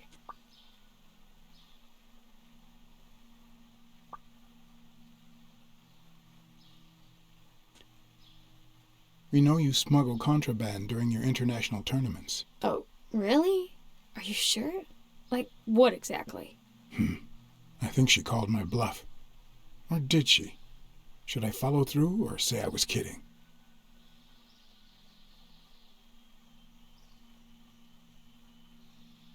You smuggle booze. You're just making it up as you go, aren't you? Threats? Lies?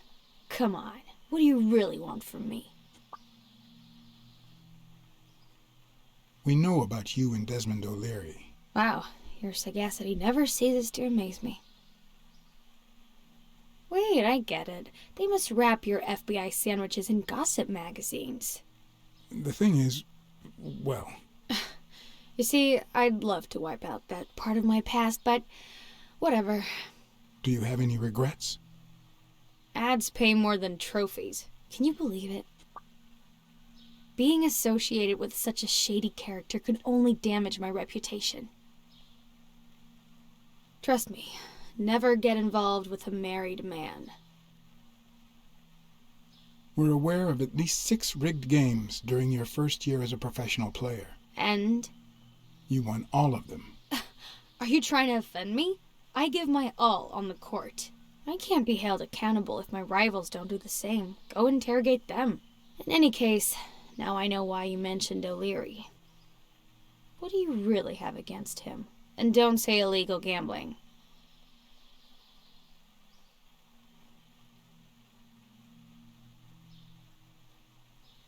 Illegal gambling.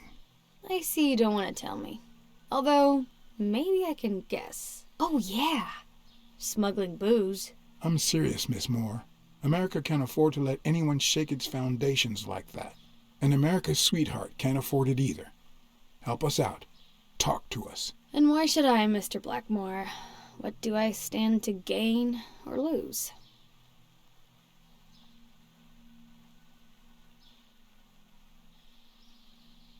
The FBI always returns a favor. Oh yeah? Are they gonna rig my games? This is actually quite simple.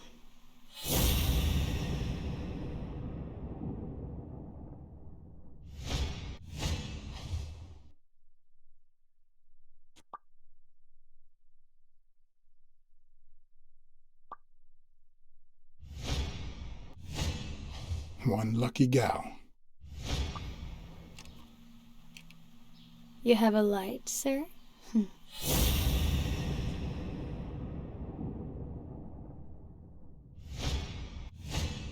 The pearly white teeth of someone who barely smokes. Am I making her nervous? Damn. I'm almost out of fluid.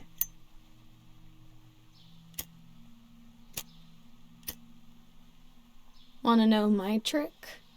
Go down to start, then up with it, and then down again.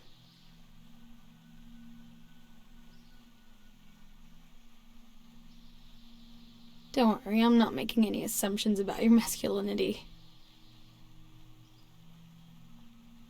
Almost.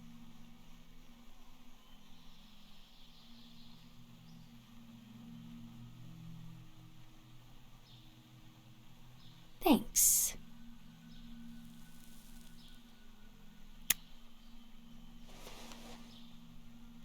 I don't know what you want me to say. You're trying to frame O'Leary, perhaps rightfully so, but I think you're barking up the wrong tree. Believe me, if I had the slightest... Come on, Helen. Time to work on your backhand. Let's go. Do you smoke?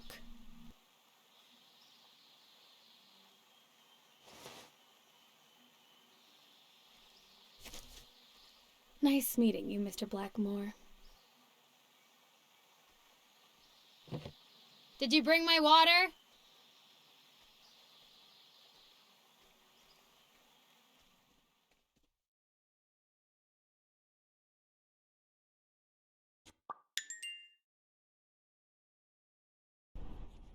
She tosses a cigarette in your face? You're such a loser! Too bad I was busy chasing Cassidy. If that had been me, America would no longer have a sweetheart.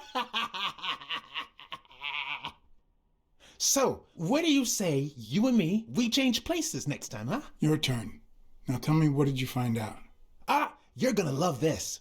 You ready? I've got news, but I happen to also have a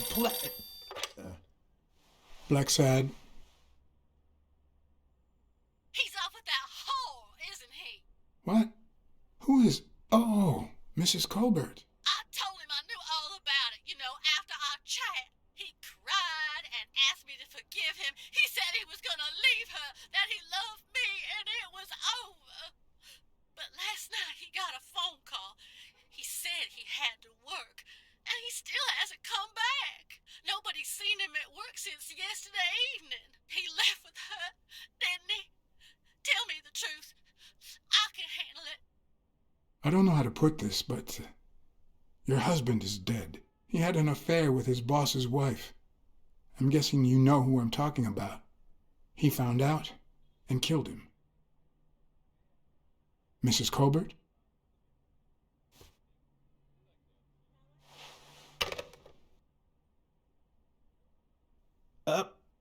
But what just happened? Is there anything you didn't tell me? Maybe.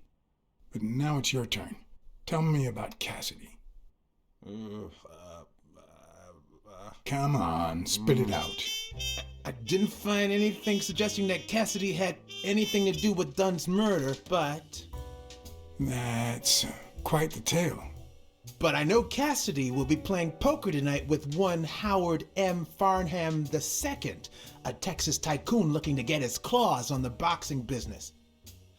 I also know that he and Cassidy have never met in person, and that Farnham, who's staying at the Balford Hotel, hasn't left his room. Apparently, he spent the night with 3 bottles of bourbon. So, here's my incredible plan.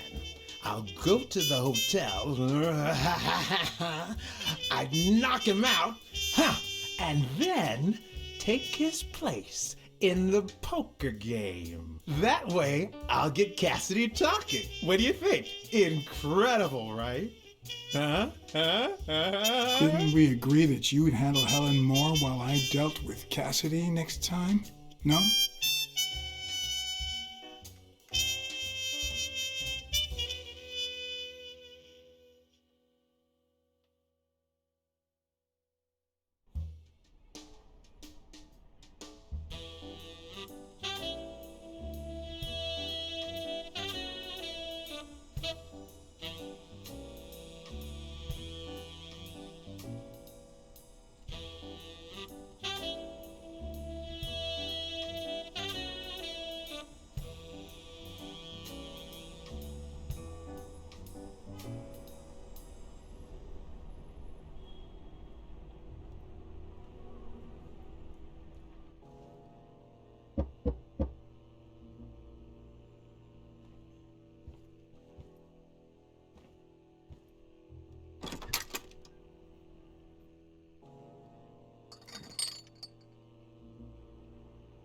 Good afternoon, Mr. Farnham. What's going on? Allow me to introduce myself.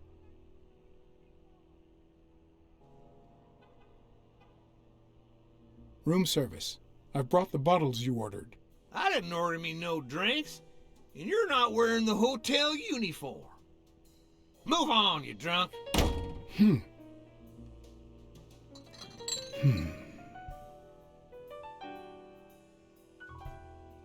Good afternoon, Mr. Farnham. What's going on? Allow me to introduce myself. John Blackmore. I work for Frank Cassidy. He asked me to bring you these bottles so you could choose which one you prefer for the game. Oh, sure. I was fixing to leave, but I guess them monuments ain't going anywhere. Well, come on in then. Getting in Farnham's room was easy. Earning his trust was another story. I always have an ace up my sleeve. Blackmore? You okay, partner? The best way to earn someone's trust is to make them believe they've earned yours. And sometimes, the best way to fake it is to tell the truth. I don't know where to begin.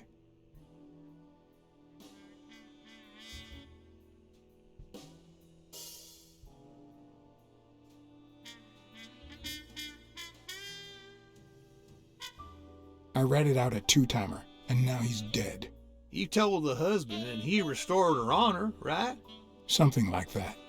Well then, what's the problem, son? You did the right thing, and that pig got what he was in for. Listen here, you're gonna get your reward, son, from our Lord Jesus in this here bottle. One of the tricks of this trade is to be wary of the biases we all have. They cloud our judgment and blur the person in front of us, painting them with the shades of our preconceived notions of who they should be.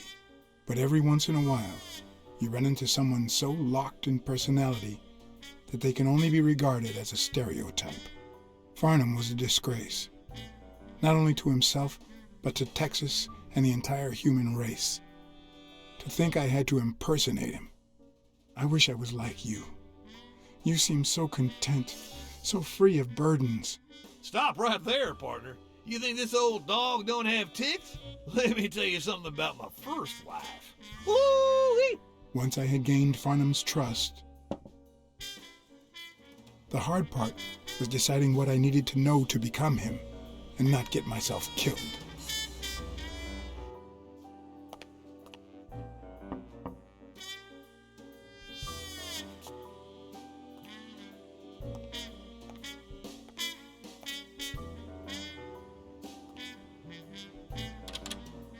What can I do for you, sir?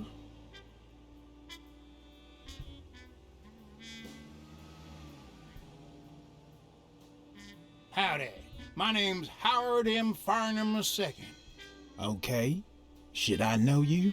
What can I do for you, sir? I'm here to play me some poker. You got the wrong place, sir. Did you miss the barbershop sign above the door? You have a good evening, sir. Wait,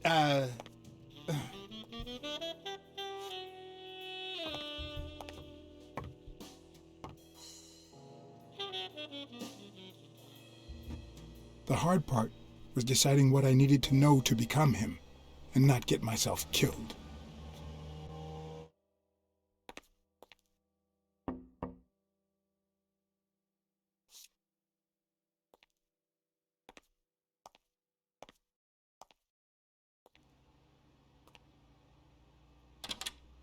What can I do for you, sir? Farnham was one hell of a drinker. I had to get the information out of him before he drank himself unconscious. Otherwise, I'd have to find that information myself.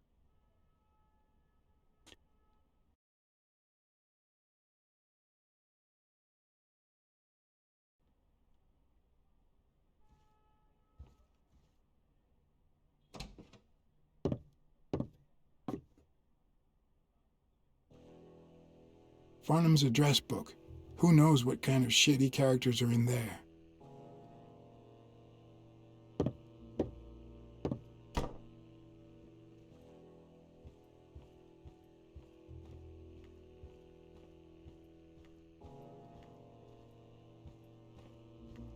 Ding Dong?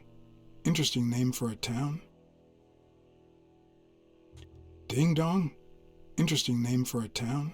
Well, I'm afraid I'm no mind reader. wait,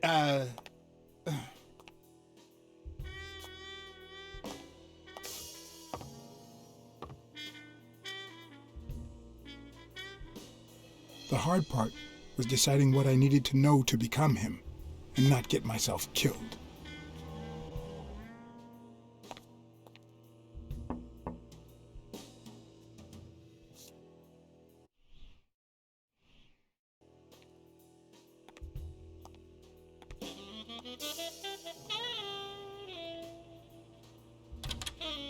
What can I do for you, sir? Farnham was one hell of a drinker. I had to get the information out of him before he drank himself unconscious. Otherwise, I'd have to find that information myself.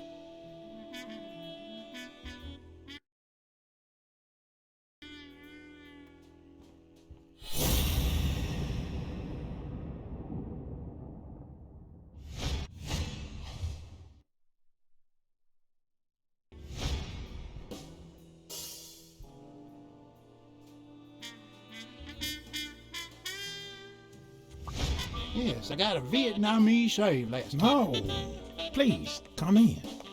Of course, I remember you. Take a seat.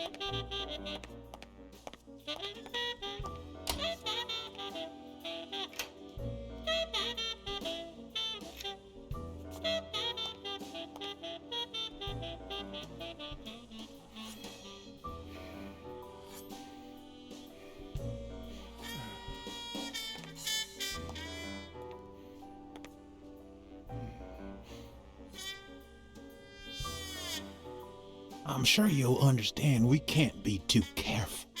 Our host has many enemies, and someone has to keep them at bay. Sure, I get it. I'm glad to hear that. Now, please answer my question. How much does it cost to get yourself a clean Vietnamese shave? Yeah, sure enough, booze put the nail on the coffin of my first marriage. You know, the wife that caught me cheating with the maid. My second marriage, too. You know what I did to her daddy? Same old with several mistresses. So I decided to stick to my guns and only deal with hookers. Even if I did end up marrying some. I feel you, Mr. Farnham. So I'm going to be honest with you.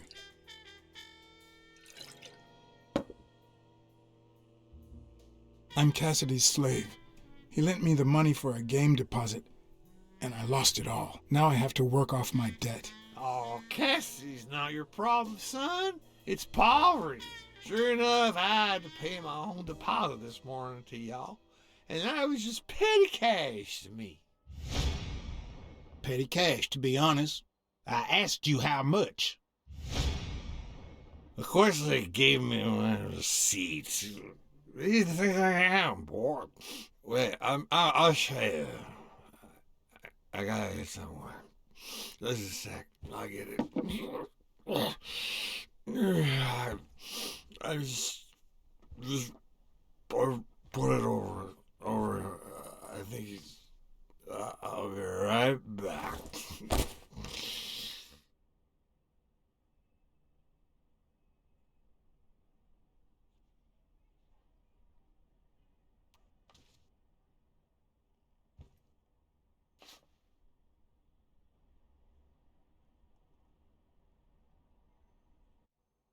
Why didn't you just say you had the receipt in your pocket? I'm almost certain, but tell me, who told you to come to this barber shop?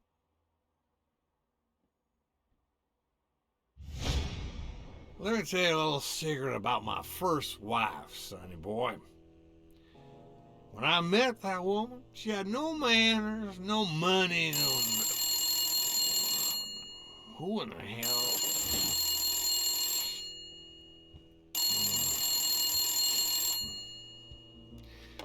Farnham. My God, if it ain't the hero of the day.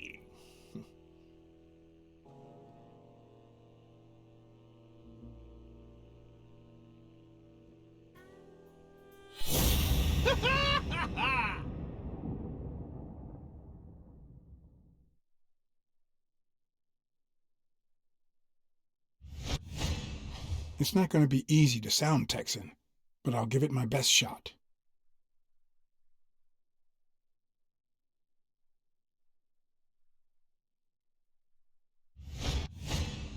Nothing says Texan like a cowboy hat.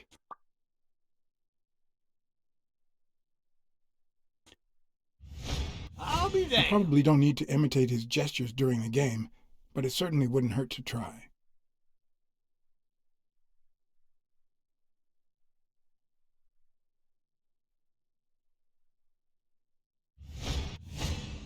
With this and that hat, I'll really look the part. Anyway, Kenny, thanks for fixing the game with Cassidy.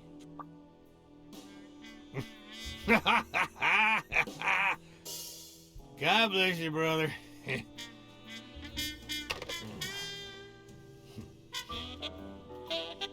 craziest goddamn Texan in New York. My good old friend Kenny. Craziest goddamn Texan in New York. You know how many Kennys there are in New York? Kenny who? So besides when and where the game will be, the password, and the money Farnham dished out, what else do I need?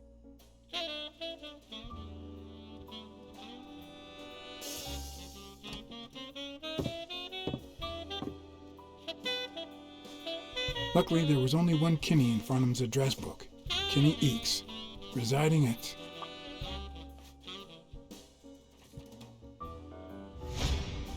Cornell Plaza, Manhattan. Stunning penthouse. I'm not surprised. Mr. Eakes has excellent taste. Do you happen to know what he asked for the last time he was here?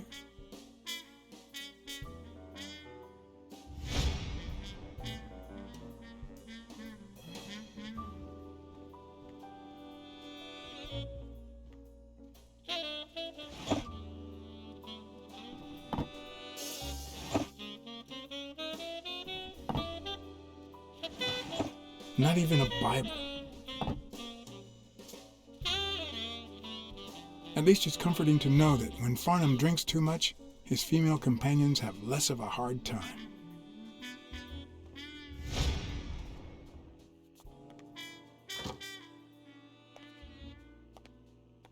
Don't tell me, Billy Bob. This here is my new friend Farnham. Am I right?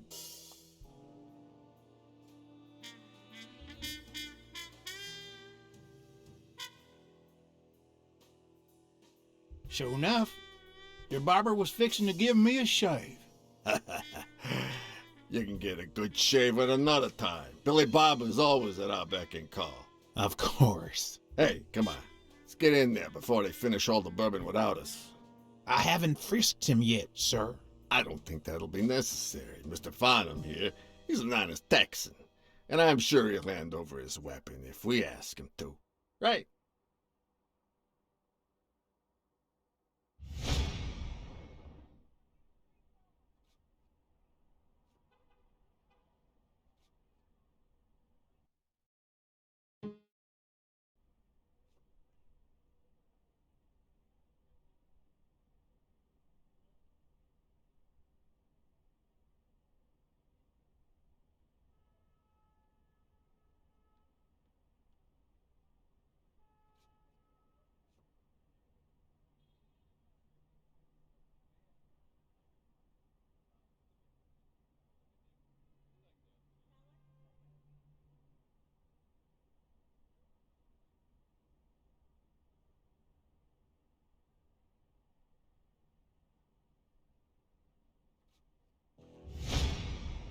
Are you going to hand over the gun or not? You know what? I'm starting to think that you're not trustworthy. And I hate wasting my time.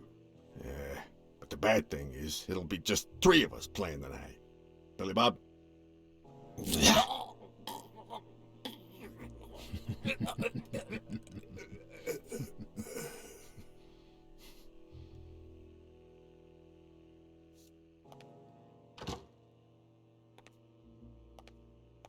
Don't tell me, Billy Bob. This here is my new friend Farnham. Am I right? Sure enough, your barber was fixing to give me a shave. You can get a good shave at another time. Billy Bob is always at our beck and call. Of course. Hey, come on. Let's get in there before they finish all the bourbon without us. I haven't frisked him yet, sir. I don't think that'll be necessary. Mr. Farnham here, he's an honest Texan. And I'm sure he'll hand over his weapon if we ask him to. Right?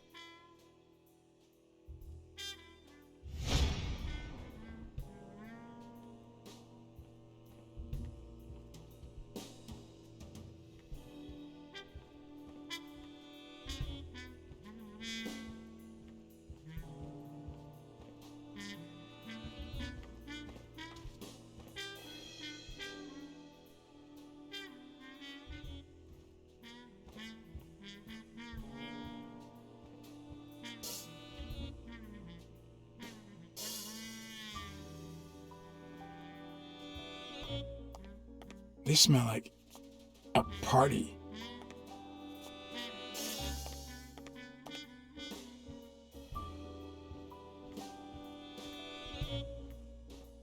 Ding Dong?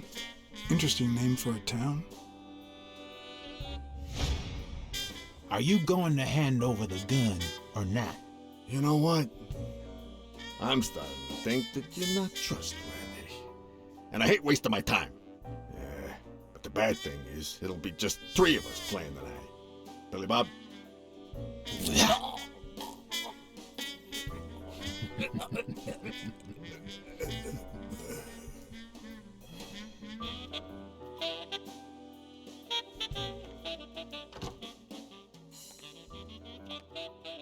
Don't tell me, Billy Bob.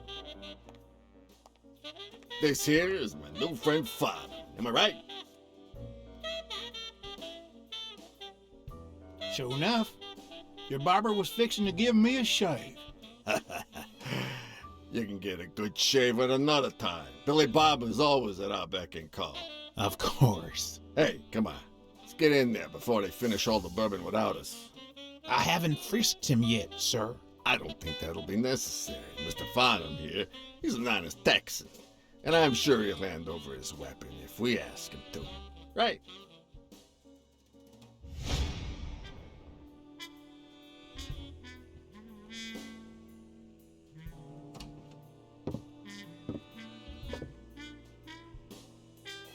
No matter how superficial someone may seem, there's always a way to win their heart. It'll be my pleasure.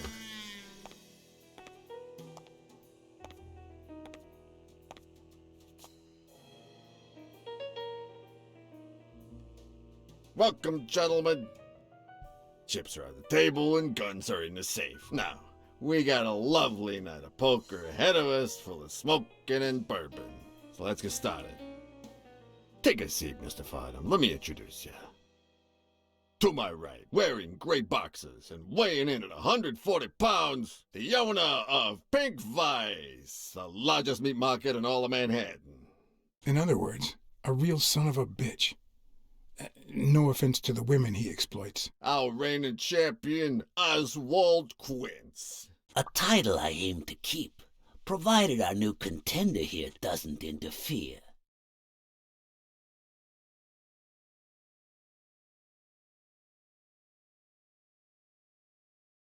Well, I'll do what I can. Now you got me worried. Never trust a humble player. The truth is that our friend Farnham owns the largest and, I dare say, most entertaining establishment in Texas. Really? So we're colleagues then? Yeah, you wish, Quince. He owns a casino. Damn. And it's not even in Austin or Dallas. It's actually in a little town called, what was it? Darn it. I looked it up the other day. Had a funny ring to it. I hate it when this happens. I thought they moved all Texan casinos to Vegas, where gambling is legal.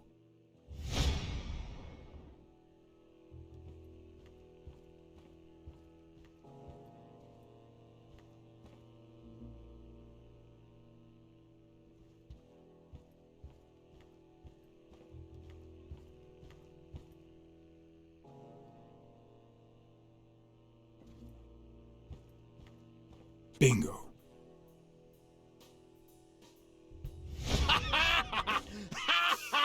Ding dong! That's it.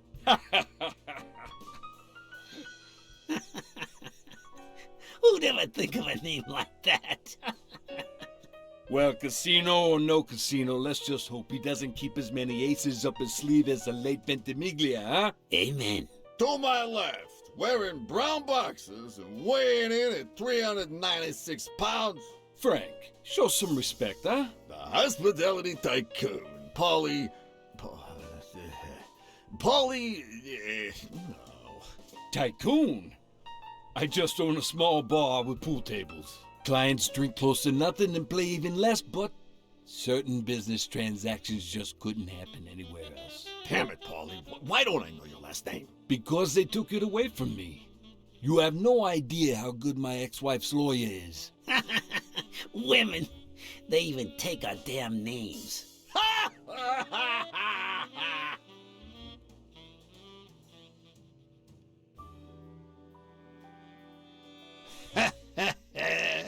You're too much, Polly.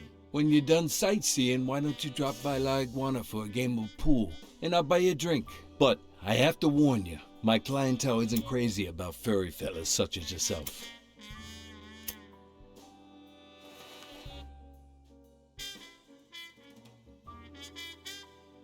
Thanks. I love me some pool. Perfect.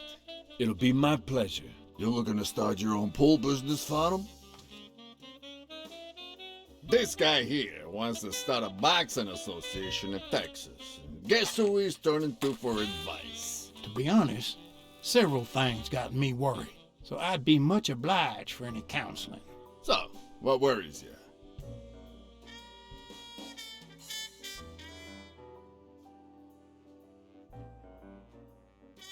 Those there athletes hooking up with each other, like Al Stone and Helen Moore. I see you subscribe to What's News. Yeah, my star boxer, the reigning champion. He's having an affair with America's sweetheart. Hey, I got nothing against those two idiots falling in love. Don't get me wrong, but it's taking a toll on his performance. I don't think he'll lose against Yale, but I'm starting to worry a bit.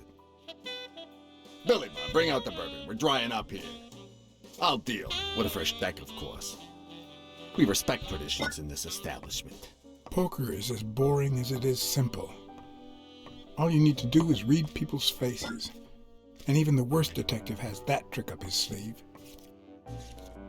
The real issue is knowing what to play for when there's much more than just money at stake.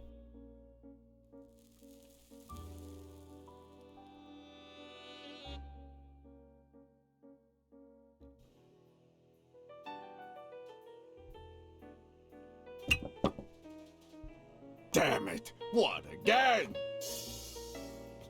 How many games have you won, Farnham?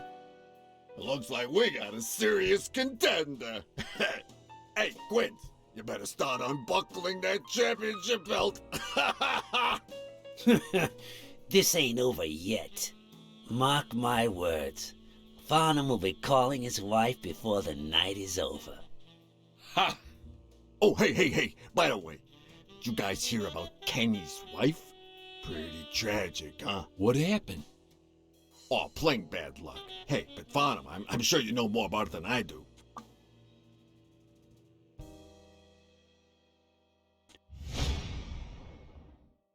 Anyway, Kenny, thanks for fixing the game with Cassidy.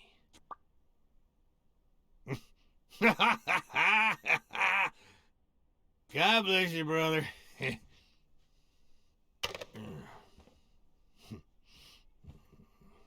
The craziest goddamn Texan in New York. And the poor fella's already got enough on his hands now that his wife... Women just gotta have their vices. But she's in a rehab clinic now, hooked on tranquilizers and all that. That's it, tranquilizers. Don't tell me women don't have their vices, too. Bring out the bourbon, Billy Bob. Come on. Give me the bourbon. Maybe I spoke too soon when I said that poker is easy for a good detective. Let's just say it's relatively simple. there's always someone ready to surprise you, relatively speaking. Well, I'll be damned! I don't believe this! What happened, Farnham? Beginner's luck doesn't last forever, and that's when the real champ comes in. I hope you're ready to lose it all, my friend. Poor Farnham. Came looking to make big bucks in the city with his boxing, and he's gonna lose it all with poker. I hope your counseling will make up for it. Yeah? So how can I be of help?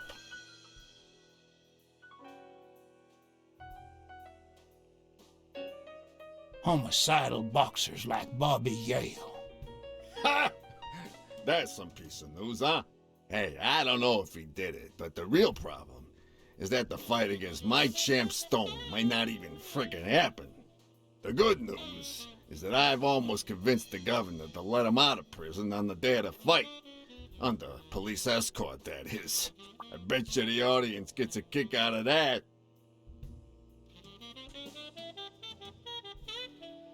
Rebel coaches like Joe Dunn.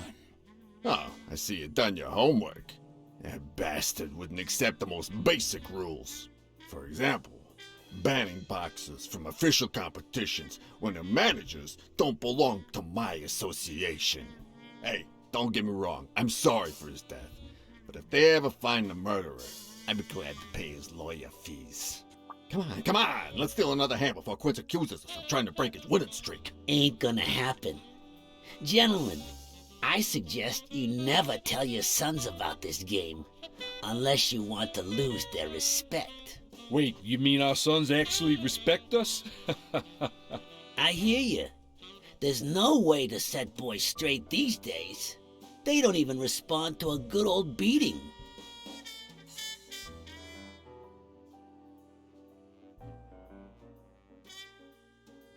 I dare say Texan boys do respond to a good beating. Hey, careful, Quince. You're talking to a pro. So, Kenny told me you had quite a house full.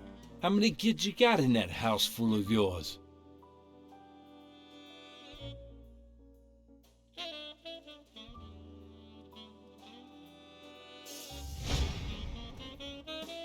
No, that son of a bitch was about to choke on his own vomit. If I'd been a communist, perhaps the vision of a millionaire choking on his own vomit would have made my day. Even so, I doubt I could have just stood there and watched him die. Unfortunately, I didn't break a sweat trying to save him.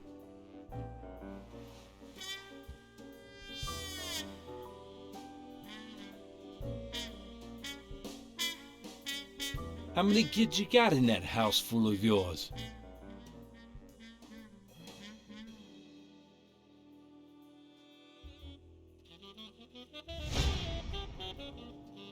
No, that son of a bitch was about to choke on his own vomit.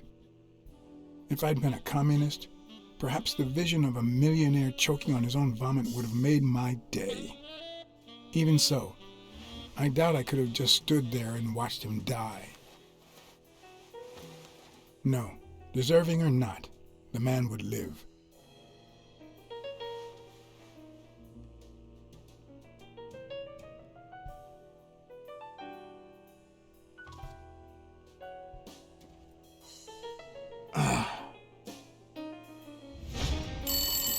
Six, well, that's something. I don't know how you deal with all of them. All boys? Does it have to be now? Oh, never let Quince near one of your daughters. Come on, Folly. Children are sacred. I won't lay a Cassidy. finger on them until they're 12. After that, well, let's just say some men have needs that can only be met by a young girl that age, if you know what I mean. Are you all right, Farnham?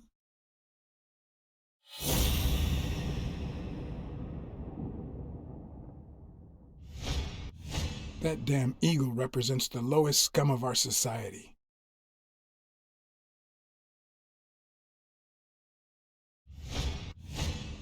There goes your winning streak, you sick bastard.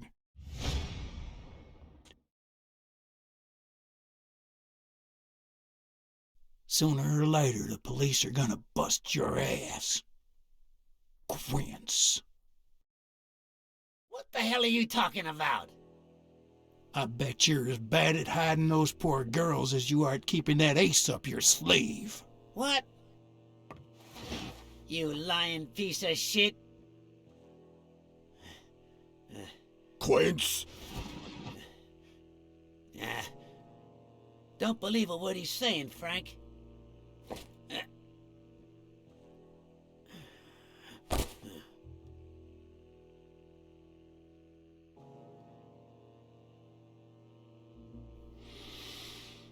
Don't you dare call me Frank. Billy Bob.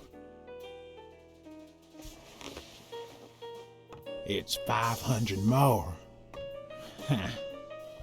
For washing up. It's a deal.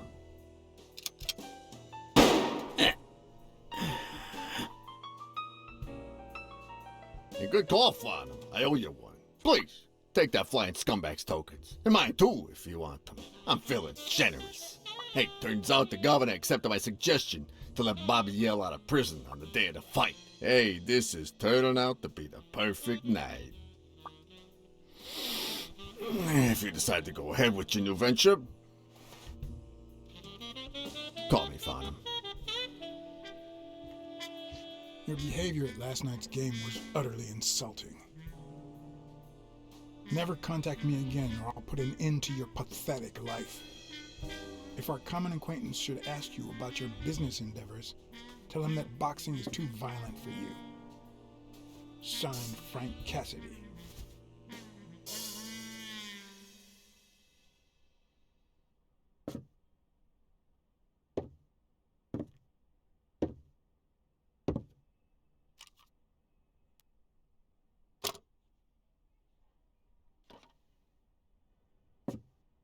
My own tracks would be covered the following morning when Cassidy read this note from Farnham. Dear Mr. Cassidy, although I'm grateful for your kind help, last night's game made me realize that boxing is just too violent for a peaceful Texan like myself. I have decided to invest elsewhere. Yours sincerely, Howard M. Farnham II. Damn Texans.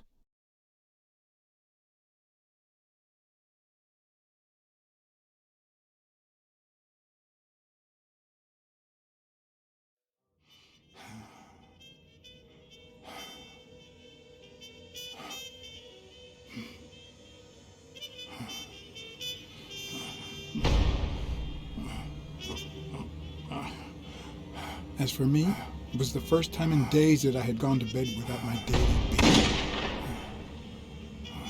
A real shame.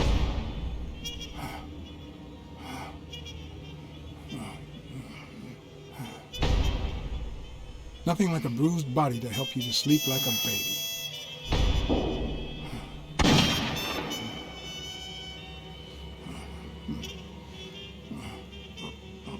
Maybe I should have given myself a beating.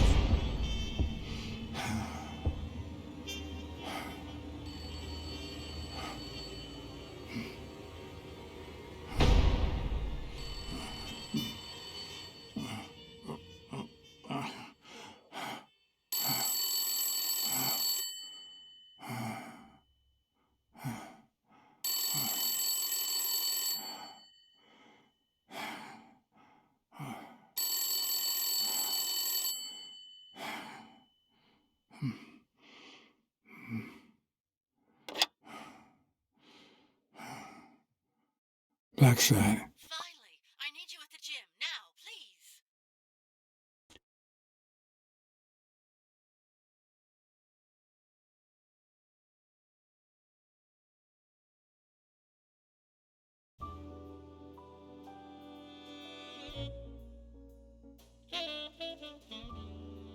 It was like this when I got here.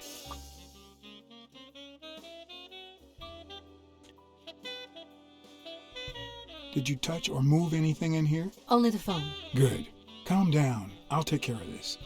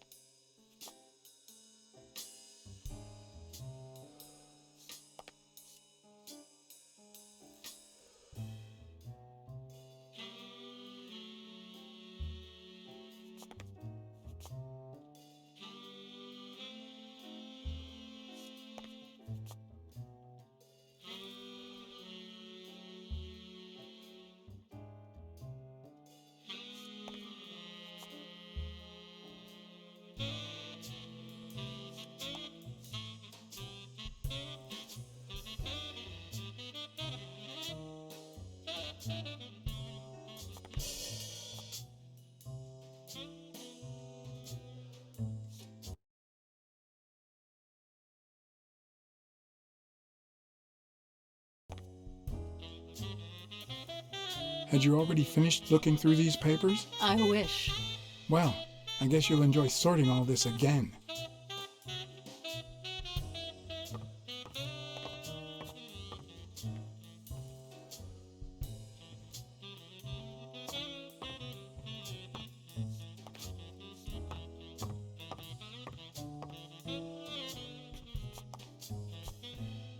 Bingo. What is it? Nothing. Just a freshly signed contract.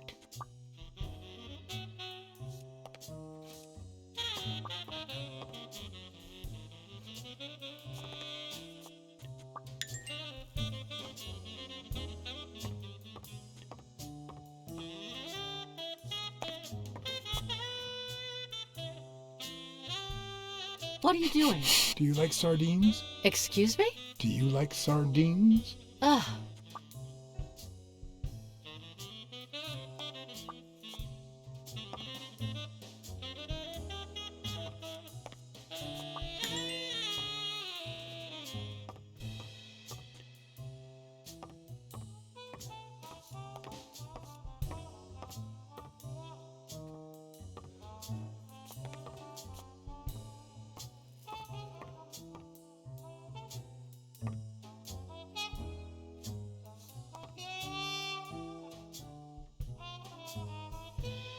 Not that I suspected otherwise, but it's obvious they weren't looking for money. Looks like the burglar isn't interested in bureaucracy. Did they take anything? No, although...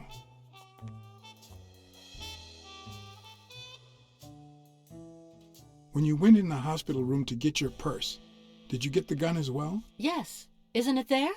I put it back. I'd rather not go through that again. That's too bad. It looks like they took it.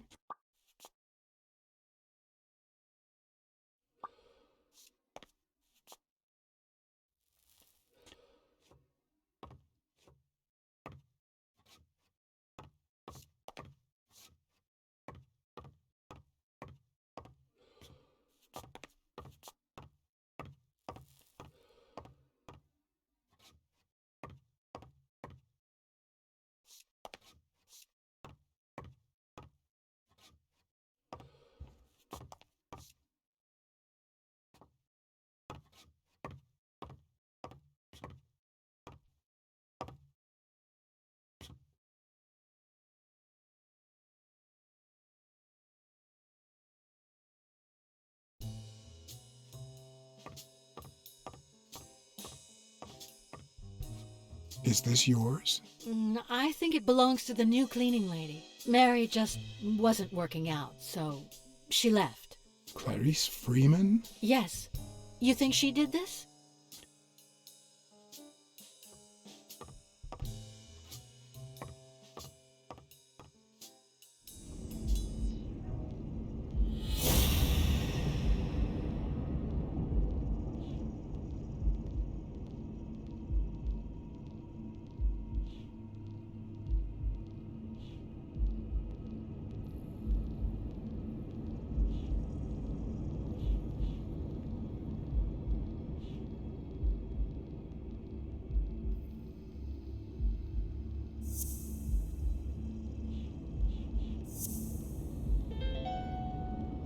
It's pretty clear that Helen Moore's cigarette case was a gift from O'Leary.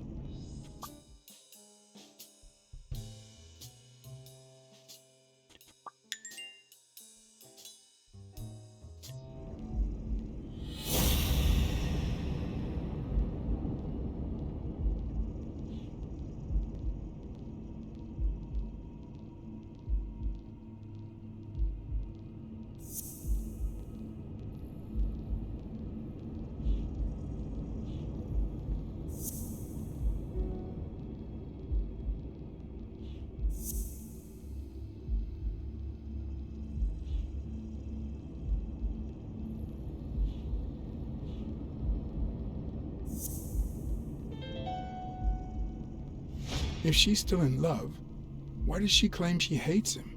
What is she hiding?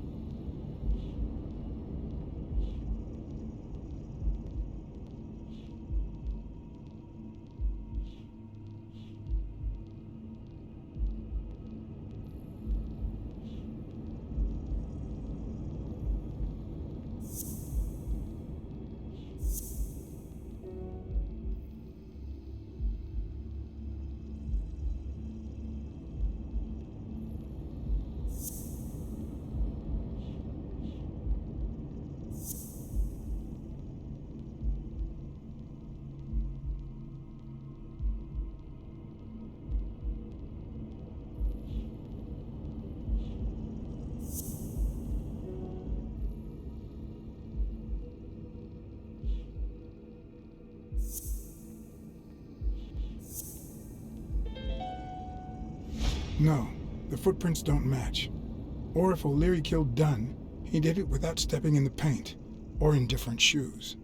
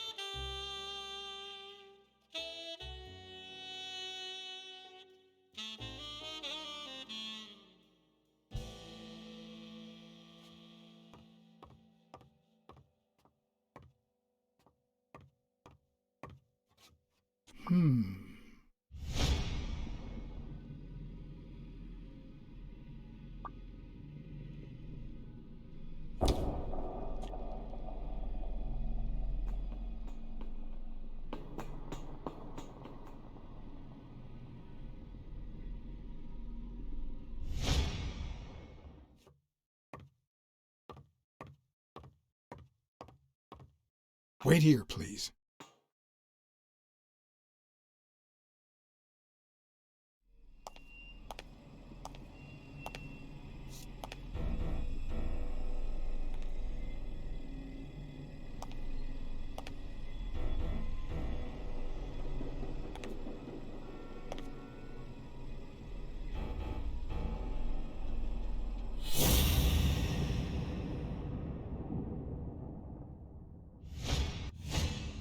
Could be a knife wound.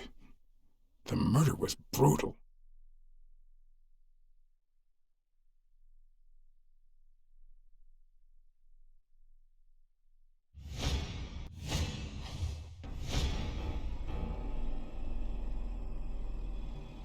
Ah, damn.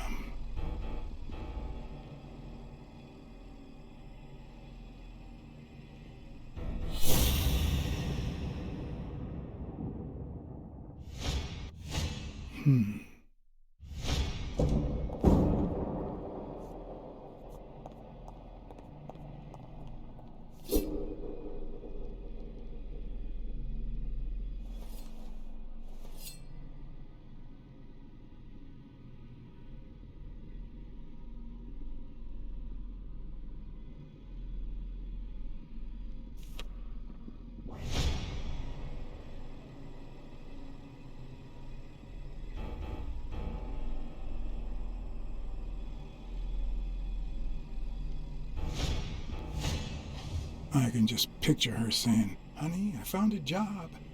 We're finally gonna make ends meet."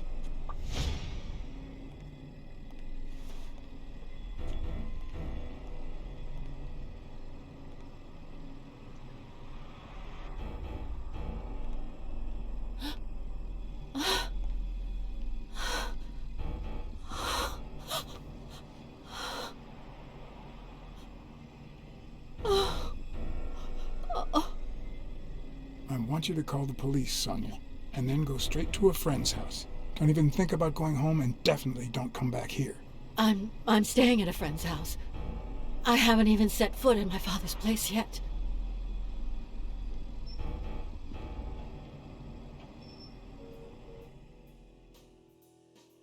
Good.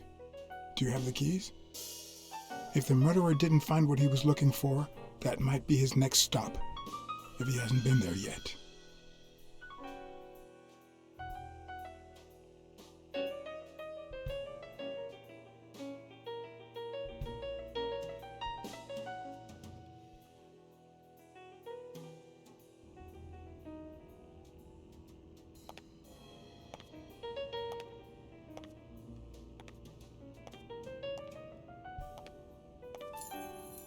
For once I had the keys to the place, which meant I wouldn't have to use my lockpicks or...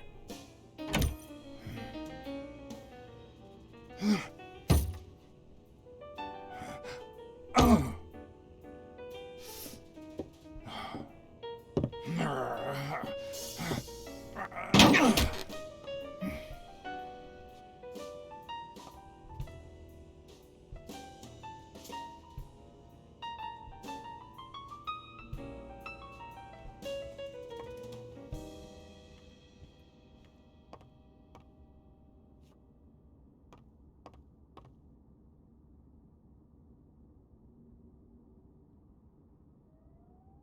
Look at that. The guy sure had good taste.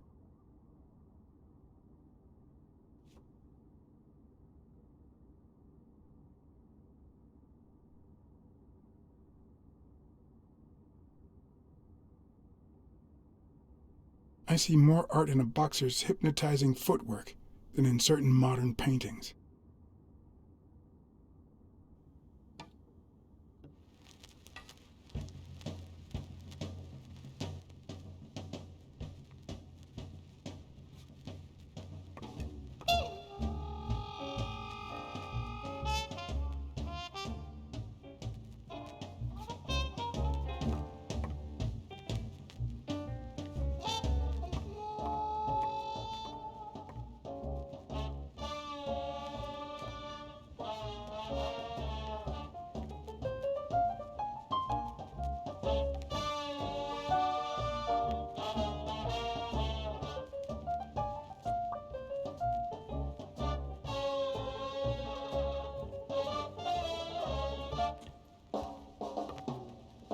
As I glanced at the telephone, I remembered the weekly password for O'Leary's illegal gambling operation. Even though I had rejected his reward for telling him about Colbert and his wife, I had managed to make my own dirty money by ratting out the Eagle Pimp during our poker game. How much damage could a small bet do?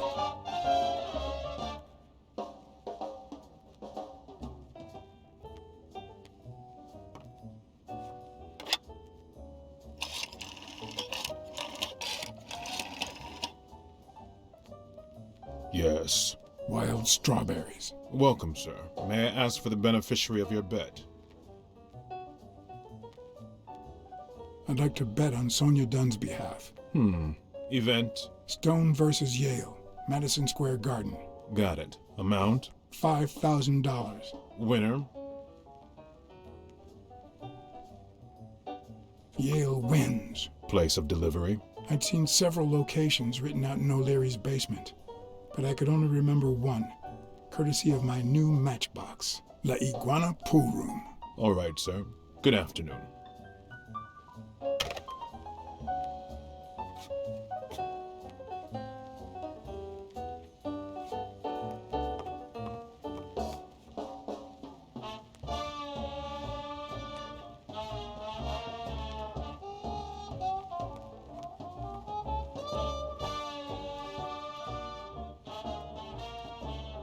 It's hard to believe that a pair of boxing fists could play something like this, although I'm sure he had the lungs for it. It looks like Dunn had already begun to move his things.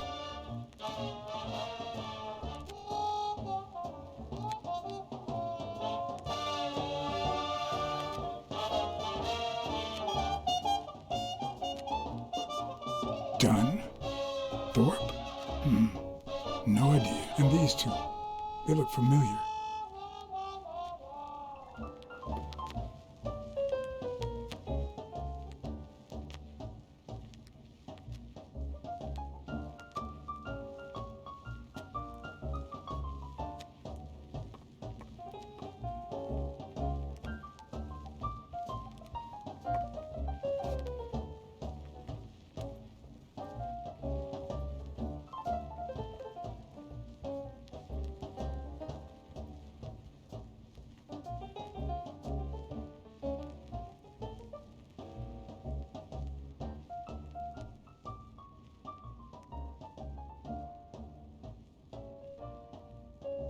I seem to recall Sonia being mad about the pictures, but who knows?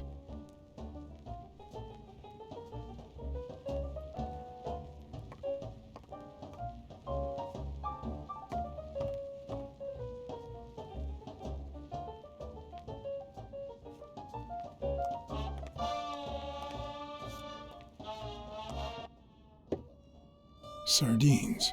It's been open for a few hours.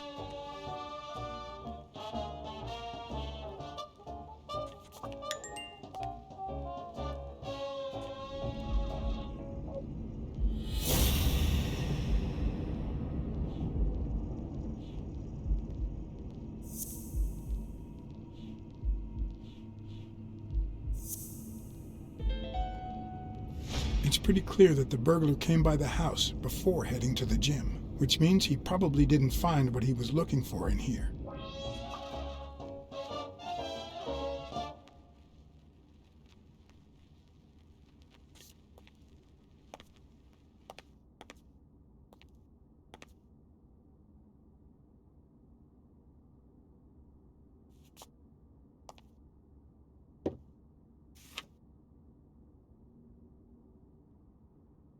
Of course. Now I see how Dunn bought the apartment he was going to share with Mary. This place has to be empty in 2 weeks for the new owners. I wonder if Sonia knows about this.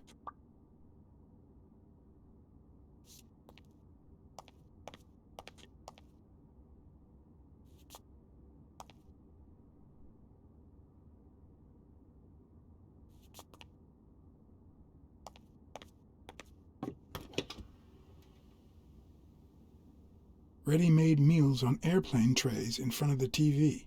Who would have thought we'd end up eating like this?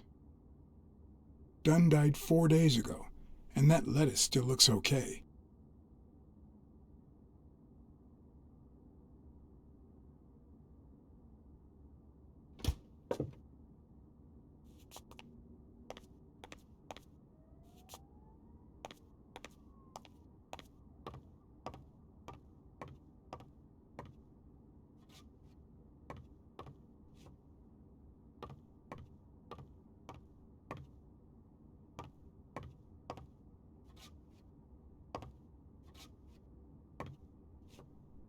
Elaine.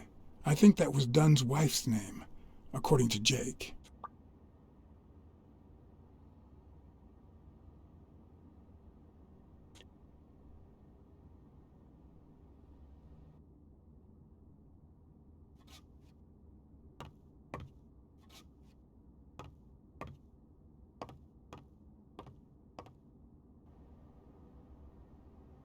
Is this how he got in?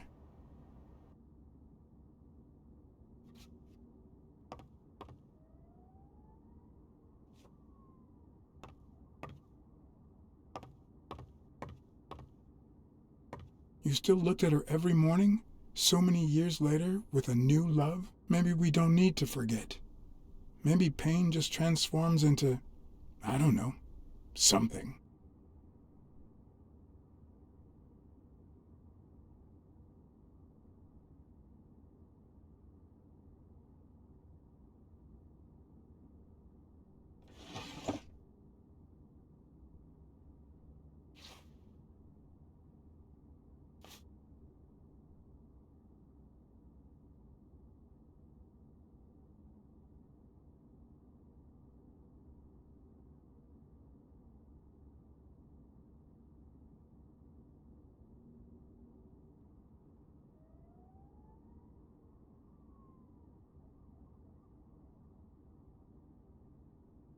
This is too private.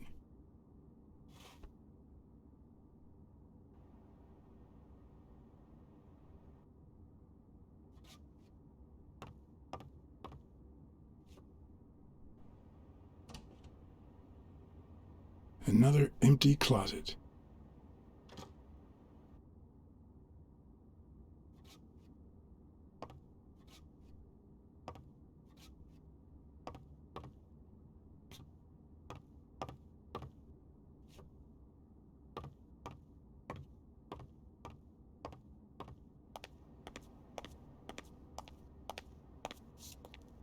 Wow. Could Dunn really afford such luxuries? Or did he only want to impress Mary?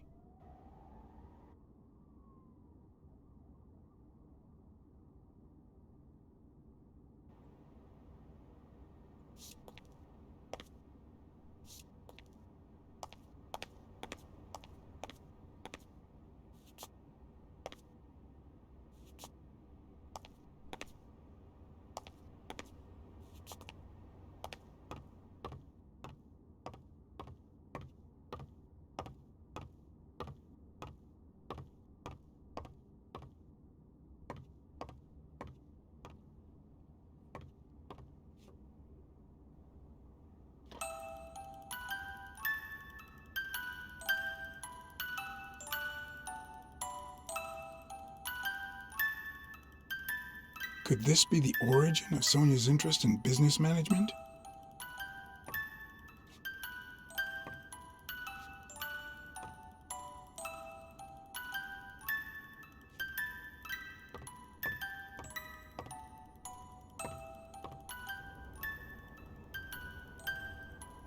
One of the very few teen idols who only got better with age.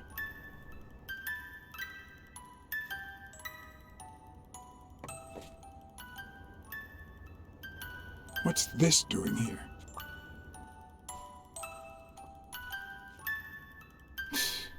No matter how hard I look, I'm not getting anywhere. I need to talk with Sonia, and maybe with her Uncle Tim.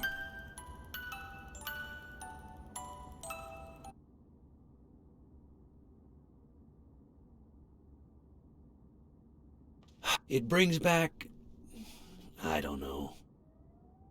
Good memories? An optimist, are we? It's like remembering the last day of summer. Scenes full of joy, picturesque landscapes, and yet the light is faint and the air is still, the calm before the storm. I know that feeling. I figured that much. I can see it in your eyes. We met in the Army. We were all professional athletes. They called us the Olympic Five. Was Dunn already boxing? Yes, he was. I had already seen him fight before I even met him. He was as humble in the ring as he was in life. He'd always let his rivals take the initiative. I remember how he barely dodged the blows. If you didn't look at his feet, it seemed like he wasn't even moving. And the footwork, pure dancing. You could almost hear the music. The song would play until his opponent was exhausted. Then came the drum roll, followed by Dunn's victory by KO. What about you? I had just signed with the Milestones. I hadn't even played my first game, but people said I had a bright future ahead of me. And you did. The cop at the hospital sure seemed happy to be the proud owner of a Tim Ironarm Thorpe autograph. Who would have thought that I'd end up becoming Tim Iron Legs Thorpe? What happened? I fought the Nazis for 2 years, up there in the sky, over Europe. And I never set foot in a field hospital. 3 years later, I crossed the street without looking. And look at me now.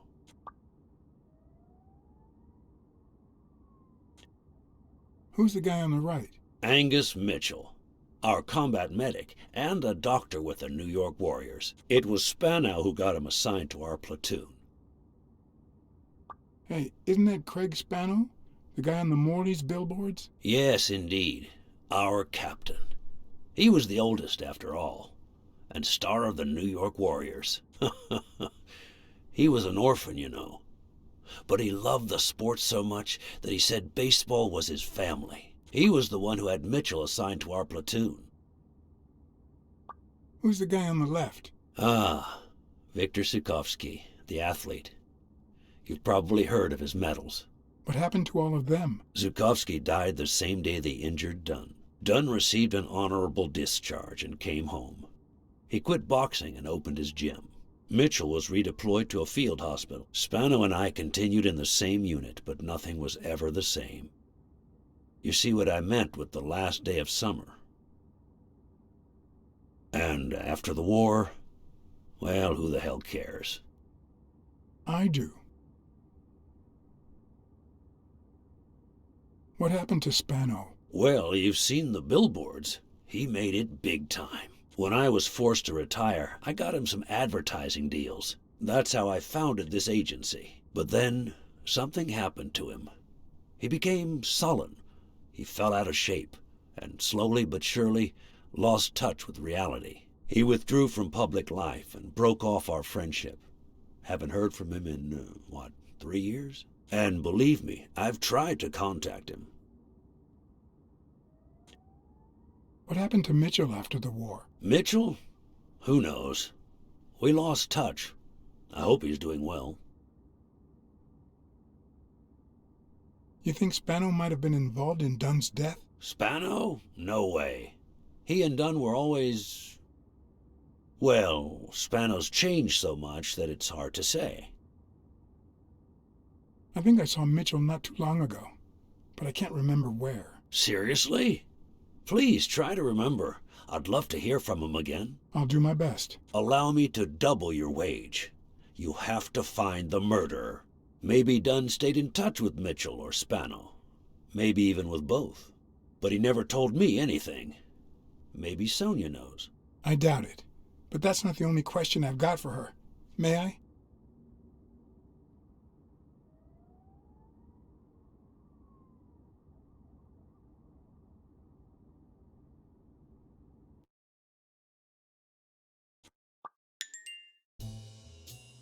Yes? Sonia? No, she's not here. Who's calling? Where is she?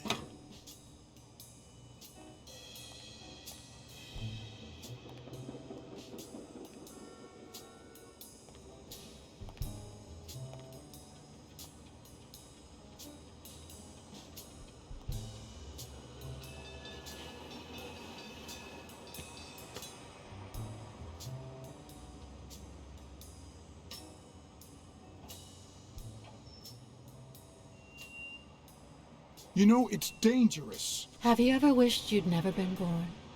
What?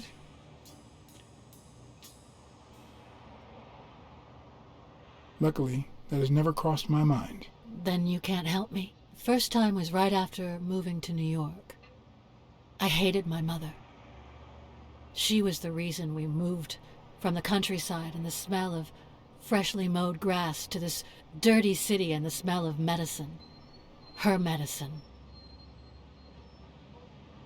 The second time was after she died. I hated myself for having hated her before, for not having loved her enough. The third time was when my father shut himself off. I hated him for that, for abandoning me, for giving in to the booze. Now he's dead, so take a guess. You've realized just how much you really loved him. I guess so. But that's not the worst of it. The problem is I don't know how to live without hating him. Over the last few years, everything I've done was meant to push my father far away. To avoid being like him. To avoid making his same mistakes. Without him, I just don't know who I am. And you won't even let me hate Bobby, which might actually help me.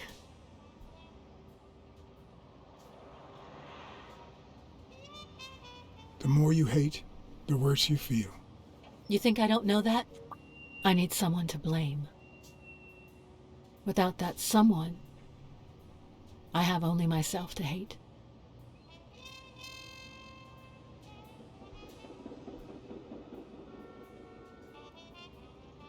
I'll find the person who did this. I promise. Let me have my doubts. Although, you've already come so far. I'm sorry I haven't been a little more grateful. In any case, you shouldn't hate yourself. You are... No, you have such good qualities.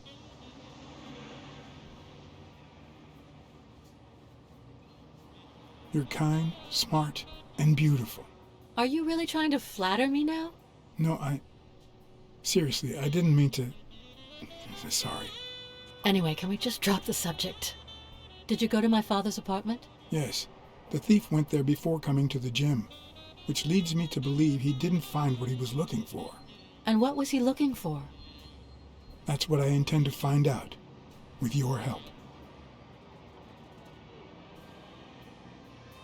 Your dad had great taste in music. You think?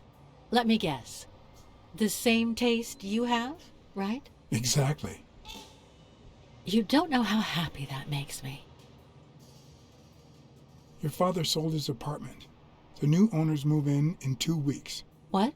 I'm sorry. I think he used the money to buy a new place with Mary Purnell. You'll have to talk to her sooner or later. My father? Even now, he finds new ways to make me hate him. I found a picture taken during the war. The Olympic Five. Did you meet any of them, besides your father and uncle? Well, Uncle Tim actually isn't my uncle. No? He and my father loved each other like brothers. Did he tell you that he saved his life?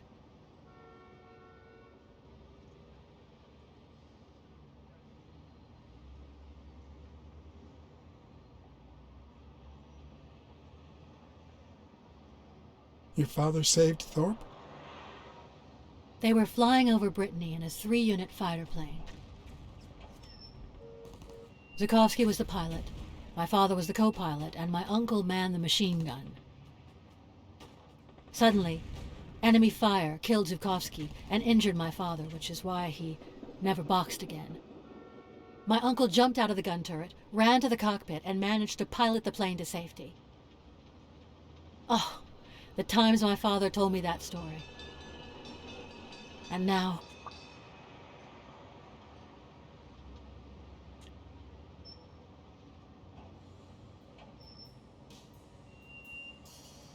Did you ever meet Spano? What can you tell me about him? I think I saw him once, but I was just a little girl. I think my uncle turned him into a star. That was a long time ago. I found a baseball glove with Spano's autograph in your room. Oh, I've never seen it. My father must have put it there, although I don't remember him having a signed glove.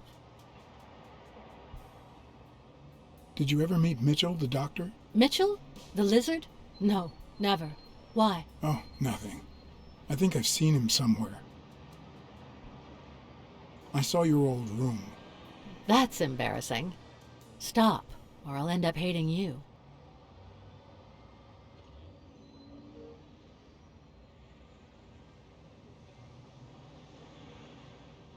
It's odd that there are practically no toys or memories of your childhood in the room, except for a small music box. That box? It might just be my last happy memory.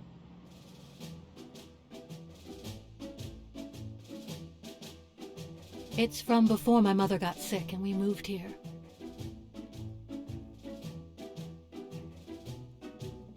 I loved reading stories about pirates. So my father drew a treasure map for me. I searched the whole house, one clue at a time.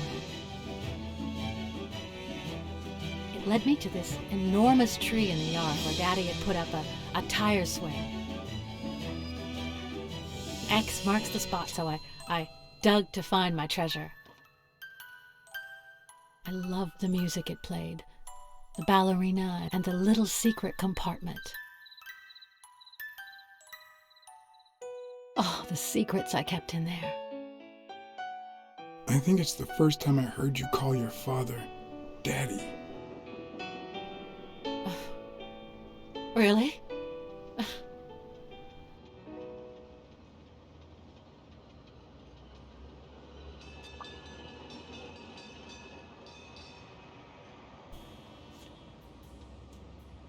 I'm also a fan of Frank Papalia. Oh yeah, the poster. I only liked him because my father thought he was too modern. But I'm glad we agree. I thought you shared my father's taste in music.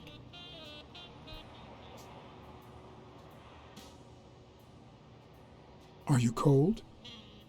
A little. Maybe I should go. Anyway. Thanks for the company.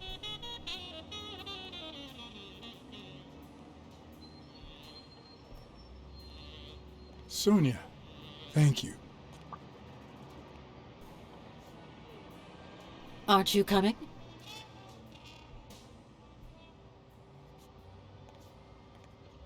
I knew I was looking at a solution, but what exactly needed solving?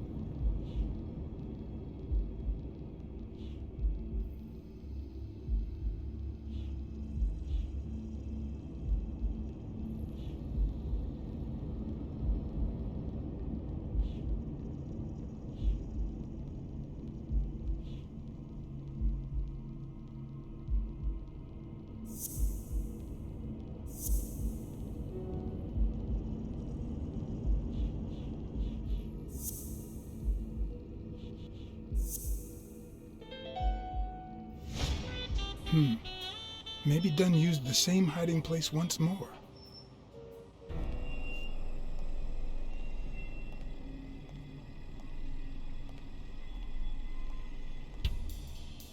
I'll never understand why detectives and criminals bluster while they fight each other in the pictures. What a waste of breath, focus, and energy.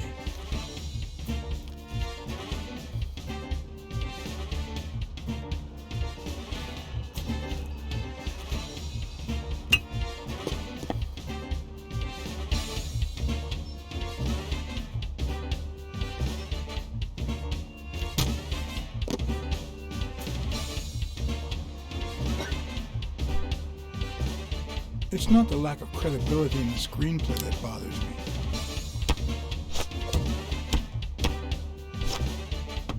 Plus, it's actually pretty handy. When a crook talks to you in the middle of a fight, you know you're up against a rookie. And if he doesn't even say, "Help me, please,"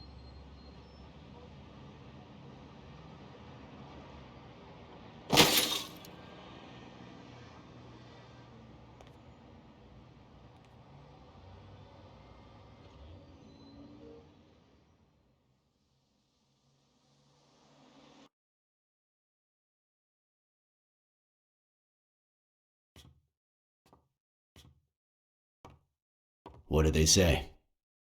Nothing serious. I lost another one of my 9 lives. Oh, this hurts. Got many left? I'm in the red.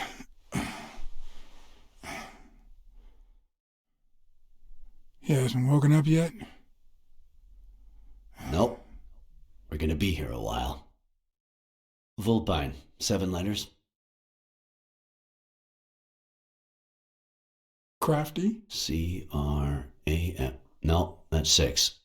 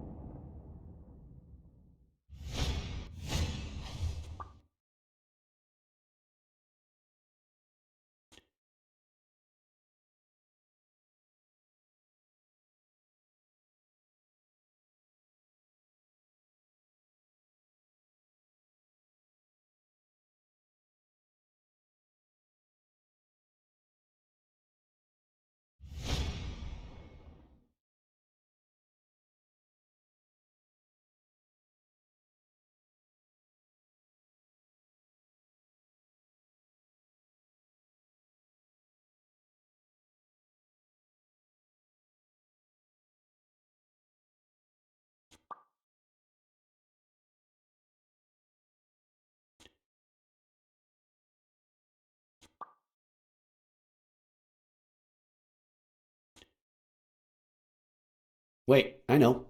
Vulpine, 7 letters. Cunning. What are you looking for?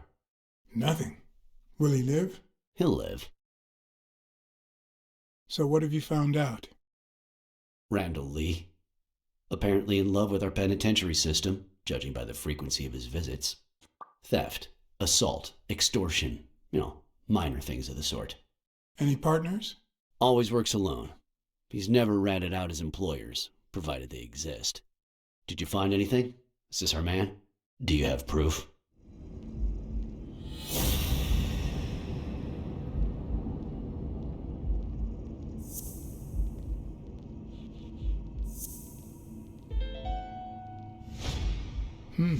Looks like we know who tore his pants following Clarice Freeman up to the rooftop.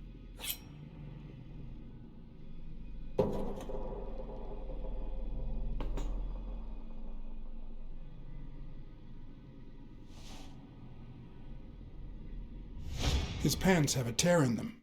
I found a piece of that same fabric at the gym, on the stairs that lead to the rooftop where we found the second body. Makes sense, but how many pairs of ripped pants are walking around New York City? I don't call that evidence.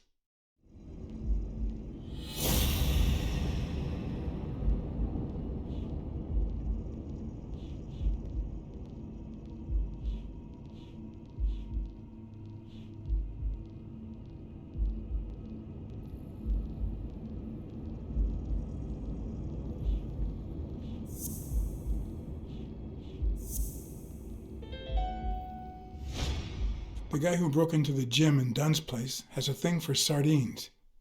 Did you smell his breath? Right, because there's only one sardine fanatic on this side of the Hudson. I need something more.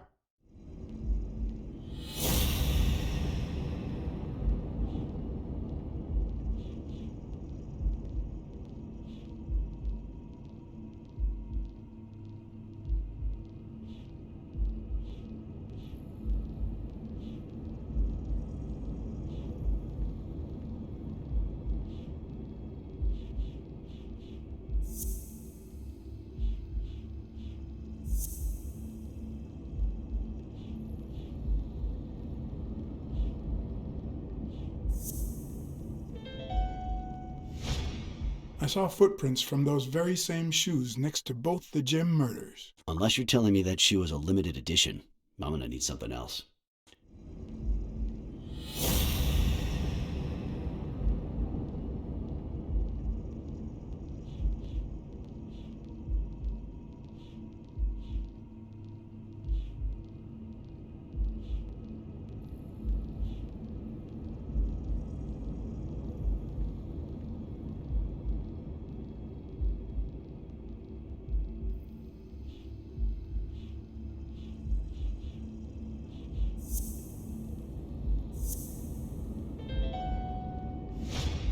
One of the thugs that attacked me the other night had a snout just like his. I'm sorry, but you can't incriminate someone based solely on species. What else you got? What more do you need? I've given you 4 pieces of evidence. None of which are conclusive. He tried to throw me off the rooftop. Yeah, you're right. I'm sorry. He's our man. No, he's not our man. Make up your mind. He's just a puppet. Someone is pulling his strings. Could it be Yale?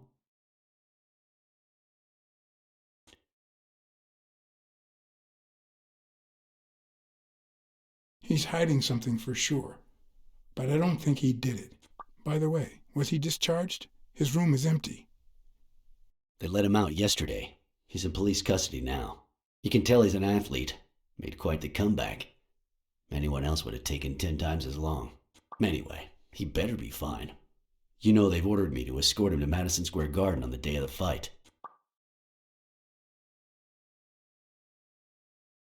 That's the first I hear of it. Quick, what do you want? Good cop or bad cop? I'm the good guy.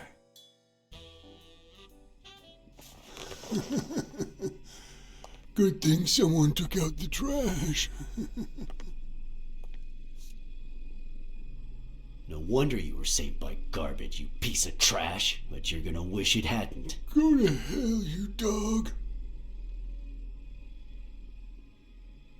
Don't pay any attention to flat feet, Mr. Lee. Yeah, you're in a tight spot, but there's always a way out. We have proof that you killed Joe Dunn and Clarice Freeman. I'll call your bluff. You ain't got nothing. Are you acquainted with our usual witness program? For a modest sum, they'll say they saw your sorry snout when and where we tell them to. Cut the crap, Smirnoff. You know we've got conclusive evidence. However, we can offer you a deal if you tell us who hired you. What can you offer me?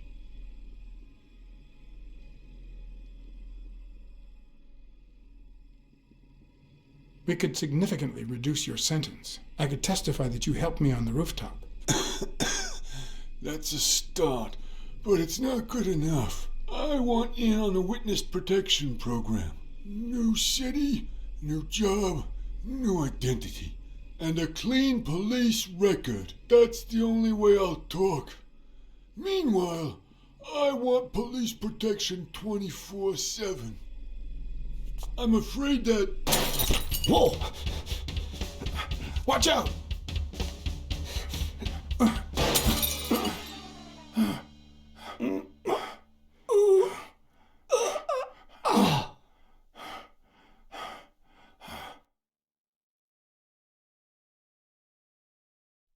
I'm afraid that... Whoa! Watch out!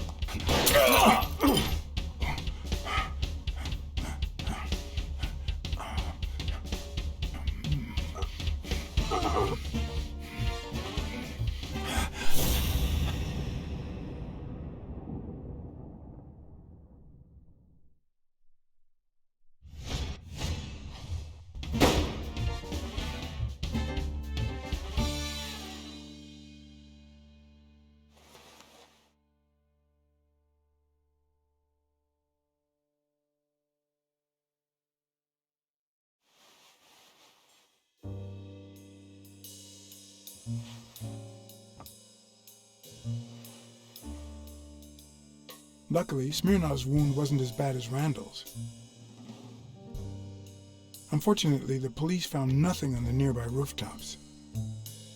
Our best shot at finding the killer was gone, so I went back to my previous lead.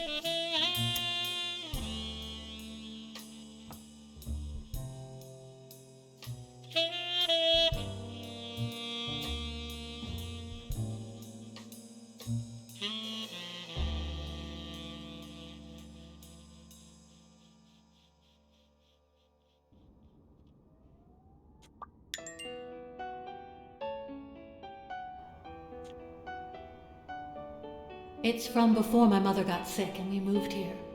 I loved reading stories about pirates, so my father drew a treasure map for me. I searched the whole house, one clue at a time. It led me to this enormous tree in the yard where Daddy had put up a tire swing.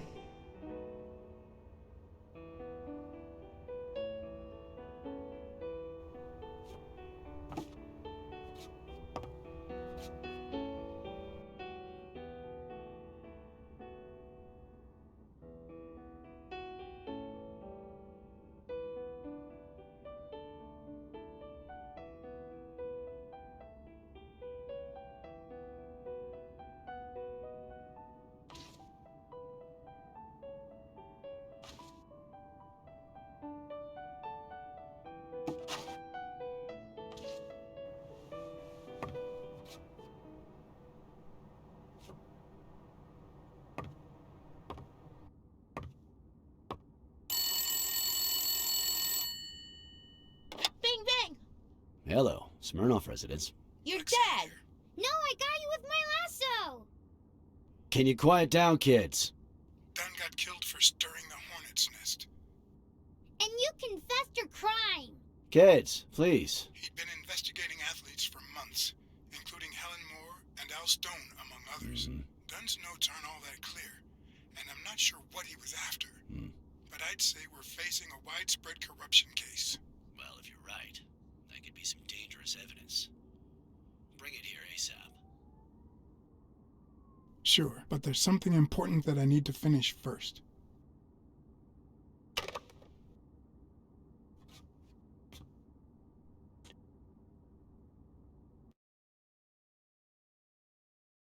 I wanted to follow a certain lead on my own before Smirnov had the chance to see anything.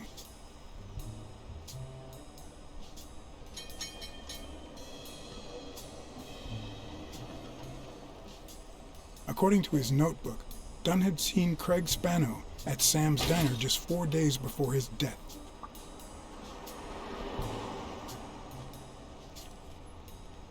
Get out of here, pussy!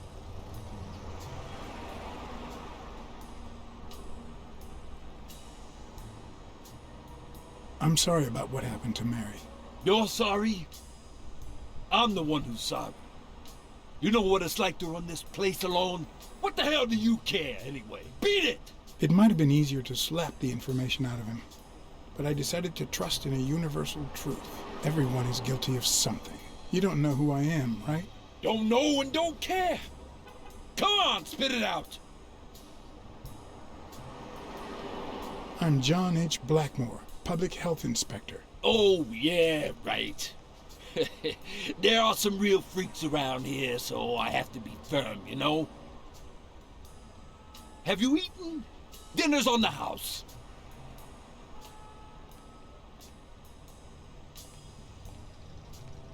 After you answer my questions. Sure, go ahead.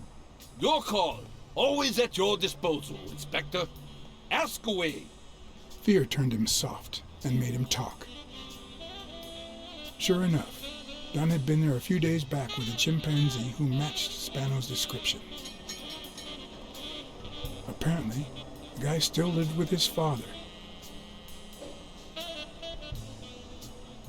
Dunn said he couldn't stay there a day more. For the time being, he would move into his place. Wait a minute. What does Public Health Services have to do with that chimp?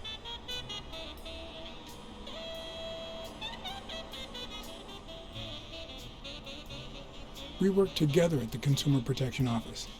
He came in pretending to be a client, and you insulted him. Me? Whoa, I barely even talked to him. Which is even worse.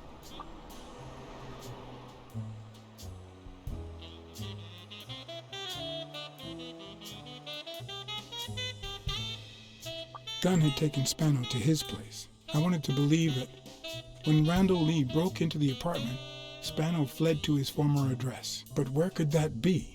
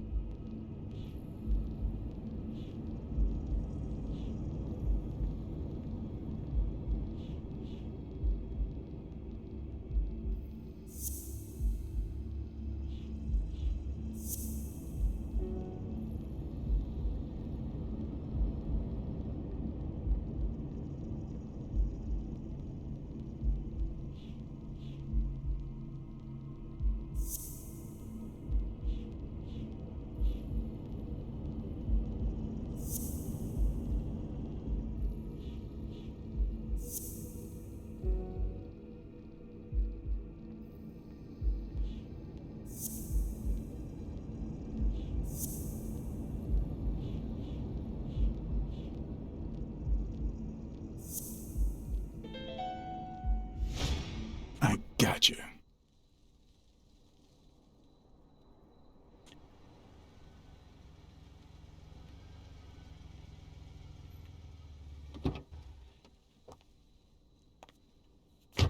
If the living have rich and poor neighborhoods, so do the dead.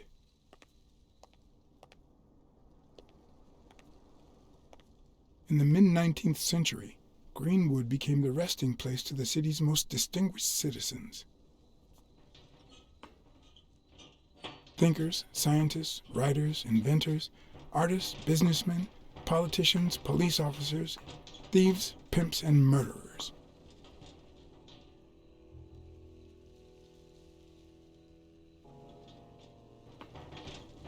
Here lie the bodies of the soulless minds that raised New York from the ground up. Now you know where to go to become somebody in the Big Apple.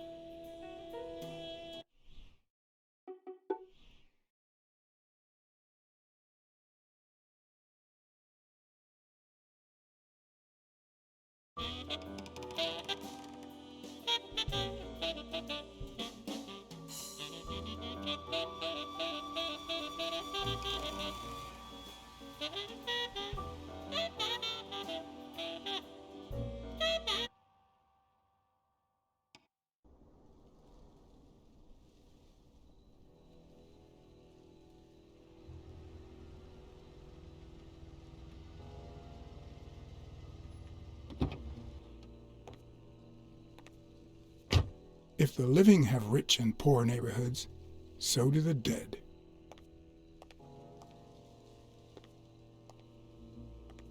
In the mid-19th century, Greenwood became the resting place to the city's most distinguished citizens.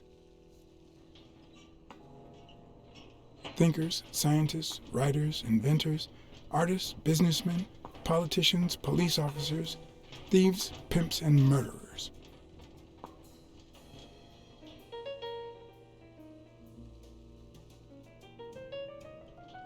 Here lie the bodies of the soulless minds that raised New York from the ground up.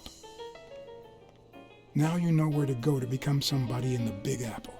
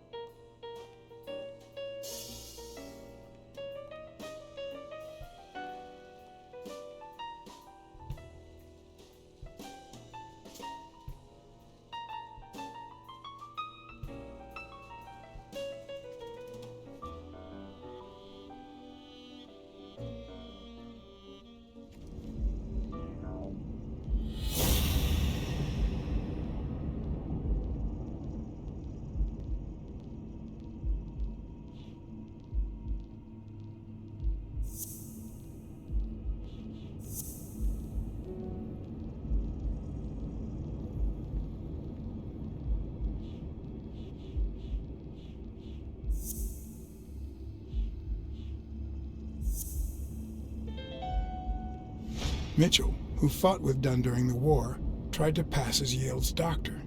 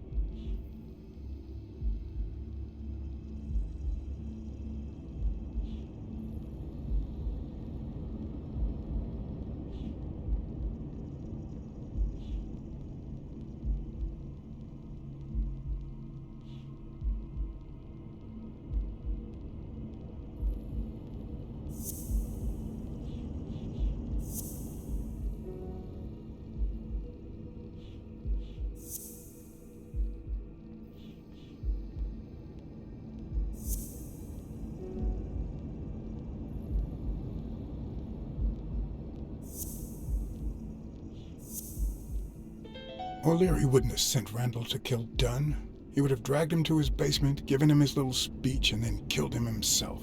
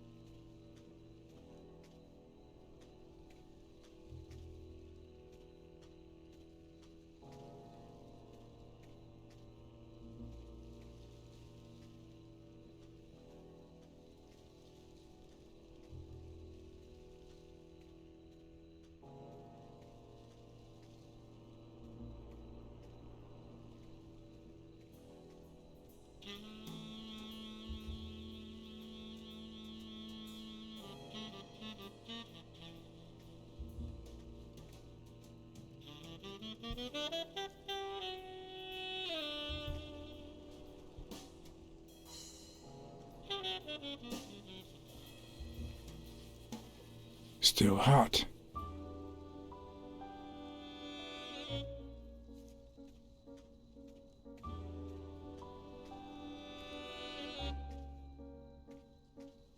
I've never trusted angels. When they fall,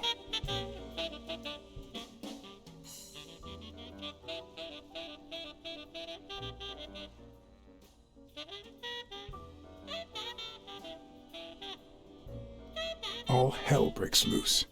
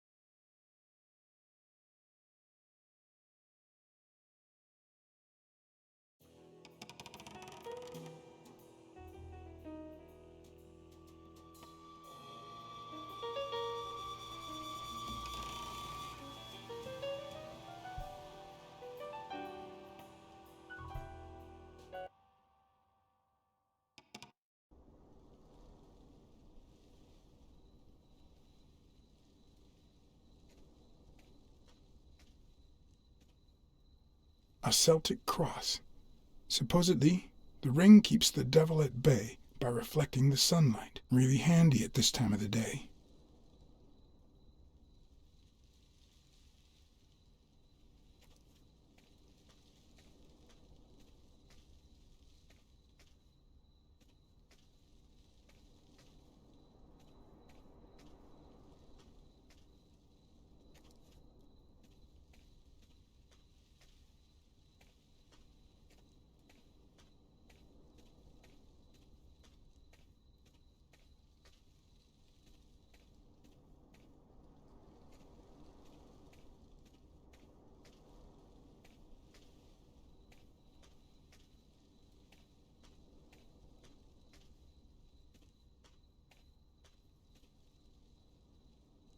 The 4 bases guarding their father.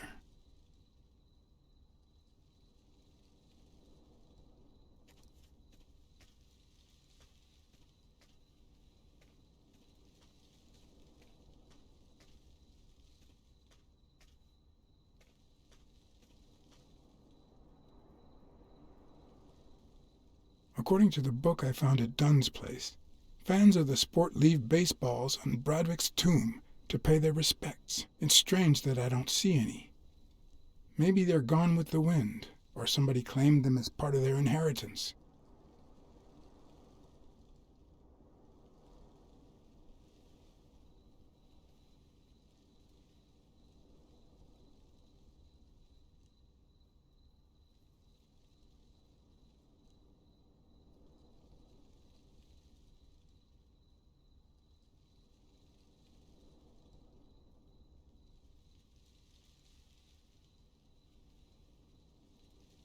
It'd be even better with a skull between the bats.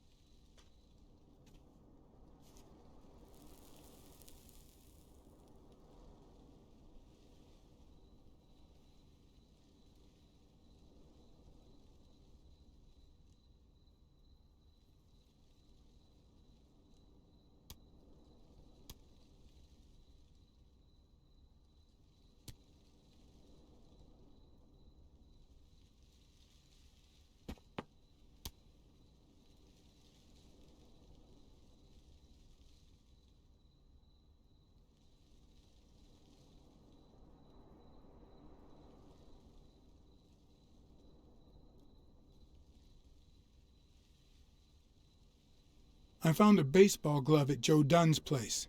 A glove signed by a great star. I couldn't believe my luck.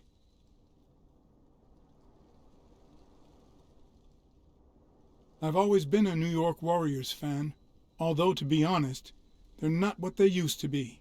Yep, they just haven't been the same without Craig Spano.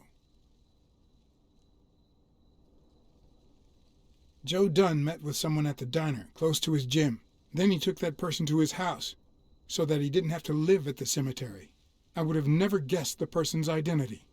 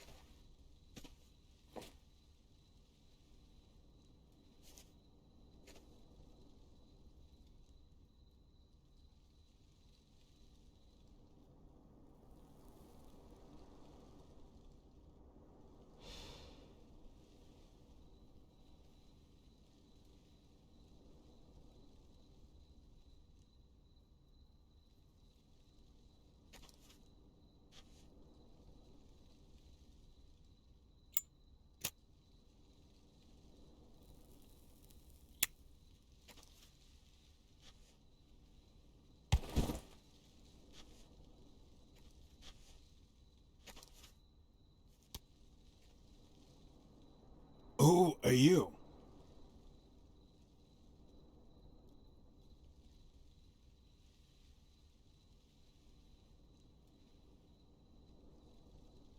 I'm John Blacksad, private investigator. How's Joe? One question at a time.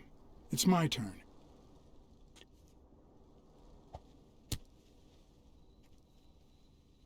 Your turn.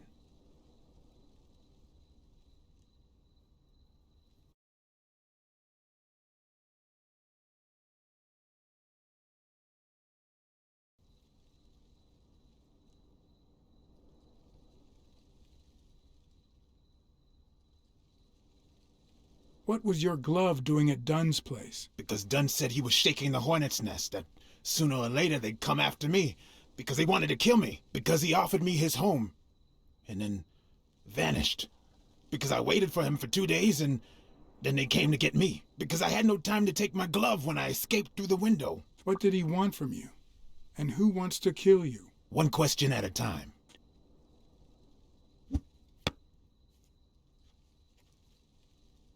How's Joe? What would happen if I told him the truth? Would he lose it? Could I take that chance?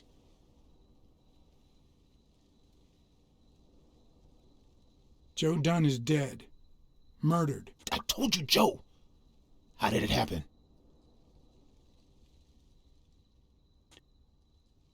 A hitman. But he's dead now. Although whoever hired him still hasn't been punished. My turn.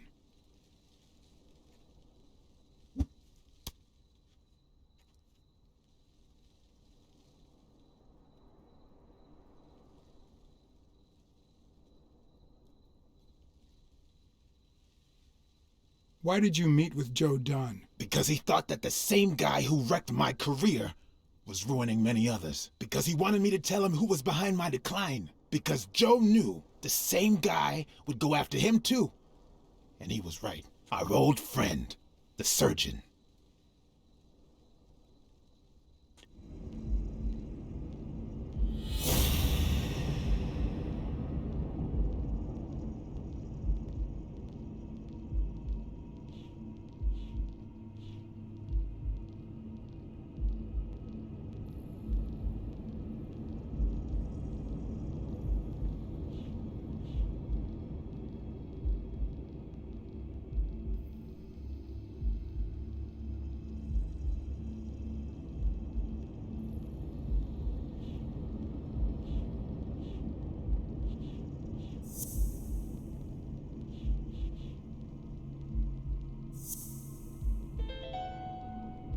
Is Mitchell the surgeon? Is he the person behind all of this? That surgeon you mentioned, is he... My turn.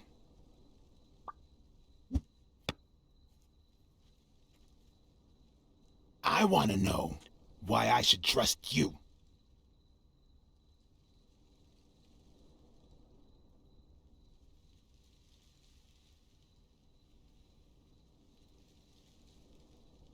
Do it for Joe Dunn, our common friend. It's my turn. That surgeon that you mentioned, is he in this photo I got here? Ow! Hey!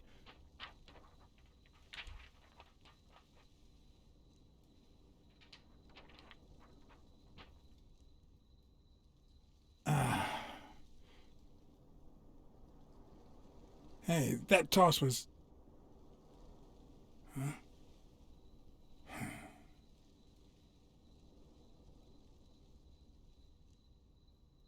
Both my ear and my self-esteem would hurt for days. But at least I had a new lead to follow, the surgeon. The bastard had avoided my scrutiny by passing as a hospital doctor, but now all of my senses were on guard. No matter how good the disguise or how well he hid, I would find him.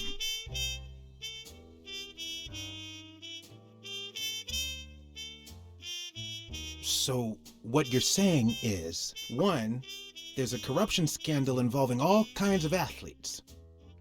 2, our puppet master is a surgeon named Mitchell, a man who happened to fight in the war with Dunn, right?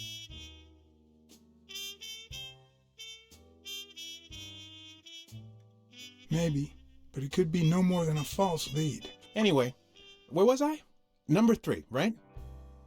3, since Dunn was on his trail, Mitchell, or whomever, hired an anteater to get rid of him. Then, since you were also shaking the wasp's nest, he went after you. But the anteater made a mistake, and Mitchell, or whomever, killed him to cover his own tracks. And, wait, 4, the key to all this lies with a common friend of Dunn's and Mitchell's, Craig Spenow. Do you really trust him?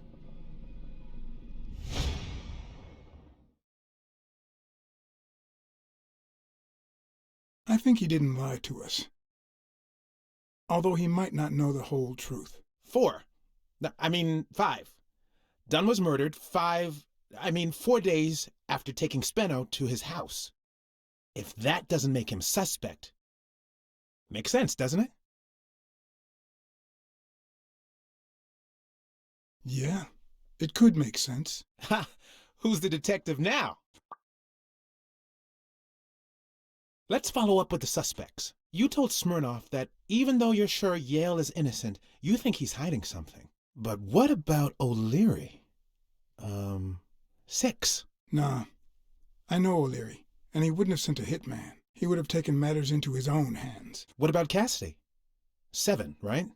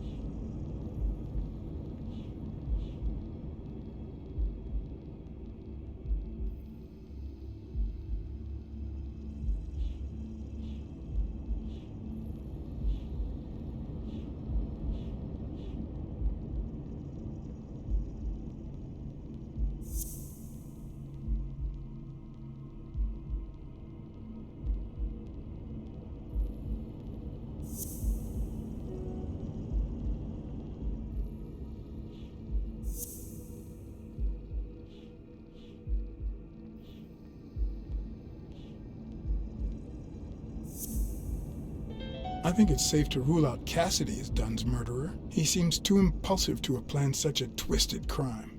Whoever planned the whole thing knew the suicide theory would fall through, so he manipulated the clues to incriminate Yale. Cassidy is too impulsive to pull off such an intricate plan. So, even if you have your doubts, Mitchell is the one pulling the strings.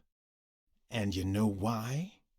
Because in novels, the murderer is always someone the detective knows from the beginning. Well, that could be the case in British novels. You know, where everyone in the mansion where the murder took place is a suspect. But this might just be an American whodunit, where the detective doesn't even meet the culprit until the last scene. You mean we still don't know who's pulling the strings? I didn't say that. How did it go with Helen Moore? I didn't get anything. even though it started out really well. I asked to interview her along with her boyfriend, Al Stone. Since I'm a big shot, they were happy to oblige. Perfect. Now, time for the interview. I'll go back and forth so you don't get bored. So, who goes first? Here's one for both of you.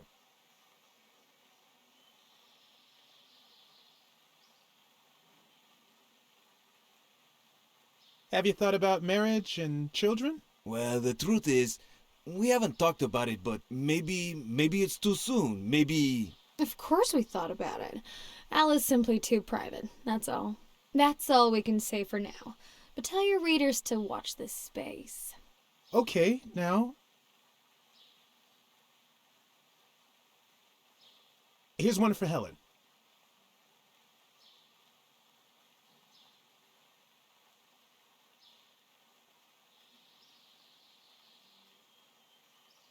Dating a boxer can be dangerous. Aren't you afraid that those blows to the head will take a toll on his intellectual capacity? Honey, take a look at my man and then look at yourself. You really think I'm with him because of his intellectual capacity? Helen! Write this down. Nothing will change my man. His smarts, manliness, and integrity are all boxing proof. Moving on.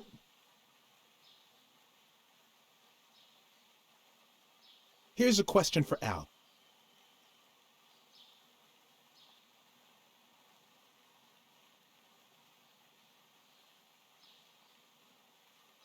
In just 12 days, the contender will try to steal your belt. Any thoughts on your fight against Yale? Yeah, sure. My Al is going to kick that thug's behind. Isn't that so, honey? Yeah, well, we'll see. No such thing as a weak rival. Nonsense. You are and will be world champion. Next question. Now what? Okay, Helen. What can you say about the rumors that claim you were in a relationship with Desmond O'Leary? Oh, honey. It would be such a shame to mention that shady character in your article, wouldn't it? Well, why? I'm sure your newspaper would hate to fire someone as talented as you. Oh, okay. Okay, one more question, and... Al, honey, can you answer it? I've got to go say hi to a fan. I'll be right back, Mr. Pulitzer. Wait. You mean she stopped smiling when that fan showed up? Yeah. Could you describe him for me? I'll be able to show you something as soon as I'm done developing these pictures. And actually, I thought it was odd too. So while I continued to interview Stone, I managed to take some pictures of Moore and whoever her mysterious fan was.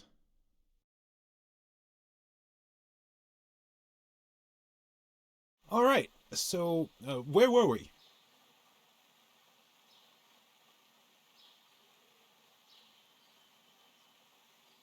Your manager is Frank Cassidy, president of the Boxing Managers Association of New York. According to him, only boxers working with member managers should be allowed to compete. What do you think about that?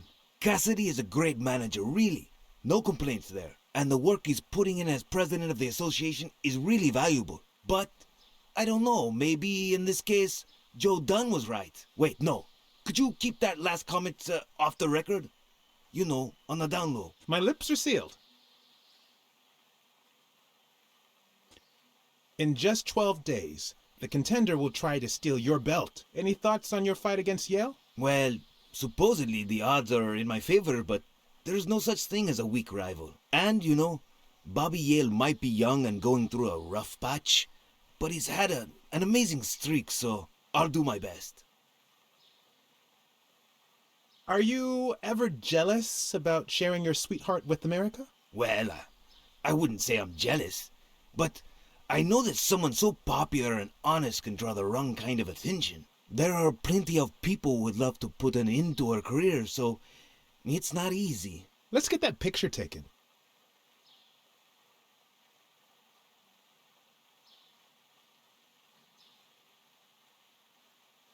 Turn around and show me those biceps from behind. Like that? That's it.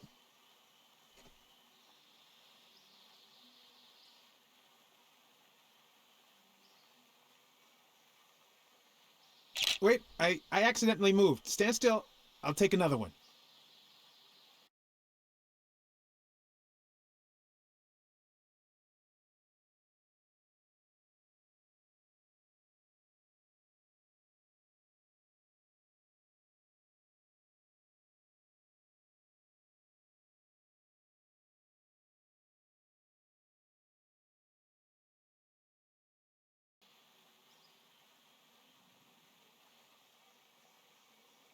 All right, so where were we?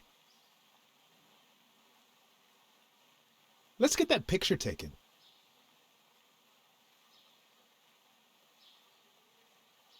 Okay, now raise your head and your arms up like you were celebrating a victory. Like these? Exactly.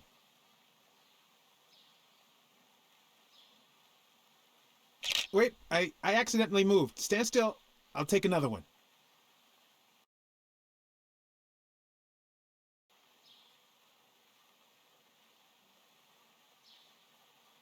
All right, so where were we? Let's get that picture taken. Let's see what you think about this. Close your eyes and rest your chin on your fist. The boxing thinker. Like these? Exactly.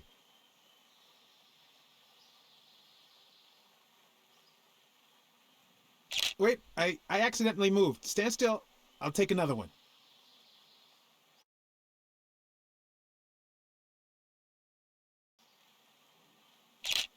What's with me today? Don't move, please.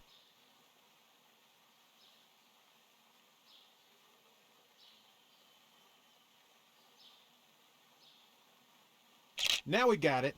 Should we keep at it?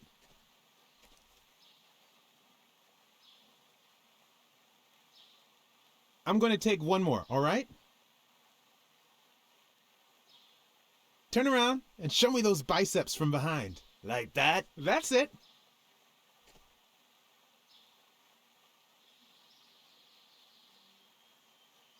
What's up with me? Stand still. I'll take it again. I can't seem to get it right. Don't move. It's about time. Finally, we're all set. Wait. So, are you telling me the photos are developed? Or is that what you said to Stone? Both. Just look.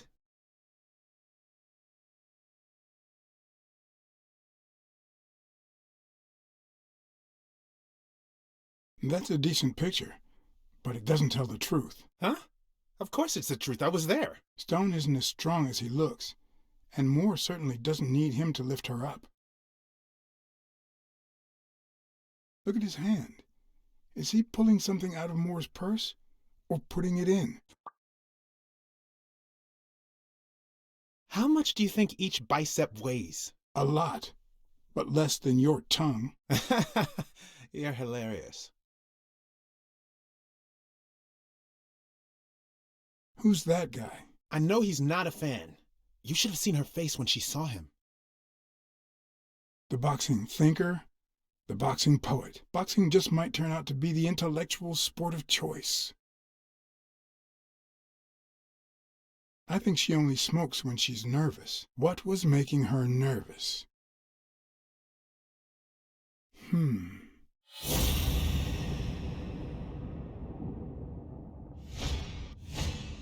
I've seen that matchbox before.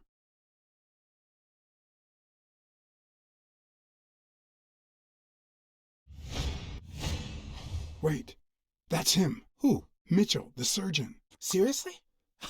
We got him. Not yet. Right. We still have to find him. Hey, pal. Did you hear what I just said? We need to keep looking at all those pictures. We need a clue that'll take us to Mitchell. Hey, see? There. Just like I was saying.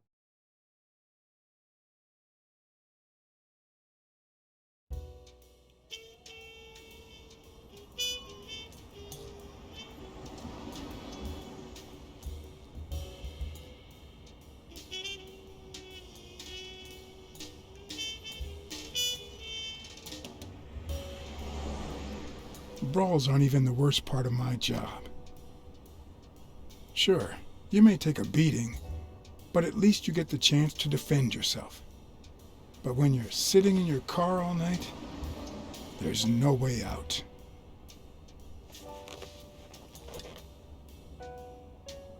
Your legs cramp up, your back and neck feel stiff. Your entire body aches to be somewhere else. It's boring and repetitive.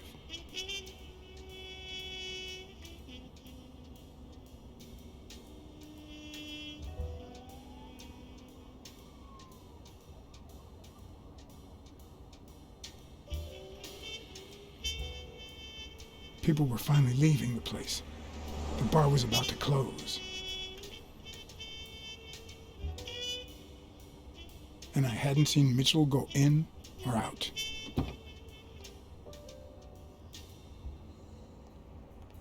I had no choice.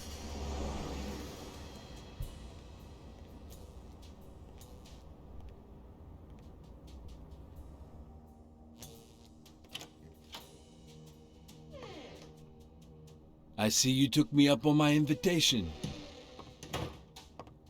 And you're smart. You knew not to come until my anti-fur regulars had all cleared out. I can't say no to good advice. Or good bourbon.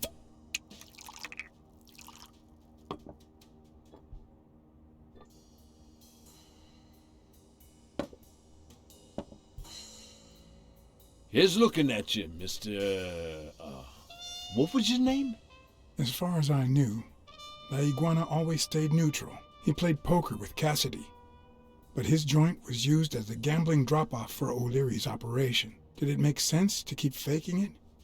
Or was it too dangerous not to? Blackmore.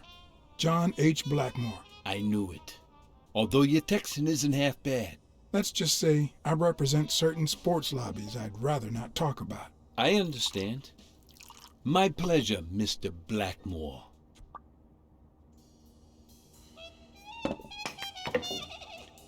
You're natural. You're even better at pool than poker.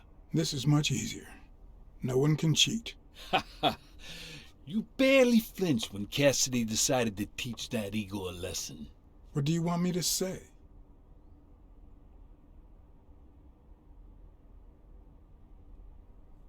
Between you and me, it's not the first time I find myself in this situation.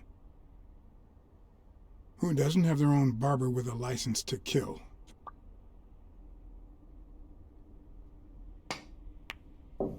Damn it. Well, nobody's perfect. Tell me, what do you really want with Cassidy? I just don't understand your motives.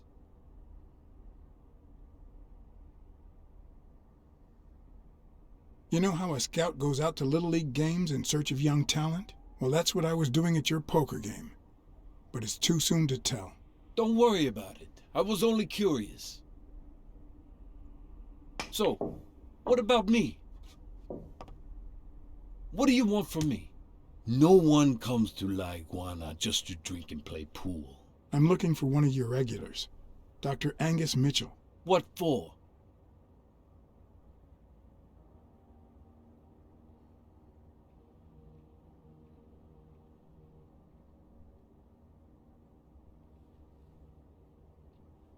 I know he's got his own sport business, and I think a partnership could benefit us both.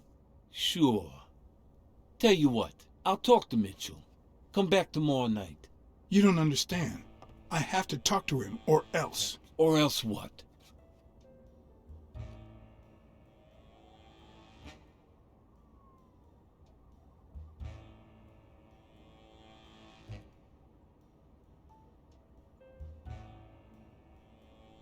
You'd be losing your chance to make a pretty penny.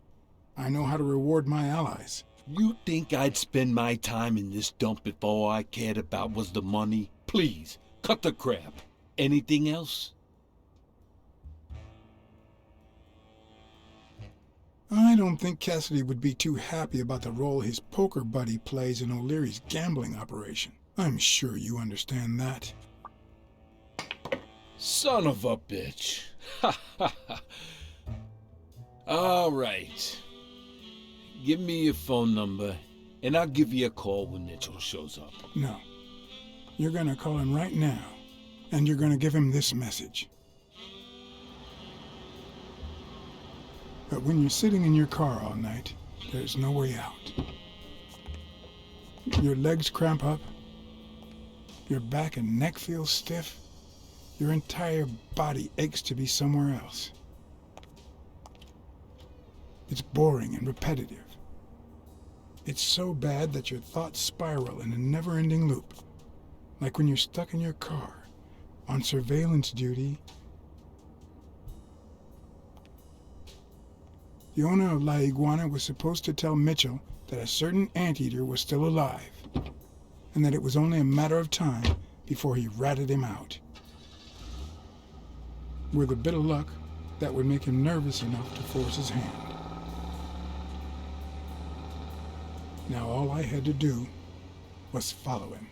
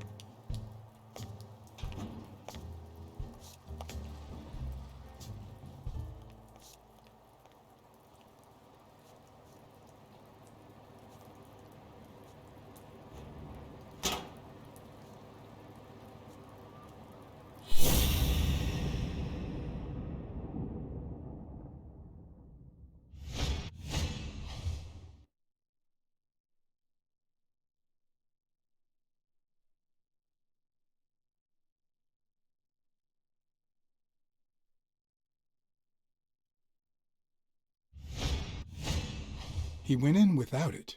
I wonder what's in it.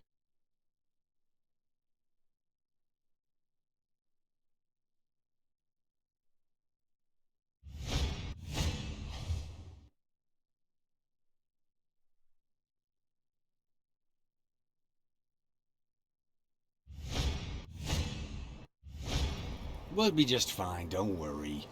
Gil, stand guard right here. If the cat shows up, you know what to do. I'll be back in an hour.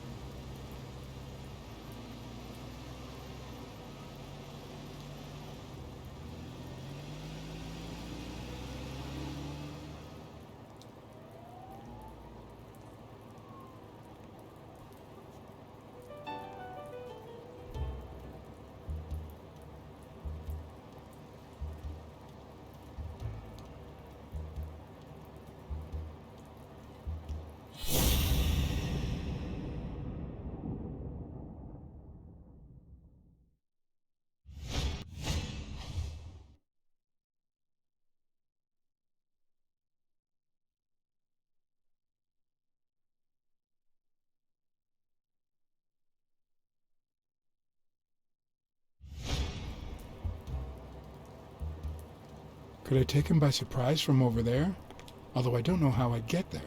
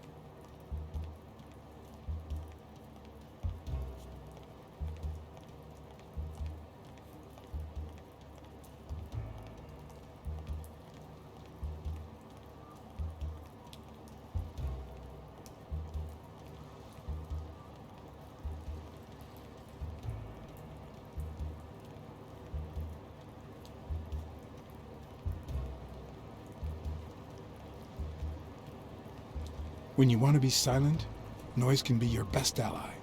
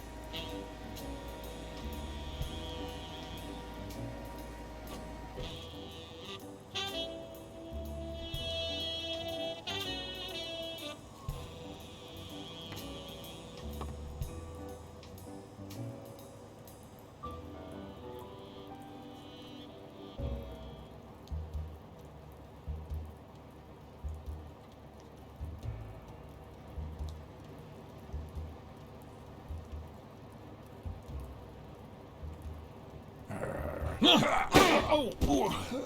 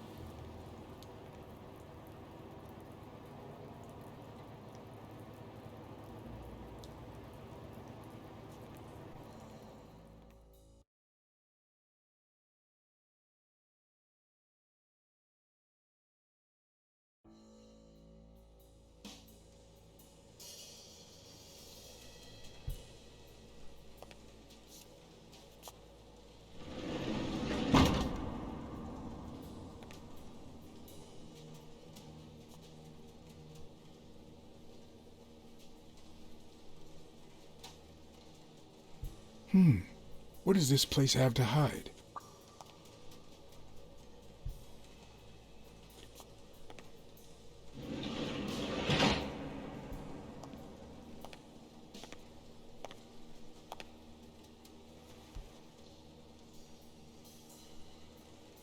Don't you even think of screaming. I might not even talk.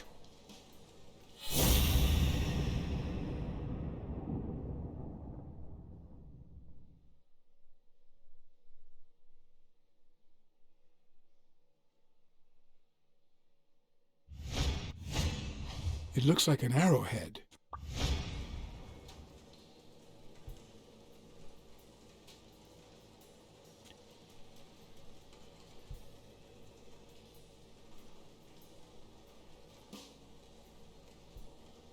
Answer my questions, and I'll protect you from Mitchell. What?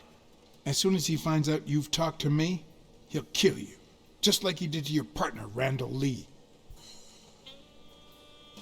I don't know what the hell you're talking about.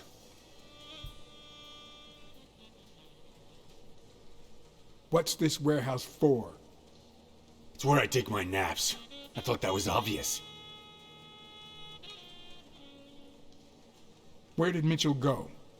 Mitchell? What Mitchell?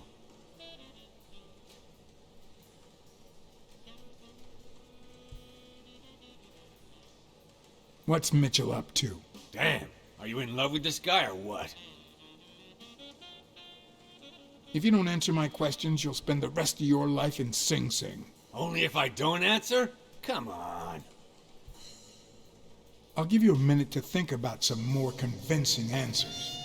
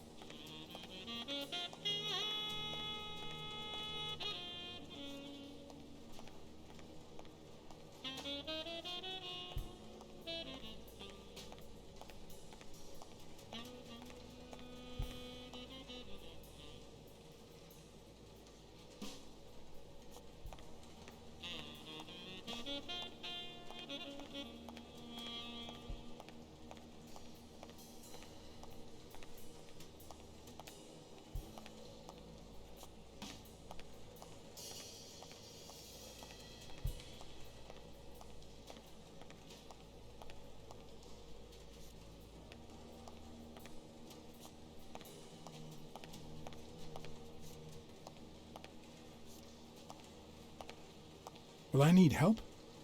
Who would I call?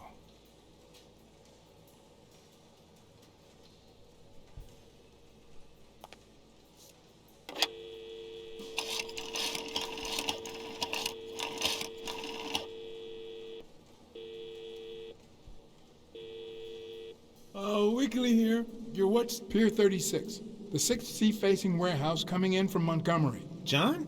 Is that you? Meet me in an hour. What's going on? Bring your camera. I just gave you the scoop of your life.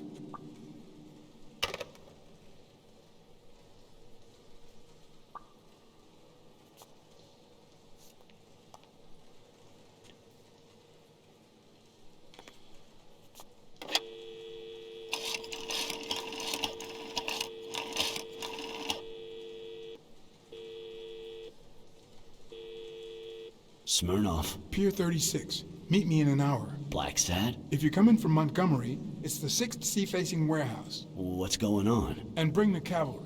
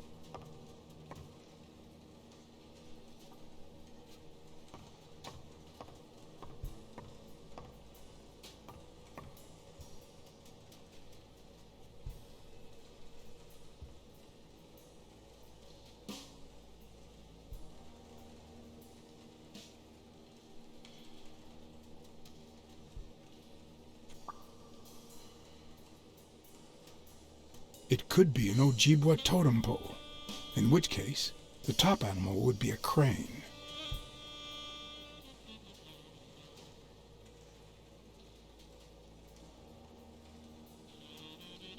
A dream catcher. It's supposed to protect children during the night, trapping all evil in its spider web. If I'm not mistaken, these are incense sticks, used in cleansing rituals.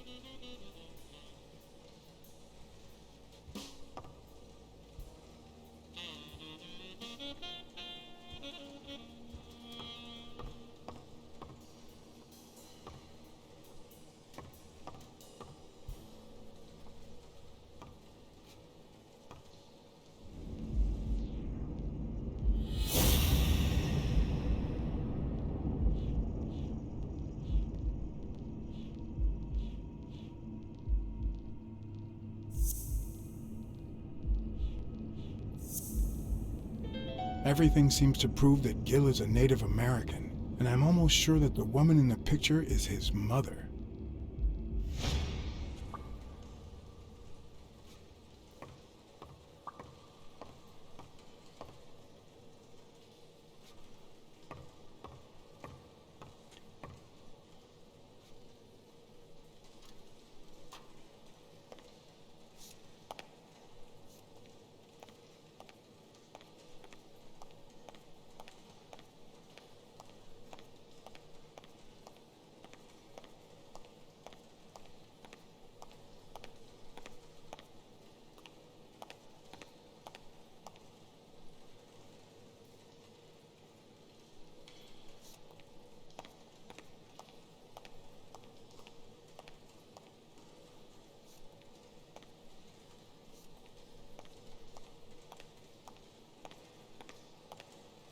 According to this, the warehouse belonged to a Canadian import company.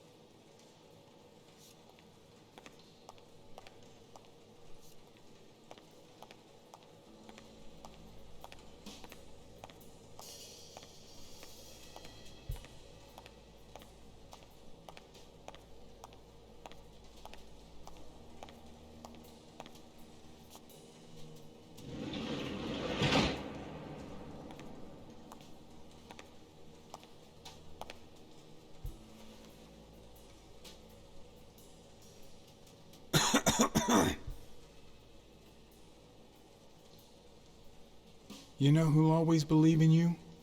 Your mother. My mother never lost her faith in me. And I gave her plenty of reasons when I was a kid.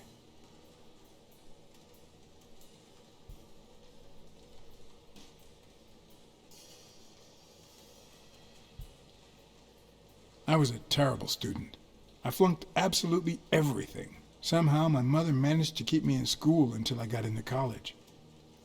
But I never gave her reasons to believe in me then either.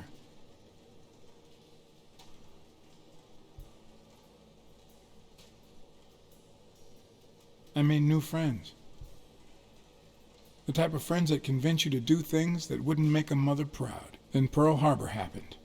I got drafted and sent to Europe.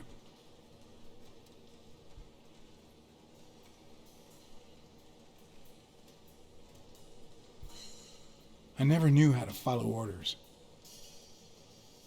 They sent me back home with a dishonorable discharge.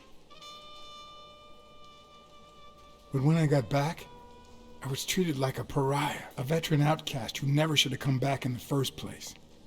And yet, my mother never ceased to...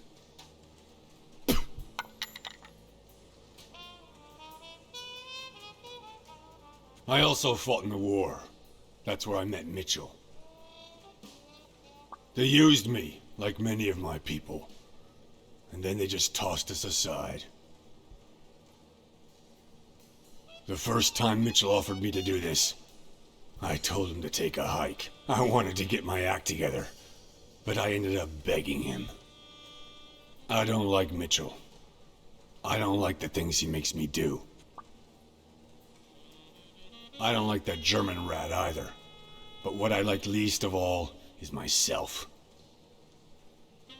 I don't like what I did during the war, and I don't like what I'm doing now.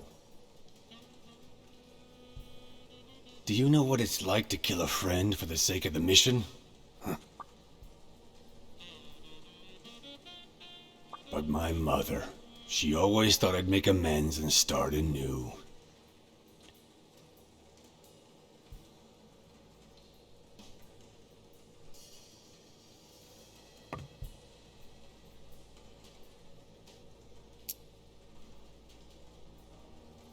Maybe it's time I did just that. It's number 3.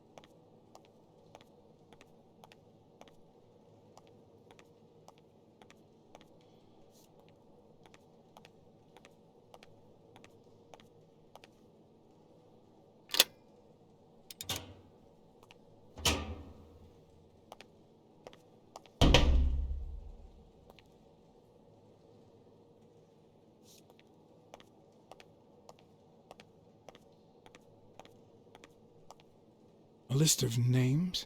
Somehow related to chemical agents?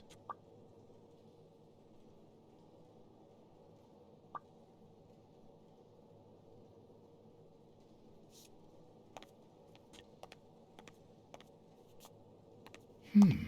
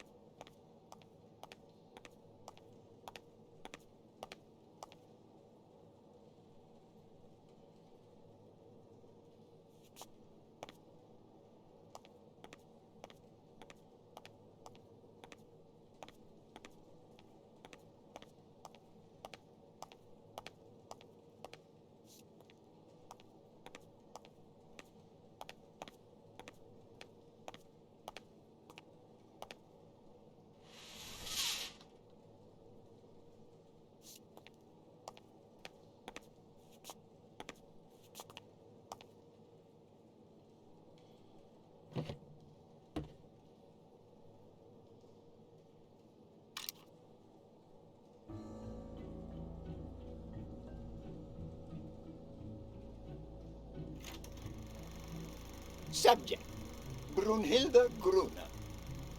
Treatment, day 1514.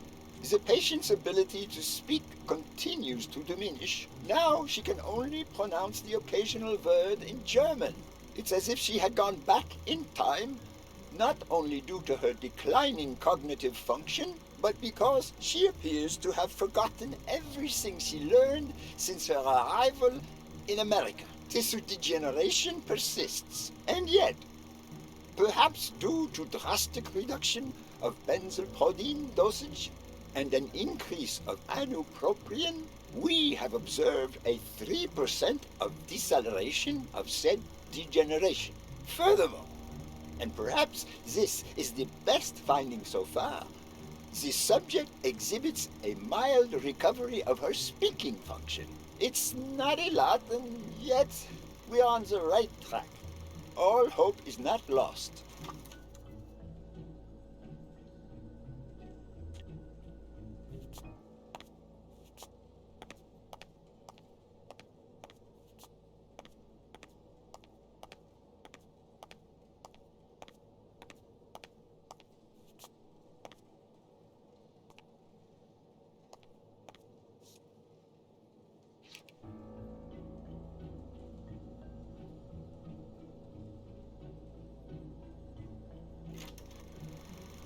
Subject, Craig Spano.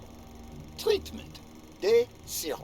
The subject is a veteran baseball player who has lost speed, strength, and agility due to the regular aging process. The patient refers intense pain on the right scapula, most likely caused by an old injury. Unfortunately, due to the injury's nature, surgery is not advised. The goals of our medical approach are twofold: to relieve pain caused by the prior injury so that the subject can play without symptoms, and to help the patient regain the physical condition lost in the aging process, thus allowing him to perform at elite levels. To that effect, he will receive daily administration of strong opioids along with treatment.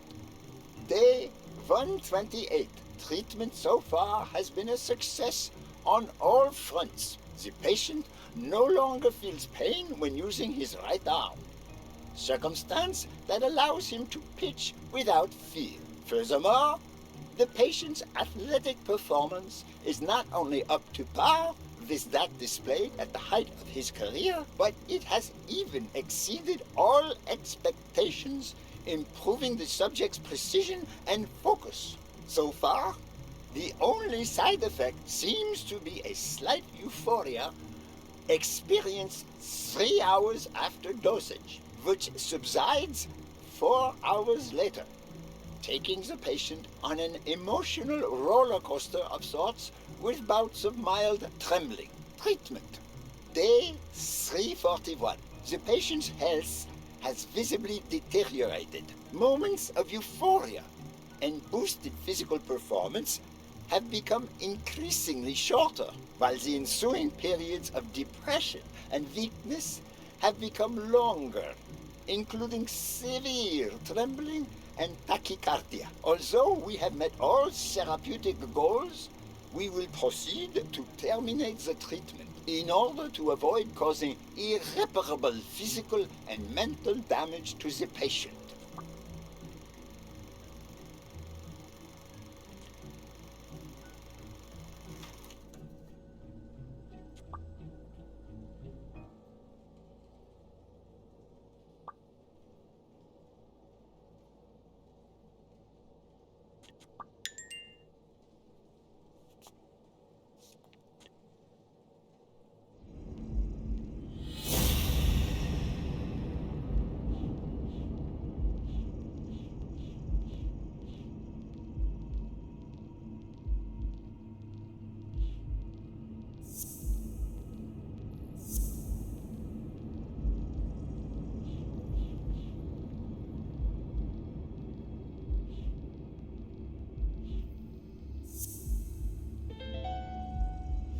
Mitchell is cashing in by selling drugs to enhance athletes' performances.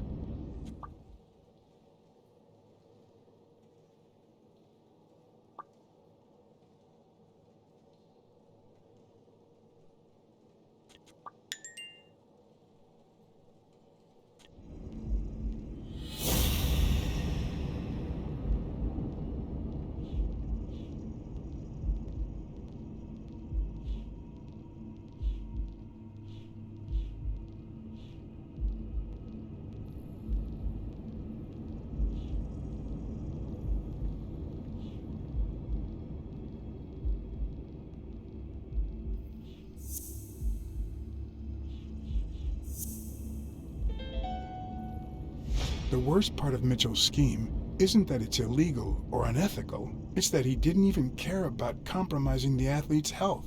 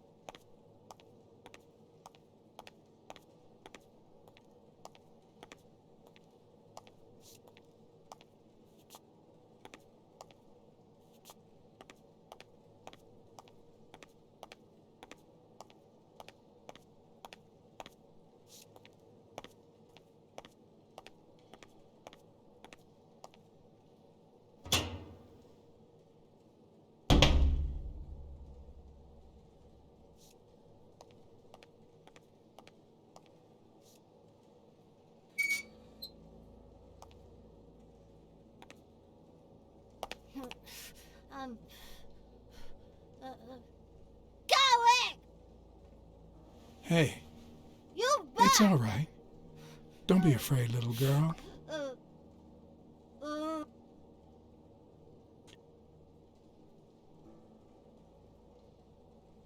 I'm a friend, okay? Vita, no hurt!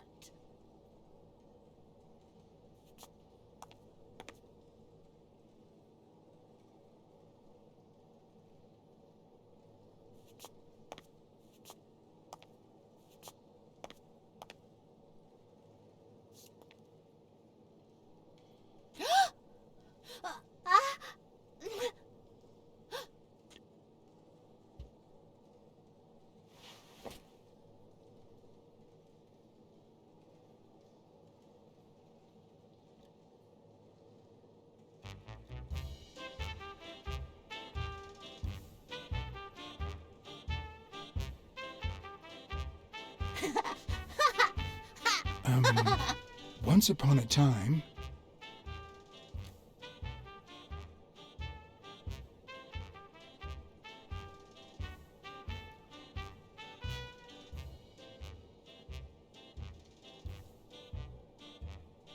Once upon a time, there was a good girl called... Brunhilda! Hi, my name is Brunhilda, and I'm very happy, said Brunhilda. And then Brunhilda, who had a beautiful name... Really beautiful. A really beautiful name, ran into someone very special. Oh, who was it?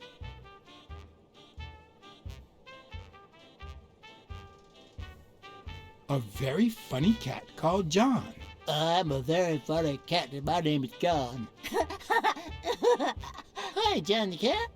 I really like funny cats. Hi, Brunhilda. Since you're so nice, I'm gonna help you.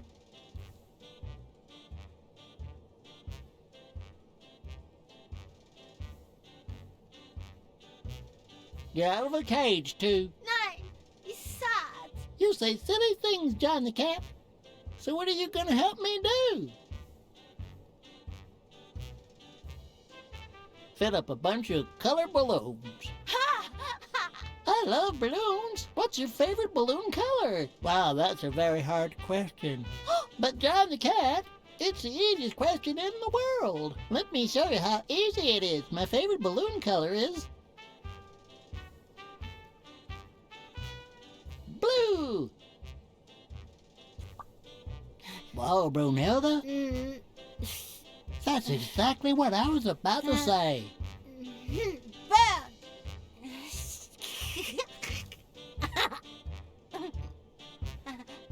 Bernd, John, Brunhilda, Freund.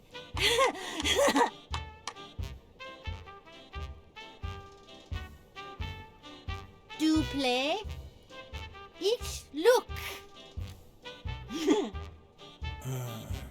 Okay. Hi, Bird. Why are you wearing that mask? Weil, gas. Well, maybe we should get out of here. What do you think, Bern? And what about you, Brunhilde? Don't you think that?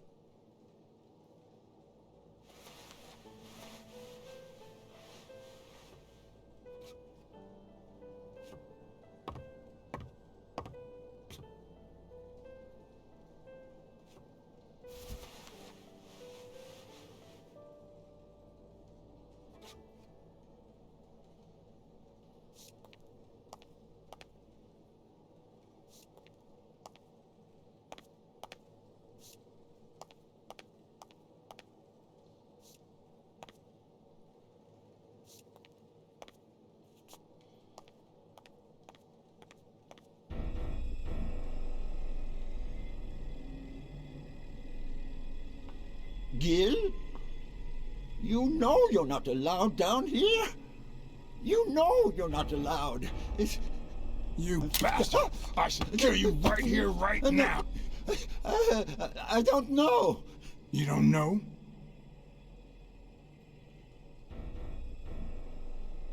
I know you're testing drugs on that girl. Brunhilde? No, she's my daughter. She was born with a degenerative disease, a rare condition similar to the Angelman syndrome. There are only 4 known cases like hers, and none of the patients reach the age of 5. But I couldn't give up. I continued to research and found something. It didn't make her better, but anyway, that same treatment used on healthy subjects seems to improve their stamina and their reflexes. It also seems to improve their pain threshold. Somehow, the Reich heard about my experiments and tried to recruit me to create super soldiers. Yes, that Reich. We're talking late 30s, Berlin.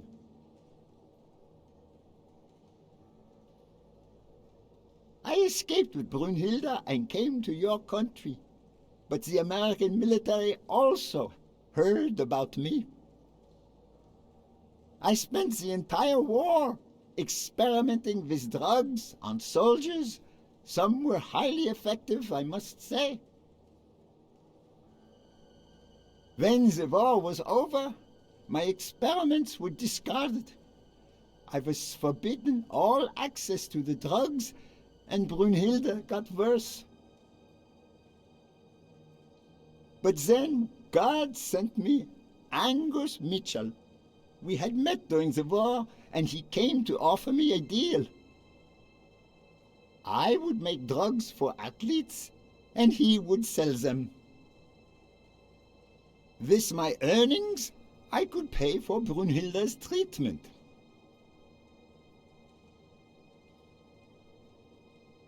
What else do you want me to say?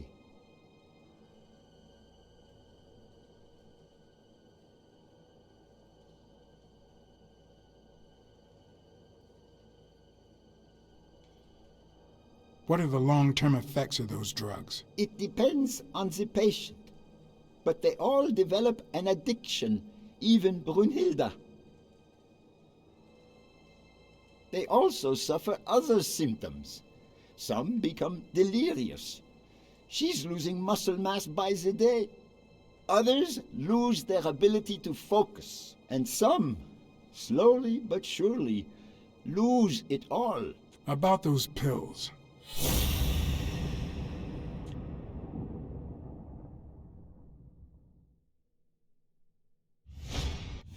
What is he looking at?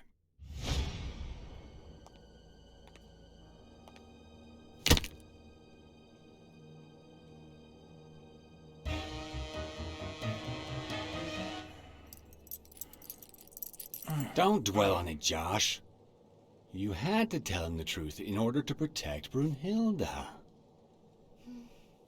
I would have done the same thing. Finish packing up your things and stop torturing yourself, okay? Thanks, Angus. I won't be long. Oh, honey. You like living here? Yeah, me too. But we have to go somewhere else, and it's all that bad cat's fault. Yes, sweetie. We're going to a new home now. A prettier one. And you'll be happier there.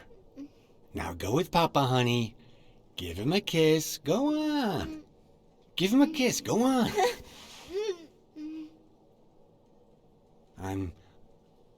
I'm sorry about this, Josh, but we gave it our best, didn't we? Huh? What?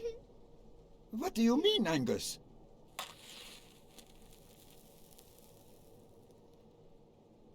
I wish it hadn't come to this.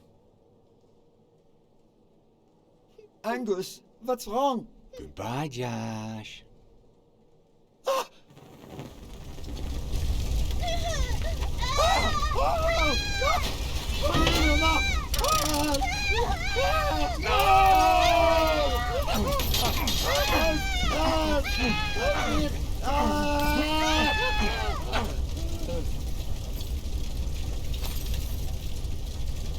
I hope you're happy, you son of a bitch. They were good people. They didn't deserve this.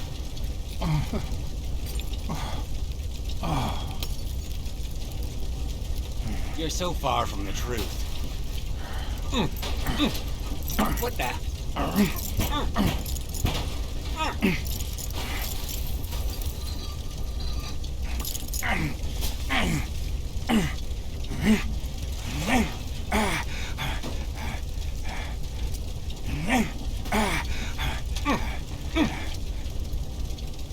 The mask would buy me a bit of extra time.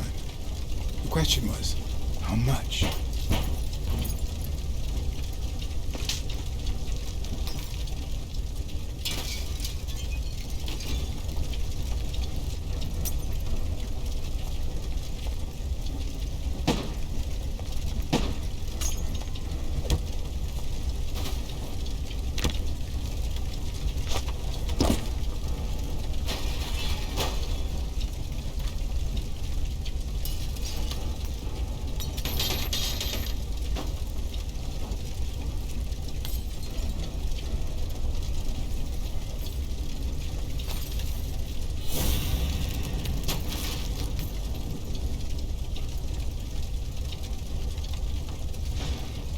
Spano? Spano just ran out that way.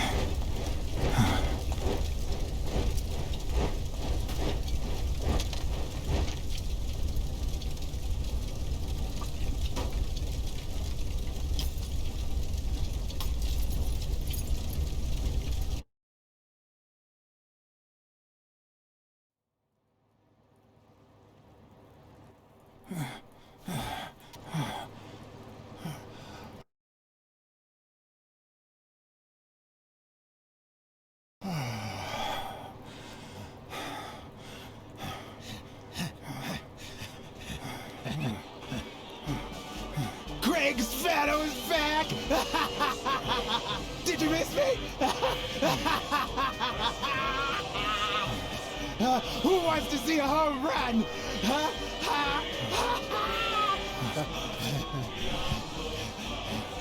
Now you're gonna see. Bring it on! Let's go!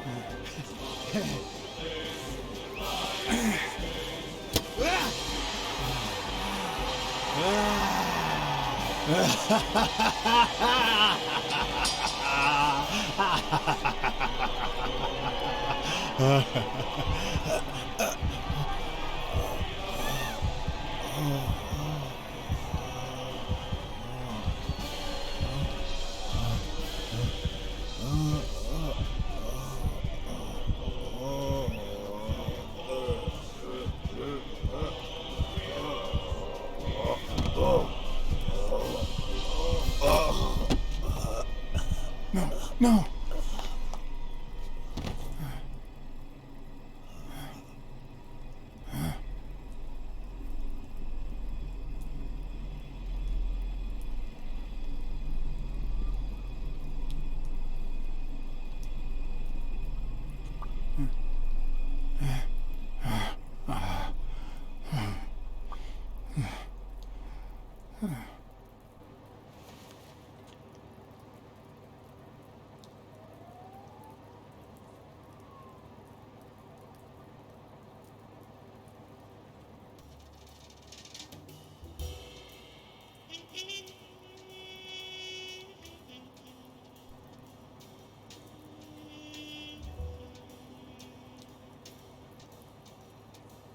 Don't torture yourself. You did everything you could.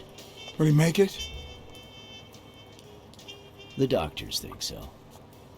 They found him unconscious by the basement door. What?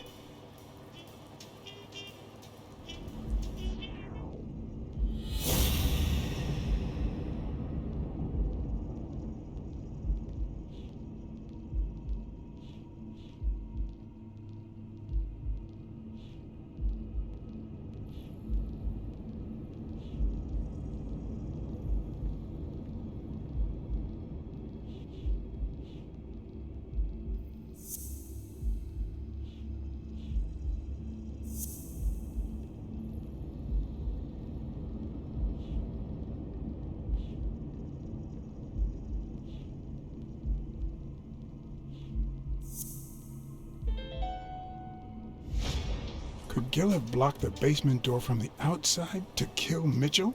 You think? That's a serious accusation. Are you sure, or is this just a theory of yours? It's just a theory. Let's hope we get the truth out of him. Huh. You think Gil was involved in the previous murders?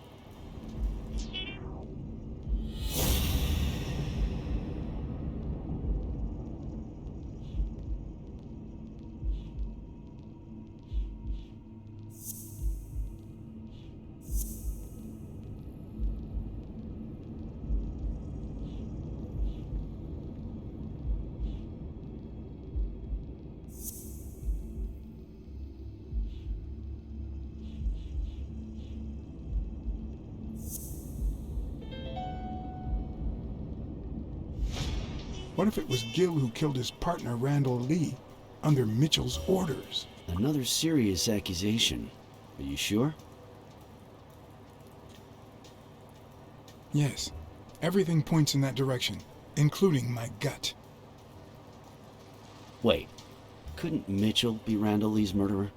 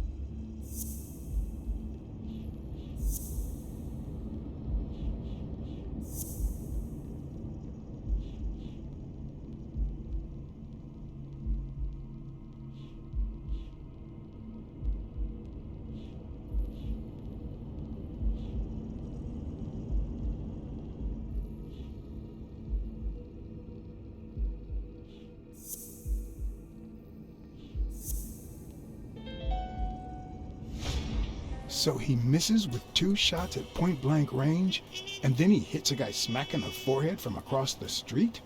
No. Mitchell is not the sniper who wiped out Randall Lee. Yeah, I guess you're right, but we still don't know what caused Craig Spano's death.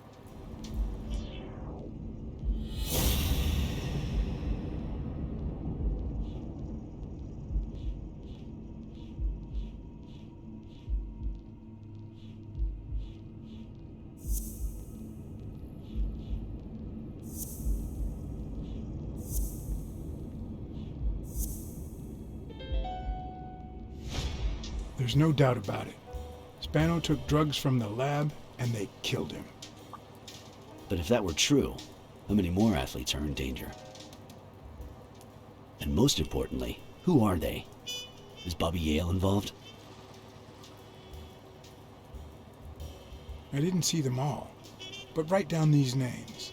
Peter Lowe, Xavier Chains, Helen Moore, Bill Goldman, Miles Benton, Alexander Wood, Jacob Ziegler, and yes, Bobby Yale.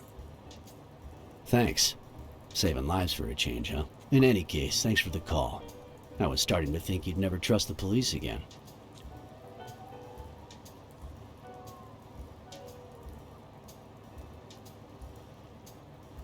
I don't trust the cops. I trust you. Smile, Johnny boy. Thanks for the tip. This is gonna win me the Pulitzer. Get that guy out of here. All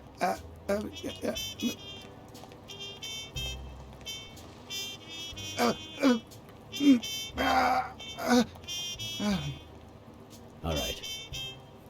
Let's get this over with. When the war ended, Mitchell convinced Grun to use his super soldier drugs on elite athletes. Somehow, Dunn found out about Mitchell's scheme. So when Mitchell heard that Dunn was onto him, he ordered Randall Lee to kill him and frame Yale for the murder.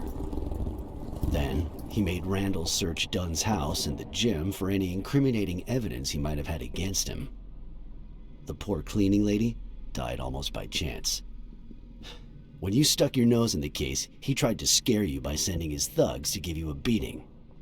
And when that didn't work, he asked Randall Lee to finish you off on the gym rooftop.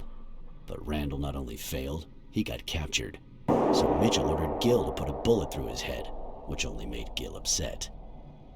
You kept getting closer and closer to the point of discovering his headquarters. When Mitchell realized he was cornered, he burned his bridges by setting the lab on fire, along with Dr. Grun and his daughter. Gil saw the opportunity to get back at Mitchell, so he blocked the only exit so that he would also die in the fire. Did I leave any loose ends? Just a few. But don't worry about it. I'll take care of them now. So I guess thanks for everything.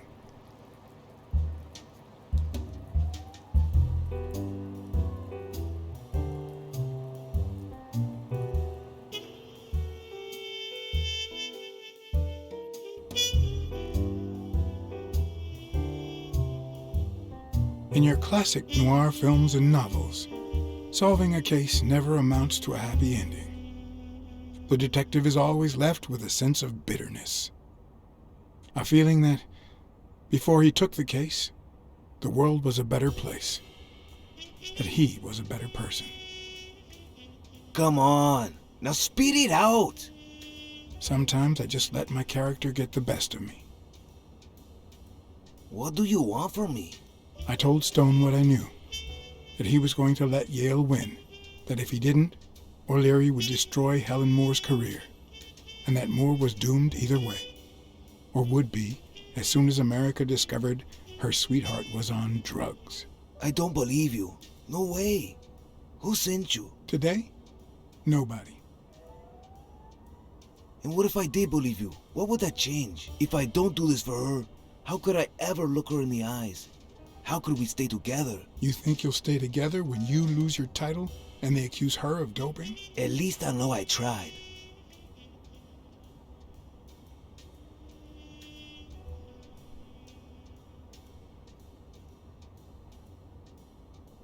I came to convince you otherwise. but I think you might be right. You better take a dive. I didn't take you for a romantic, Blacksad.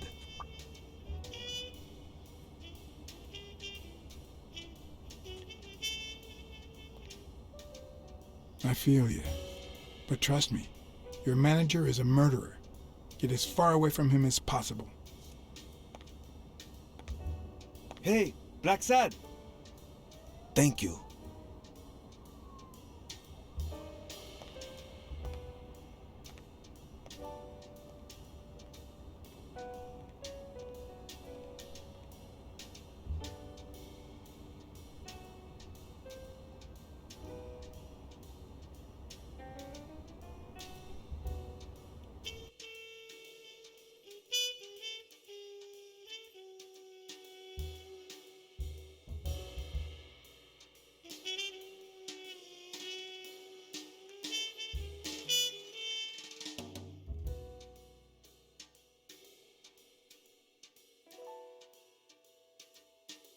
Yale confirmed to me that Dunn found out that Mitchell was giving him meds.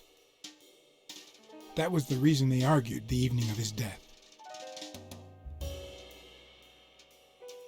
In fact, I was clean at the time. Hadn't used for days. I didn't want to go down that road. I wanted to follow Joe. But he discovered everything. He didn't believe me when I said I had nothing to do with it. But you used again. Only after his death. I needed to cope. But the drugs gave you a panic attack. Yeah. But I've been clean ever since. Mitchell gave you the pills when he stopped by the hospital. Hence, your miraculous recovery. Are you planning on taking them before the fight?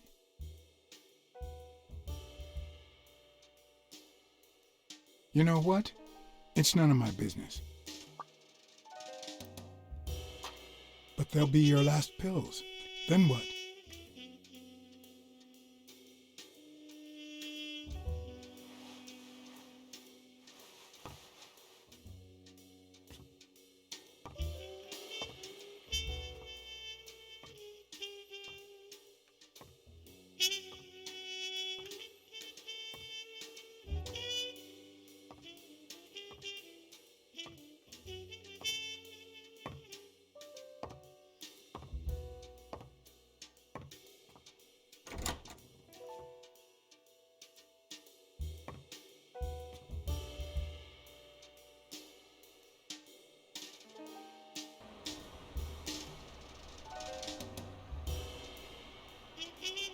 Stone and Yale hadn't taken away the bitterness I felt.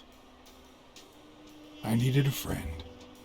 In appreciation for the tip I'd given him, he insisted on buying me a milkshake that he drank. After the perfect storm of corruption and murder, only friendship could reconcile me with the world. Only that could make me believe in mankind again. Only that could cleanse my soul. Only that. And money.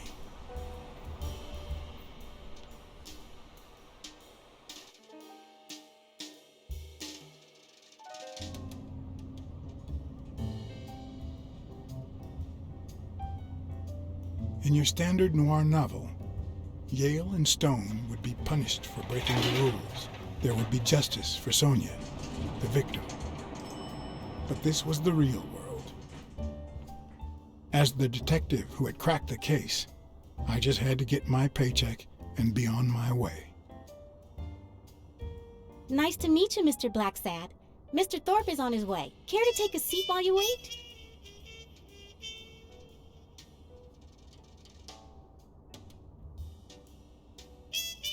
I guess I'll just have to wait. He'll be here in a minute. Please, take a seat.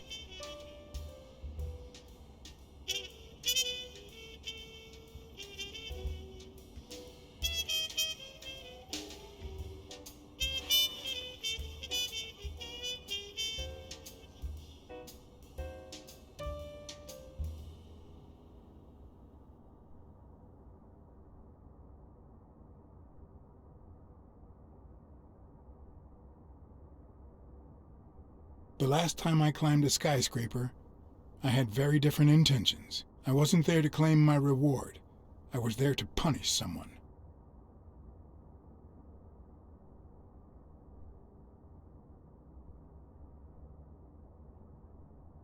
No matter how many curveballs destiny throws his way, he always manages to land on his feet. When he was a rising sports talent, the war put an end to his career, so he became a war hero. After the war, he didn't end up like Gil or like me. He became an elite athlete, a Hall of Fame football star. When an accident left him in a wheelchair, he went on to succeed in advertising.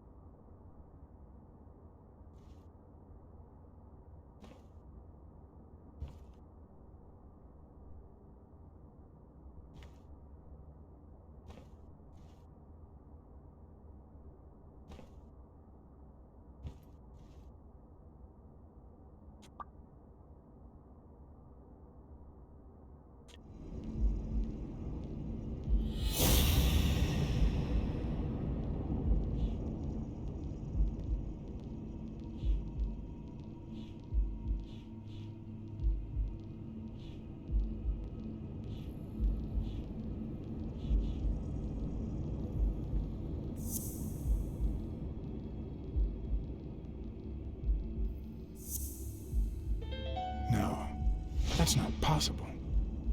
But what if Tim Thorpe was somehow involved in Mitchell's operation?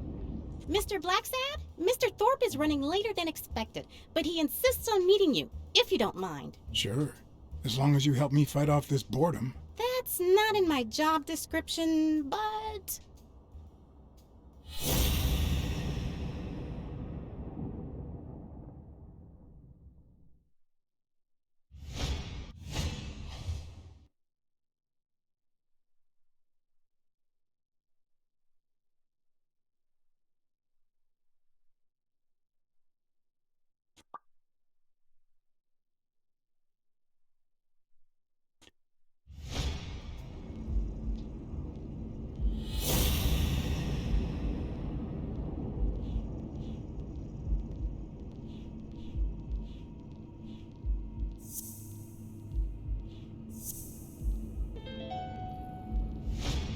If my hunch is right, there should be a meeting with Mitchell noted somewhere in Thorpe's agenda.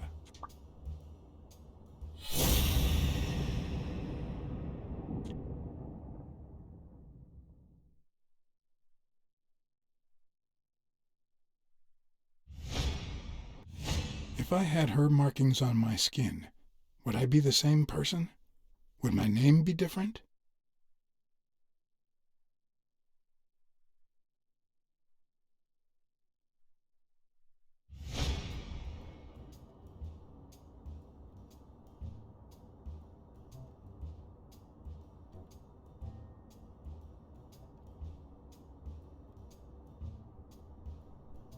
How long have you worked for Tim Thorpe? Almost 3 years.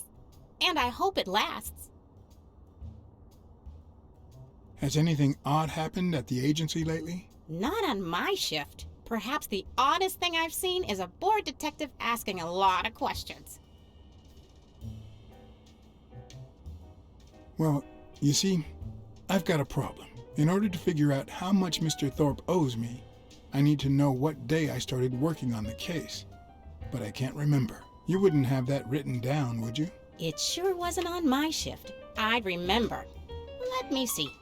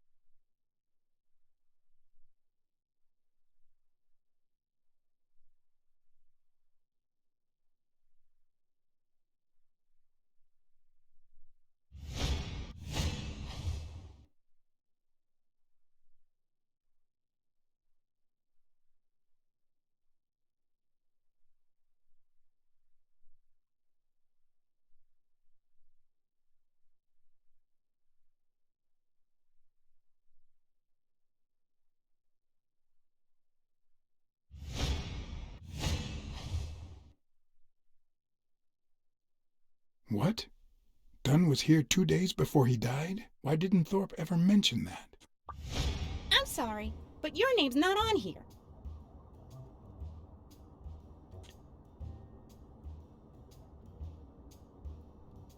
Wait, I just remembered something. The day I came, Joe Dunn had just walked out the door. Well, no. You don't have any appointments. Although, I guess I could have forgotten to write you in. Mr. Dunn, who's usually very kind, left in a flurry. He even slammed Mr. Thorpe's door. Okay. Now I know I have to get into Thorpe's office. And he didn't even say goodbye. Yes, that was the day. You don't recall me because the minute I saw Dunn stomp out, I followed him. I never actually came in. Of course. That explains it. No doubt. So, since it looks like Mr. Thorpe won't be here soon, I think I'll go take a walk down the hall. Gotta stay in shape.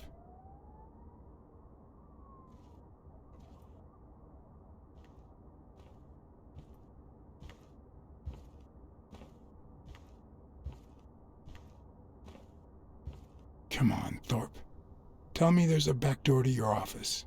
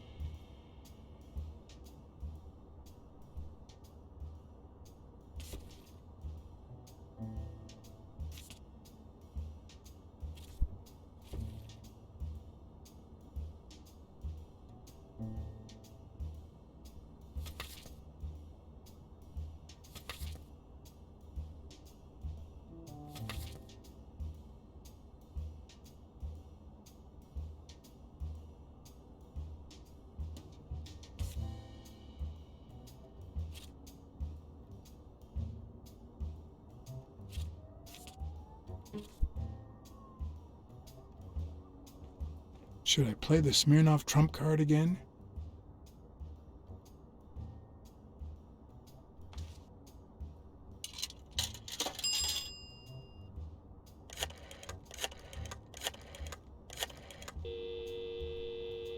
Smirnoff didn't know what to think.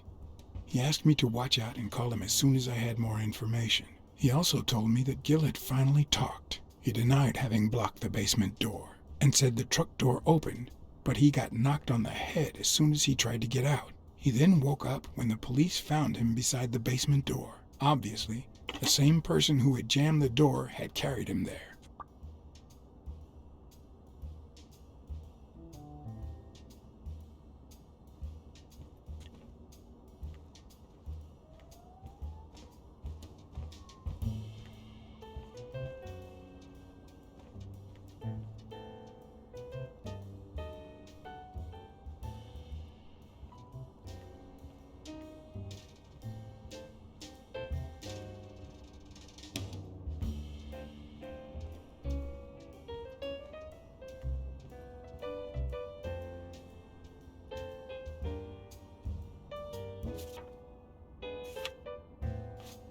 So, you had something to do with that chest expander after all.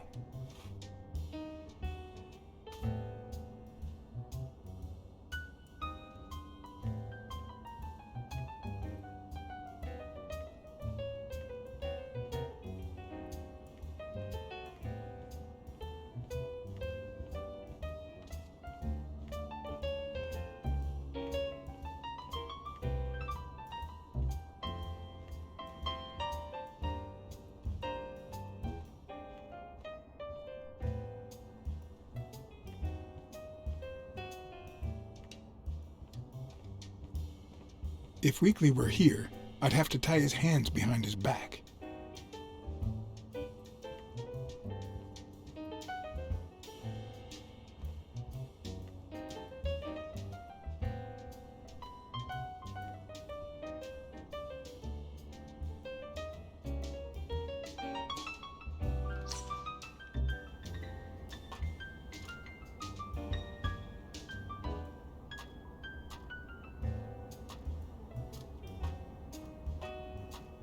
Cats aren't afraid of heights. That's why I've never felt vertigo.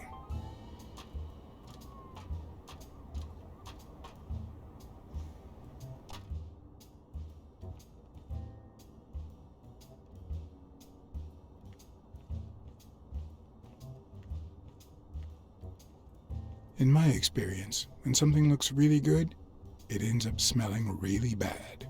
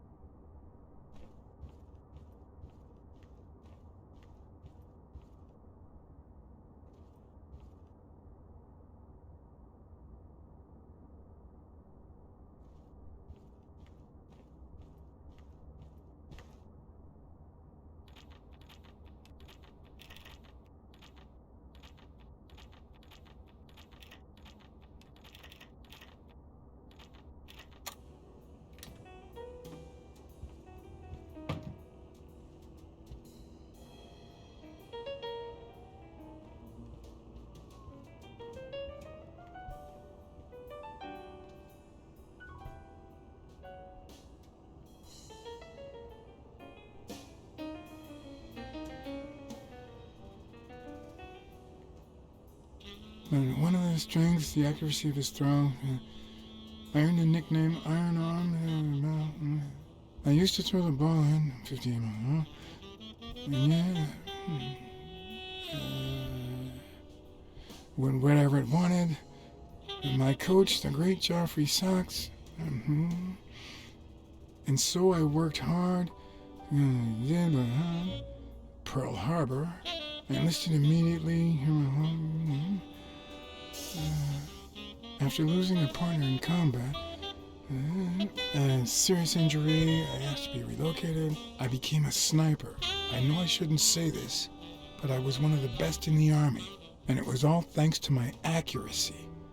No, it was all thanks to Jeffrey Sachs. I wonder how many Americans that man saved with my arm. After these words, Tim Thorpe is moved almost to tears and asks me to take a break. It's shocking to see how an athlete and soldier, a man whose aim and skill won him a Medal of Honor and the nickname Surgeon among his brothers in arms. That can't be. I mean, it could be a coincidence, but no.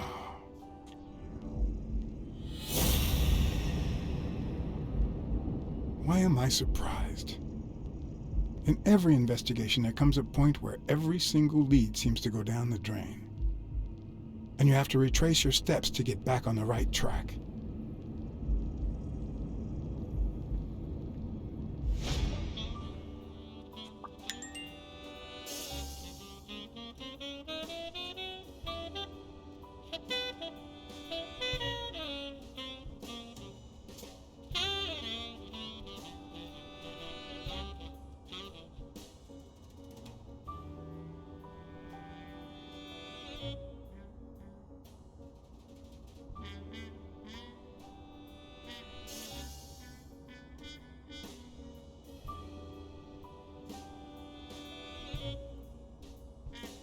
It's a bit strange to see no office chair behind a desk until you remember the desk's owner is in a wheelchair.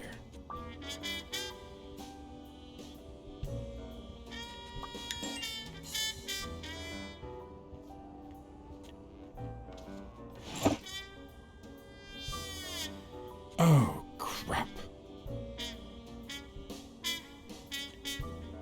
Of course.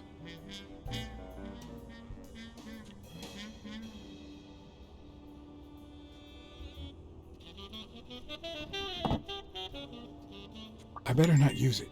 It might be connected to the switchboard at the front desk.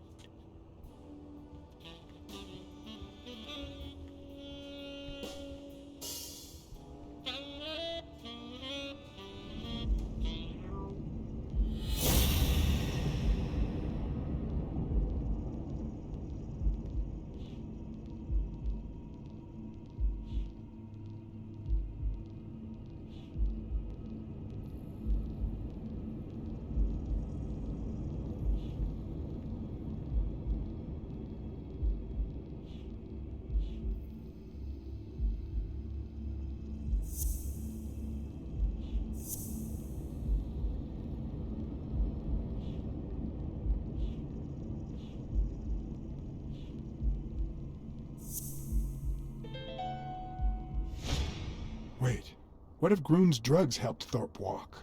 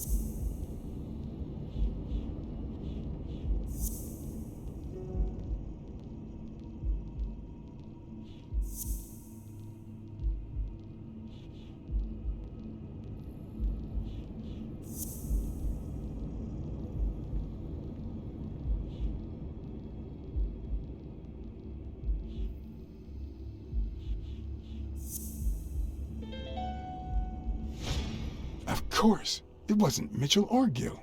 It was Thorpe who shot Randall at the hospital.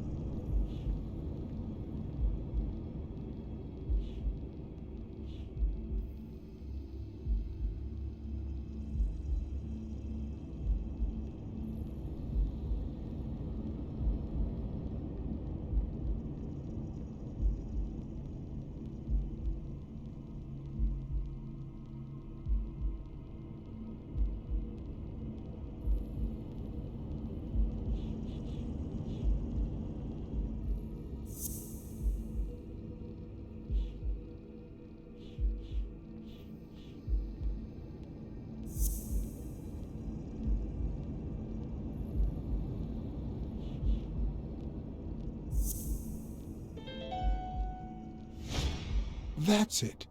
Thorpe is the man behind the whole drug operation. Everything adds up now. And yet I can already hear Smirnov telling me I have no conclusive evidence. What if I set a trap for Thorpe? But how?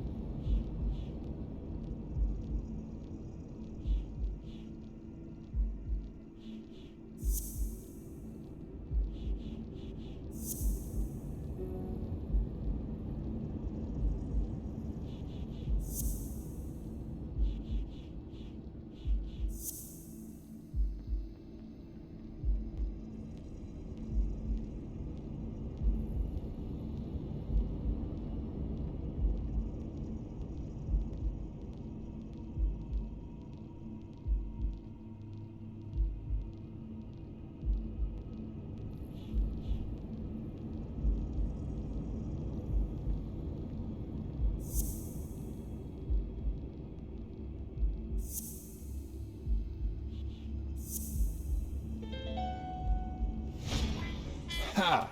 What if I place Thorpe's gun up there and corner him so that he has to stand up to get it?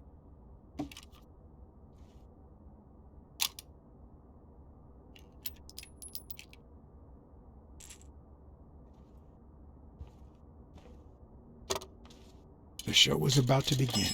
All I needed was an audience and some patience.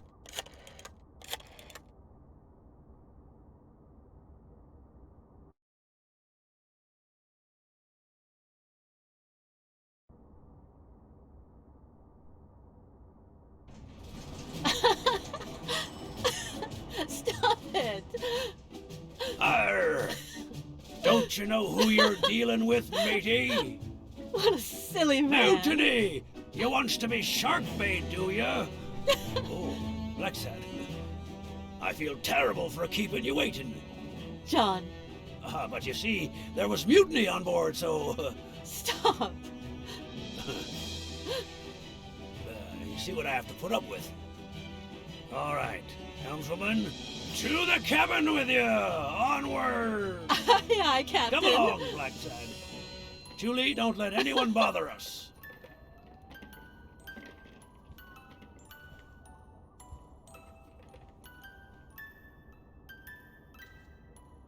Honey, will you wait in the boardroom for me, please? But...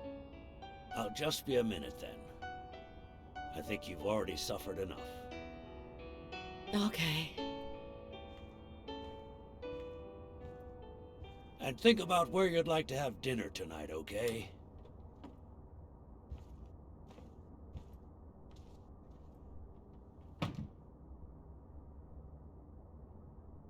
You see, I'm not gonna pay you for solving the case.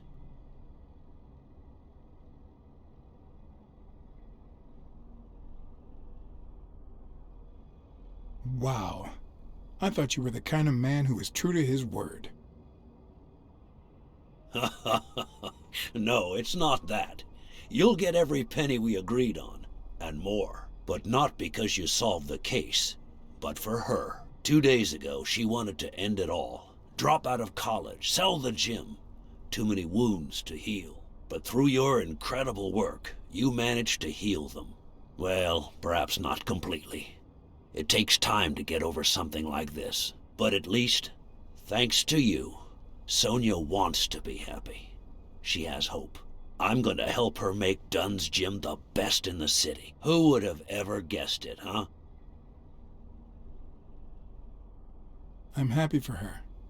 She's been through a lot, and honestly, I wasn't sure she'd make it. Well, she hasn't just yet, but she will in time. Anyway, back to the case. All those people you confronted. Gill, the German doctor, even Mitchell. Huh. I would have never suspected him. Did they say anything? Why did they do it? Did they mention any accomplices? They did mention a certain surgeon. Surgeon? You have any idea who that could be? A journalist told me. Ring a bell?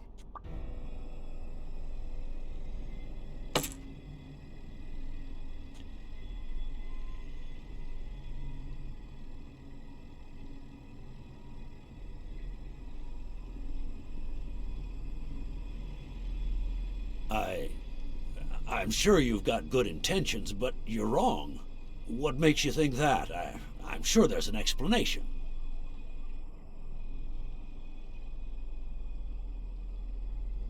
Don't deny it. I know Mitchell gave them to you. People see a wheelchair and think, poor guy, he can't walk. But there's so much more to it than that. Some nights I can't even sleep from the pain. That doesn't explain why you didn't tell me you knew about those drugs. I know you ordered Randall Lee to kill Joe Dunn, and you tried to frame Bobby Yale, who had recently given up your medical services. Joe was my friend, don't you get it? I hired you to solve this damn case.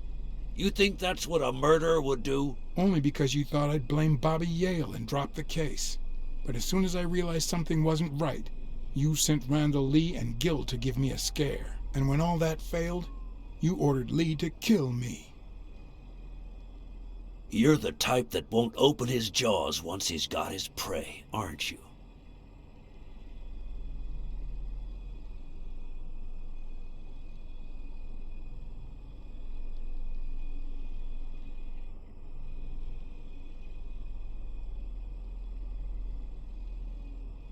I think I've made that clear enough by now.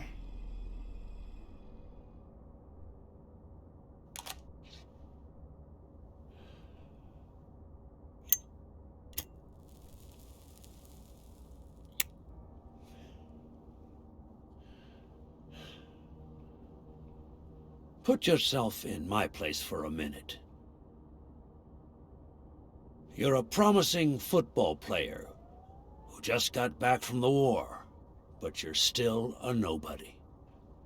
The man you saved kindly opens his house to you, and that man is still undone by his wife's passing.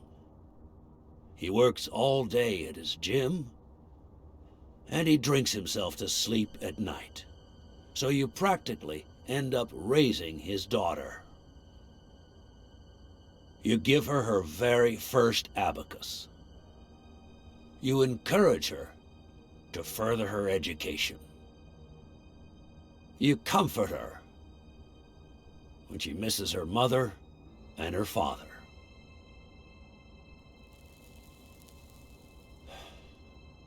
Meanwhile, your sporting career takes off. Life is good. Until one day, out of the blue, an accident cripples you. An old friend, Mitchell, tells you he knows someone who can help you. A German doctor. His drugs take some time to work, but they do wonders.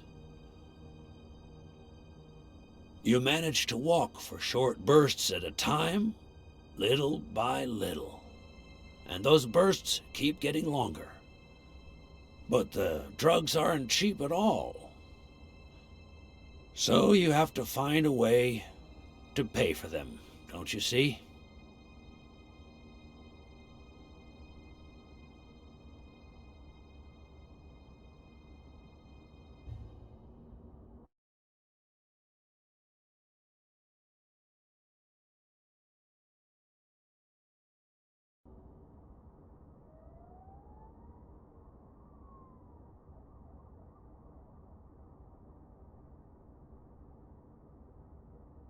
So you decided to start an advertising agency focused on product endorsement by athletes. And then it occurred to you to sell them those same drugs you were taking.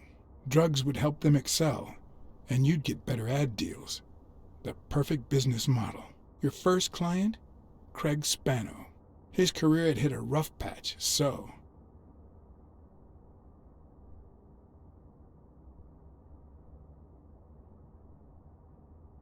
you decided to help him, to reboot his career. And yet, when the drug started having serious side effects, you got rid of him. Afraid he would talk, you tried to kill him. That's why he hid. From then on, your business was smooth sailing. You even began to think you were above the law. You thought that you were untouchable. Until Joe Dunn found out, and then, 2 days before his unfortunate death, he came to see you. That's enough now! You stop it!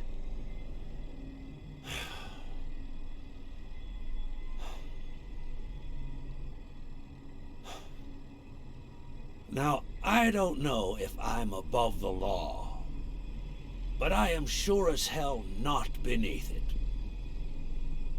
Do you know how much power I have? The kind of people I eat with every day?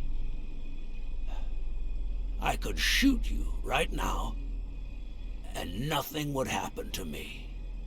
With that gun you keep in your drawer? I'm afraid not.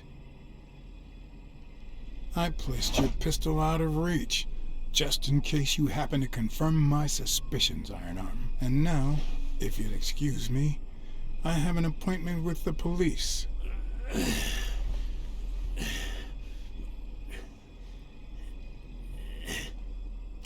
I won't let anyone wreck my life again. Sonia and I, we deserve a future. You can come in now, Smirnoff. Timothy Wilson Thorpe, drop your weapon.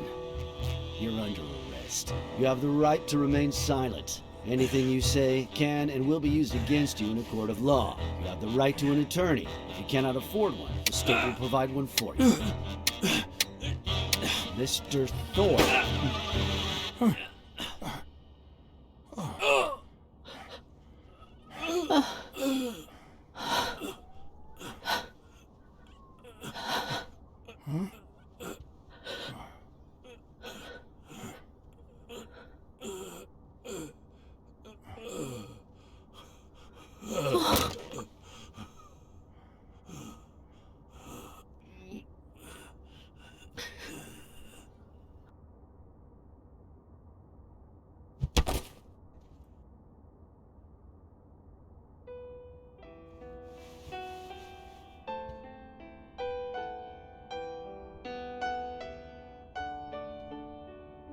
Sonia Dunn, you are under arrest for the death of Timothy Wilson Thorpe.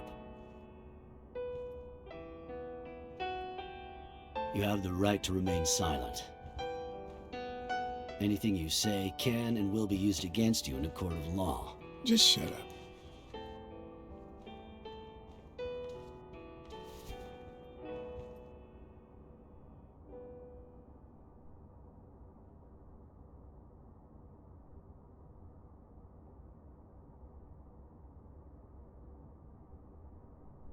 Sonia should never set foot in jail.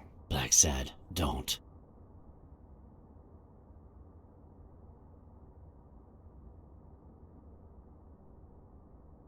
You and I have done similar deeds.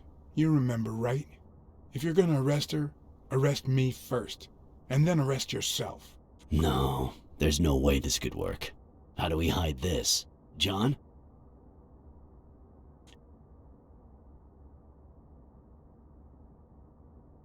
I'll put the bullets back in the gun. Thorpe had me at gunpoint, but Sonia was faster.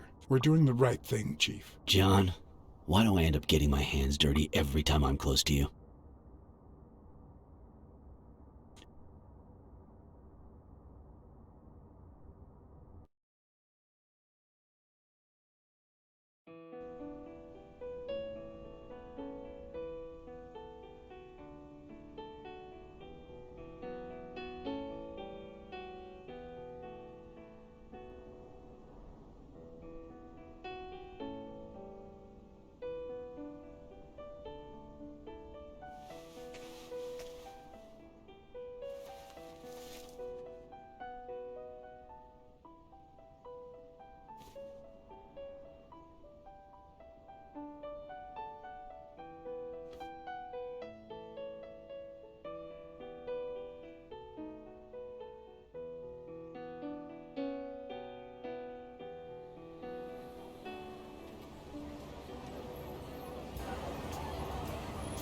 after everything that had happened, the last thing I was interested in was the fight. Did Yale take drugs before the fight? Did Stone let him win? I had done everything in my power for things to go the way my moral compass dictated. Whether anyone would listen to me, that was another story.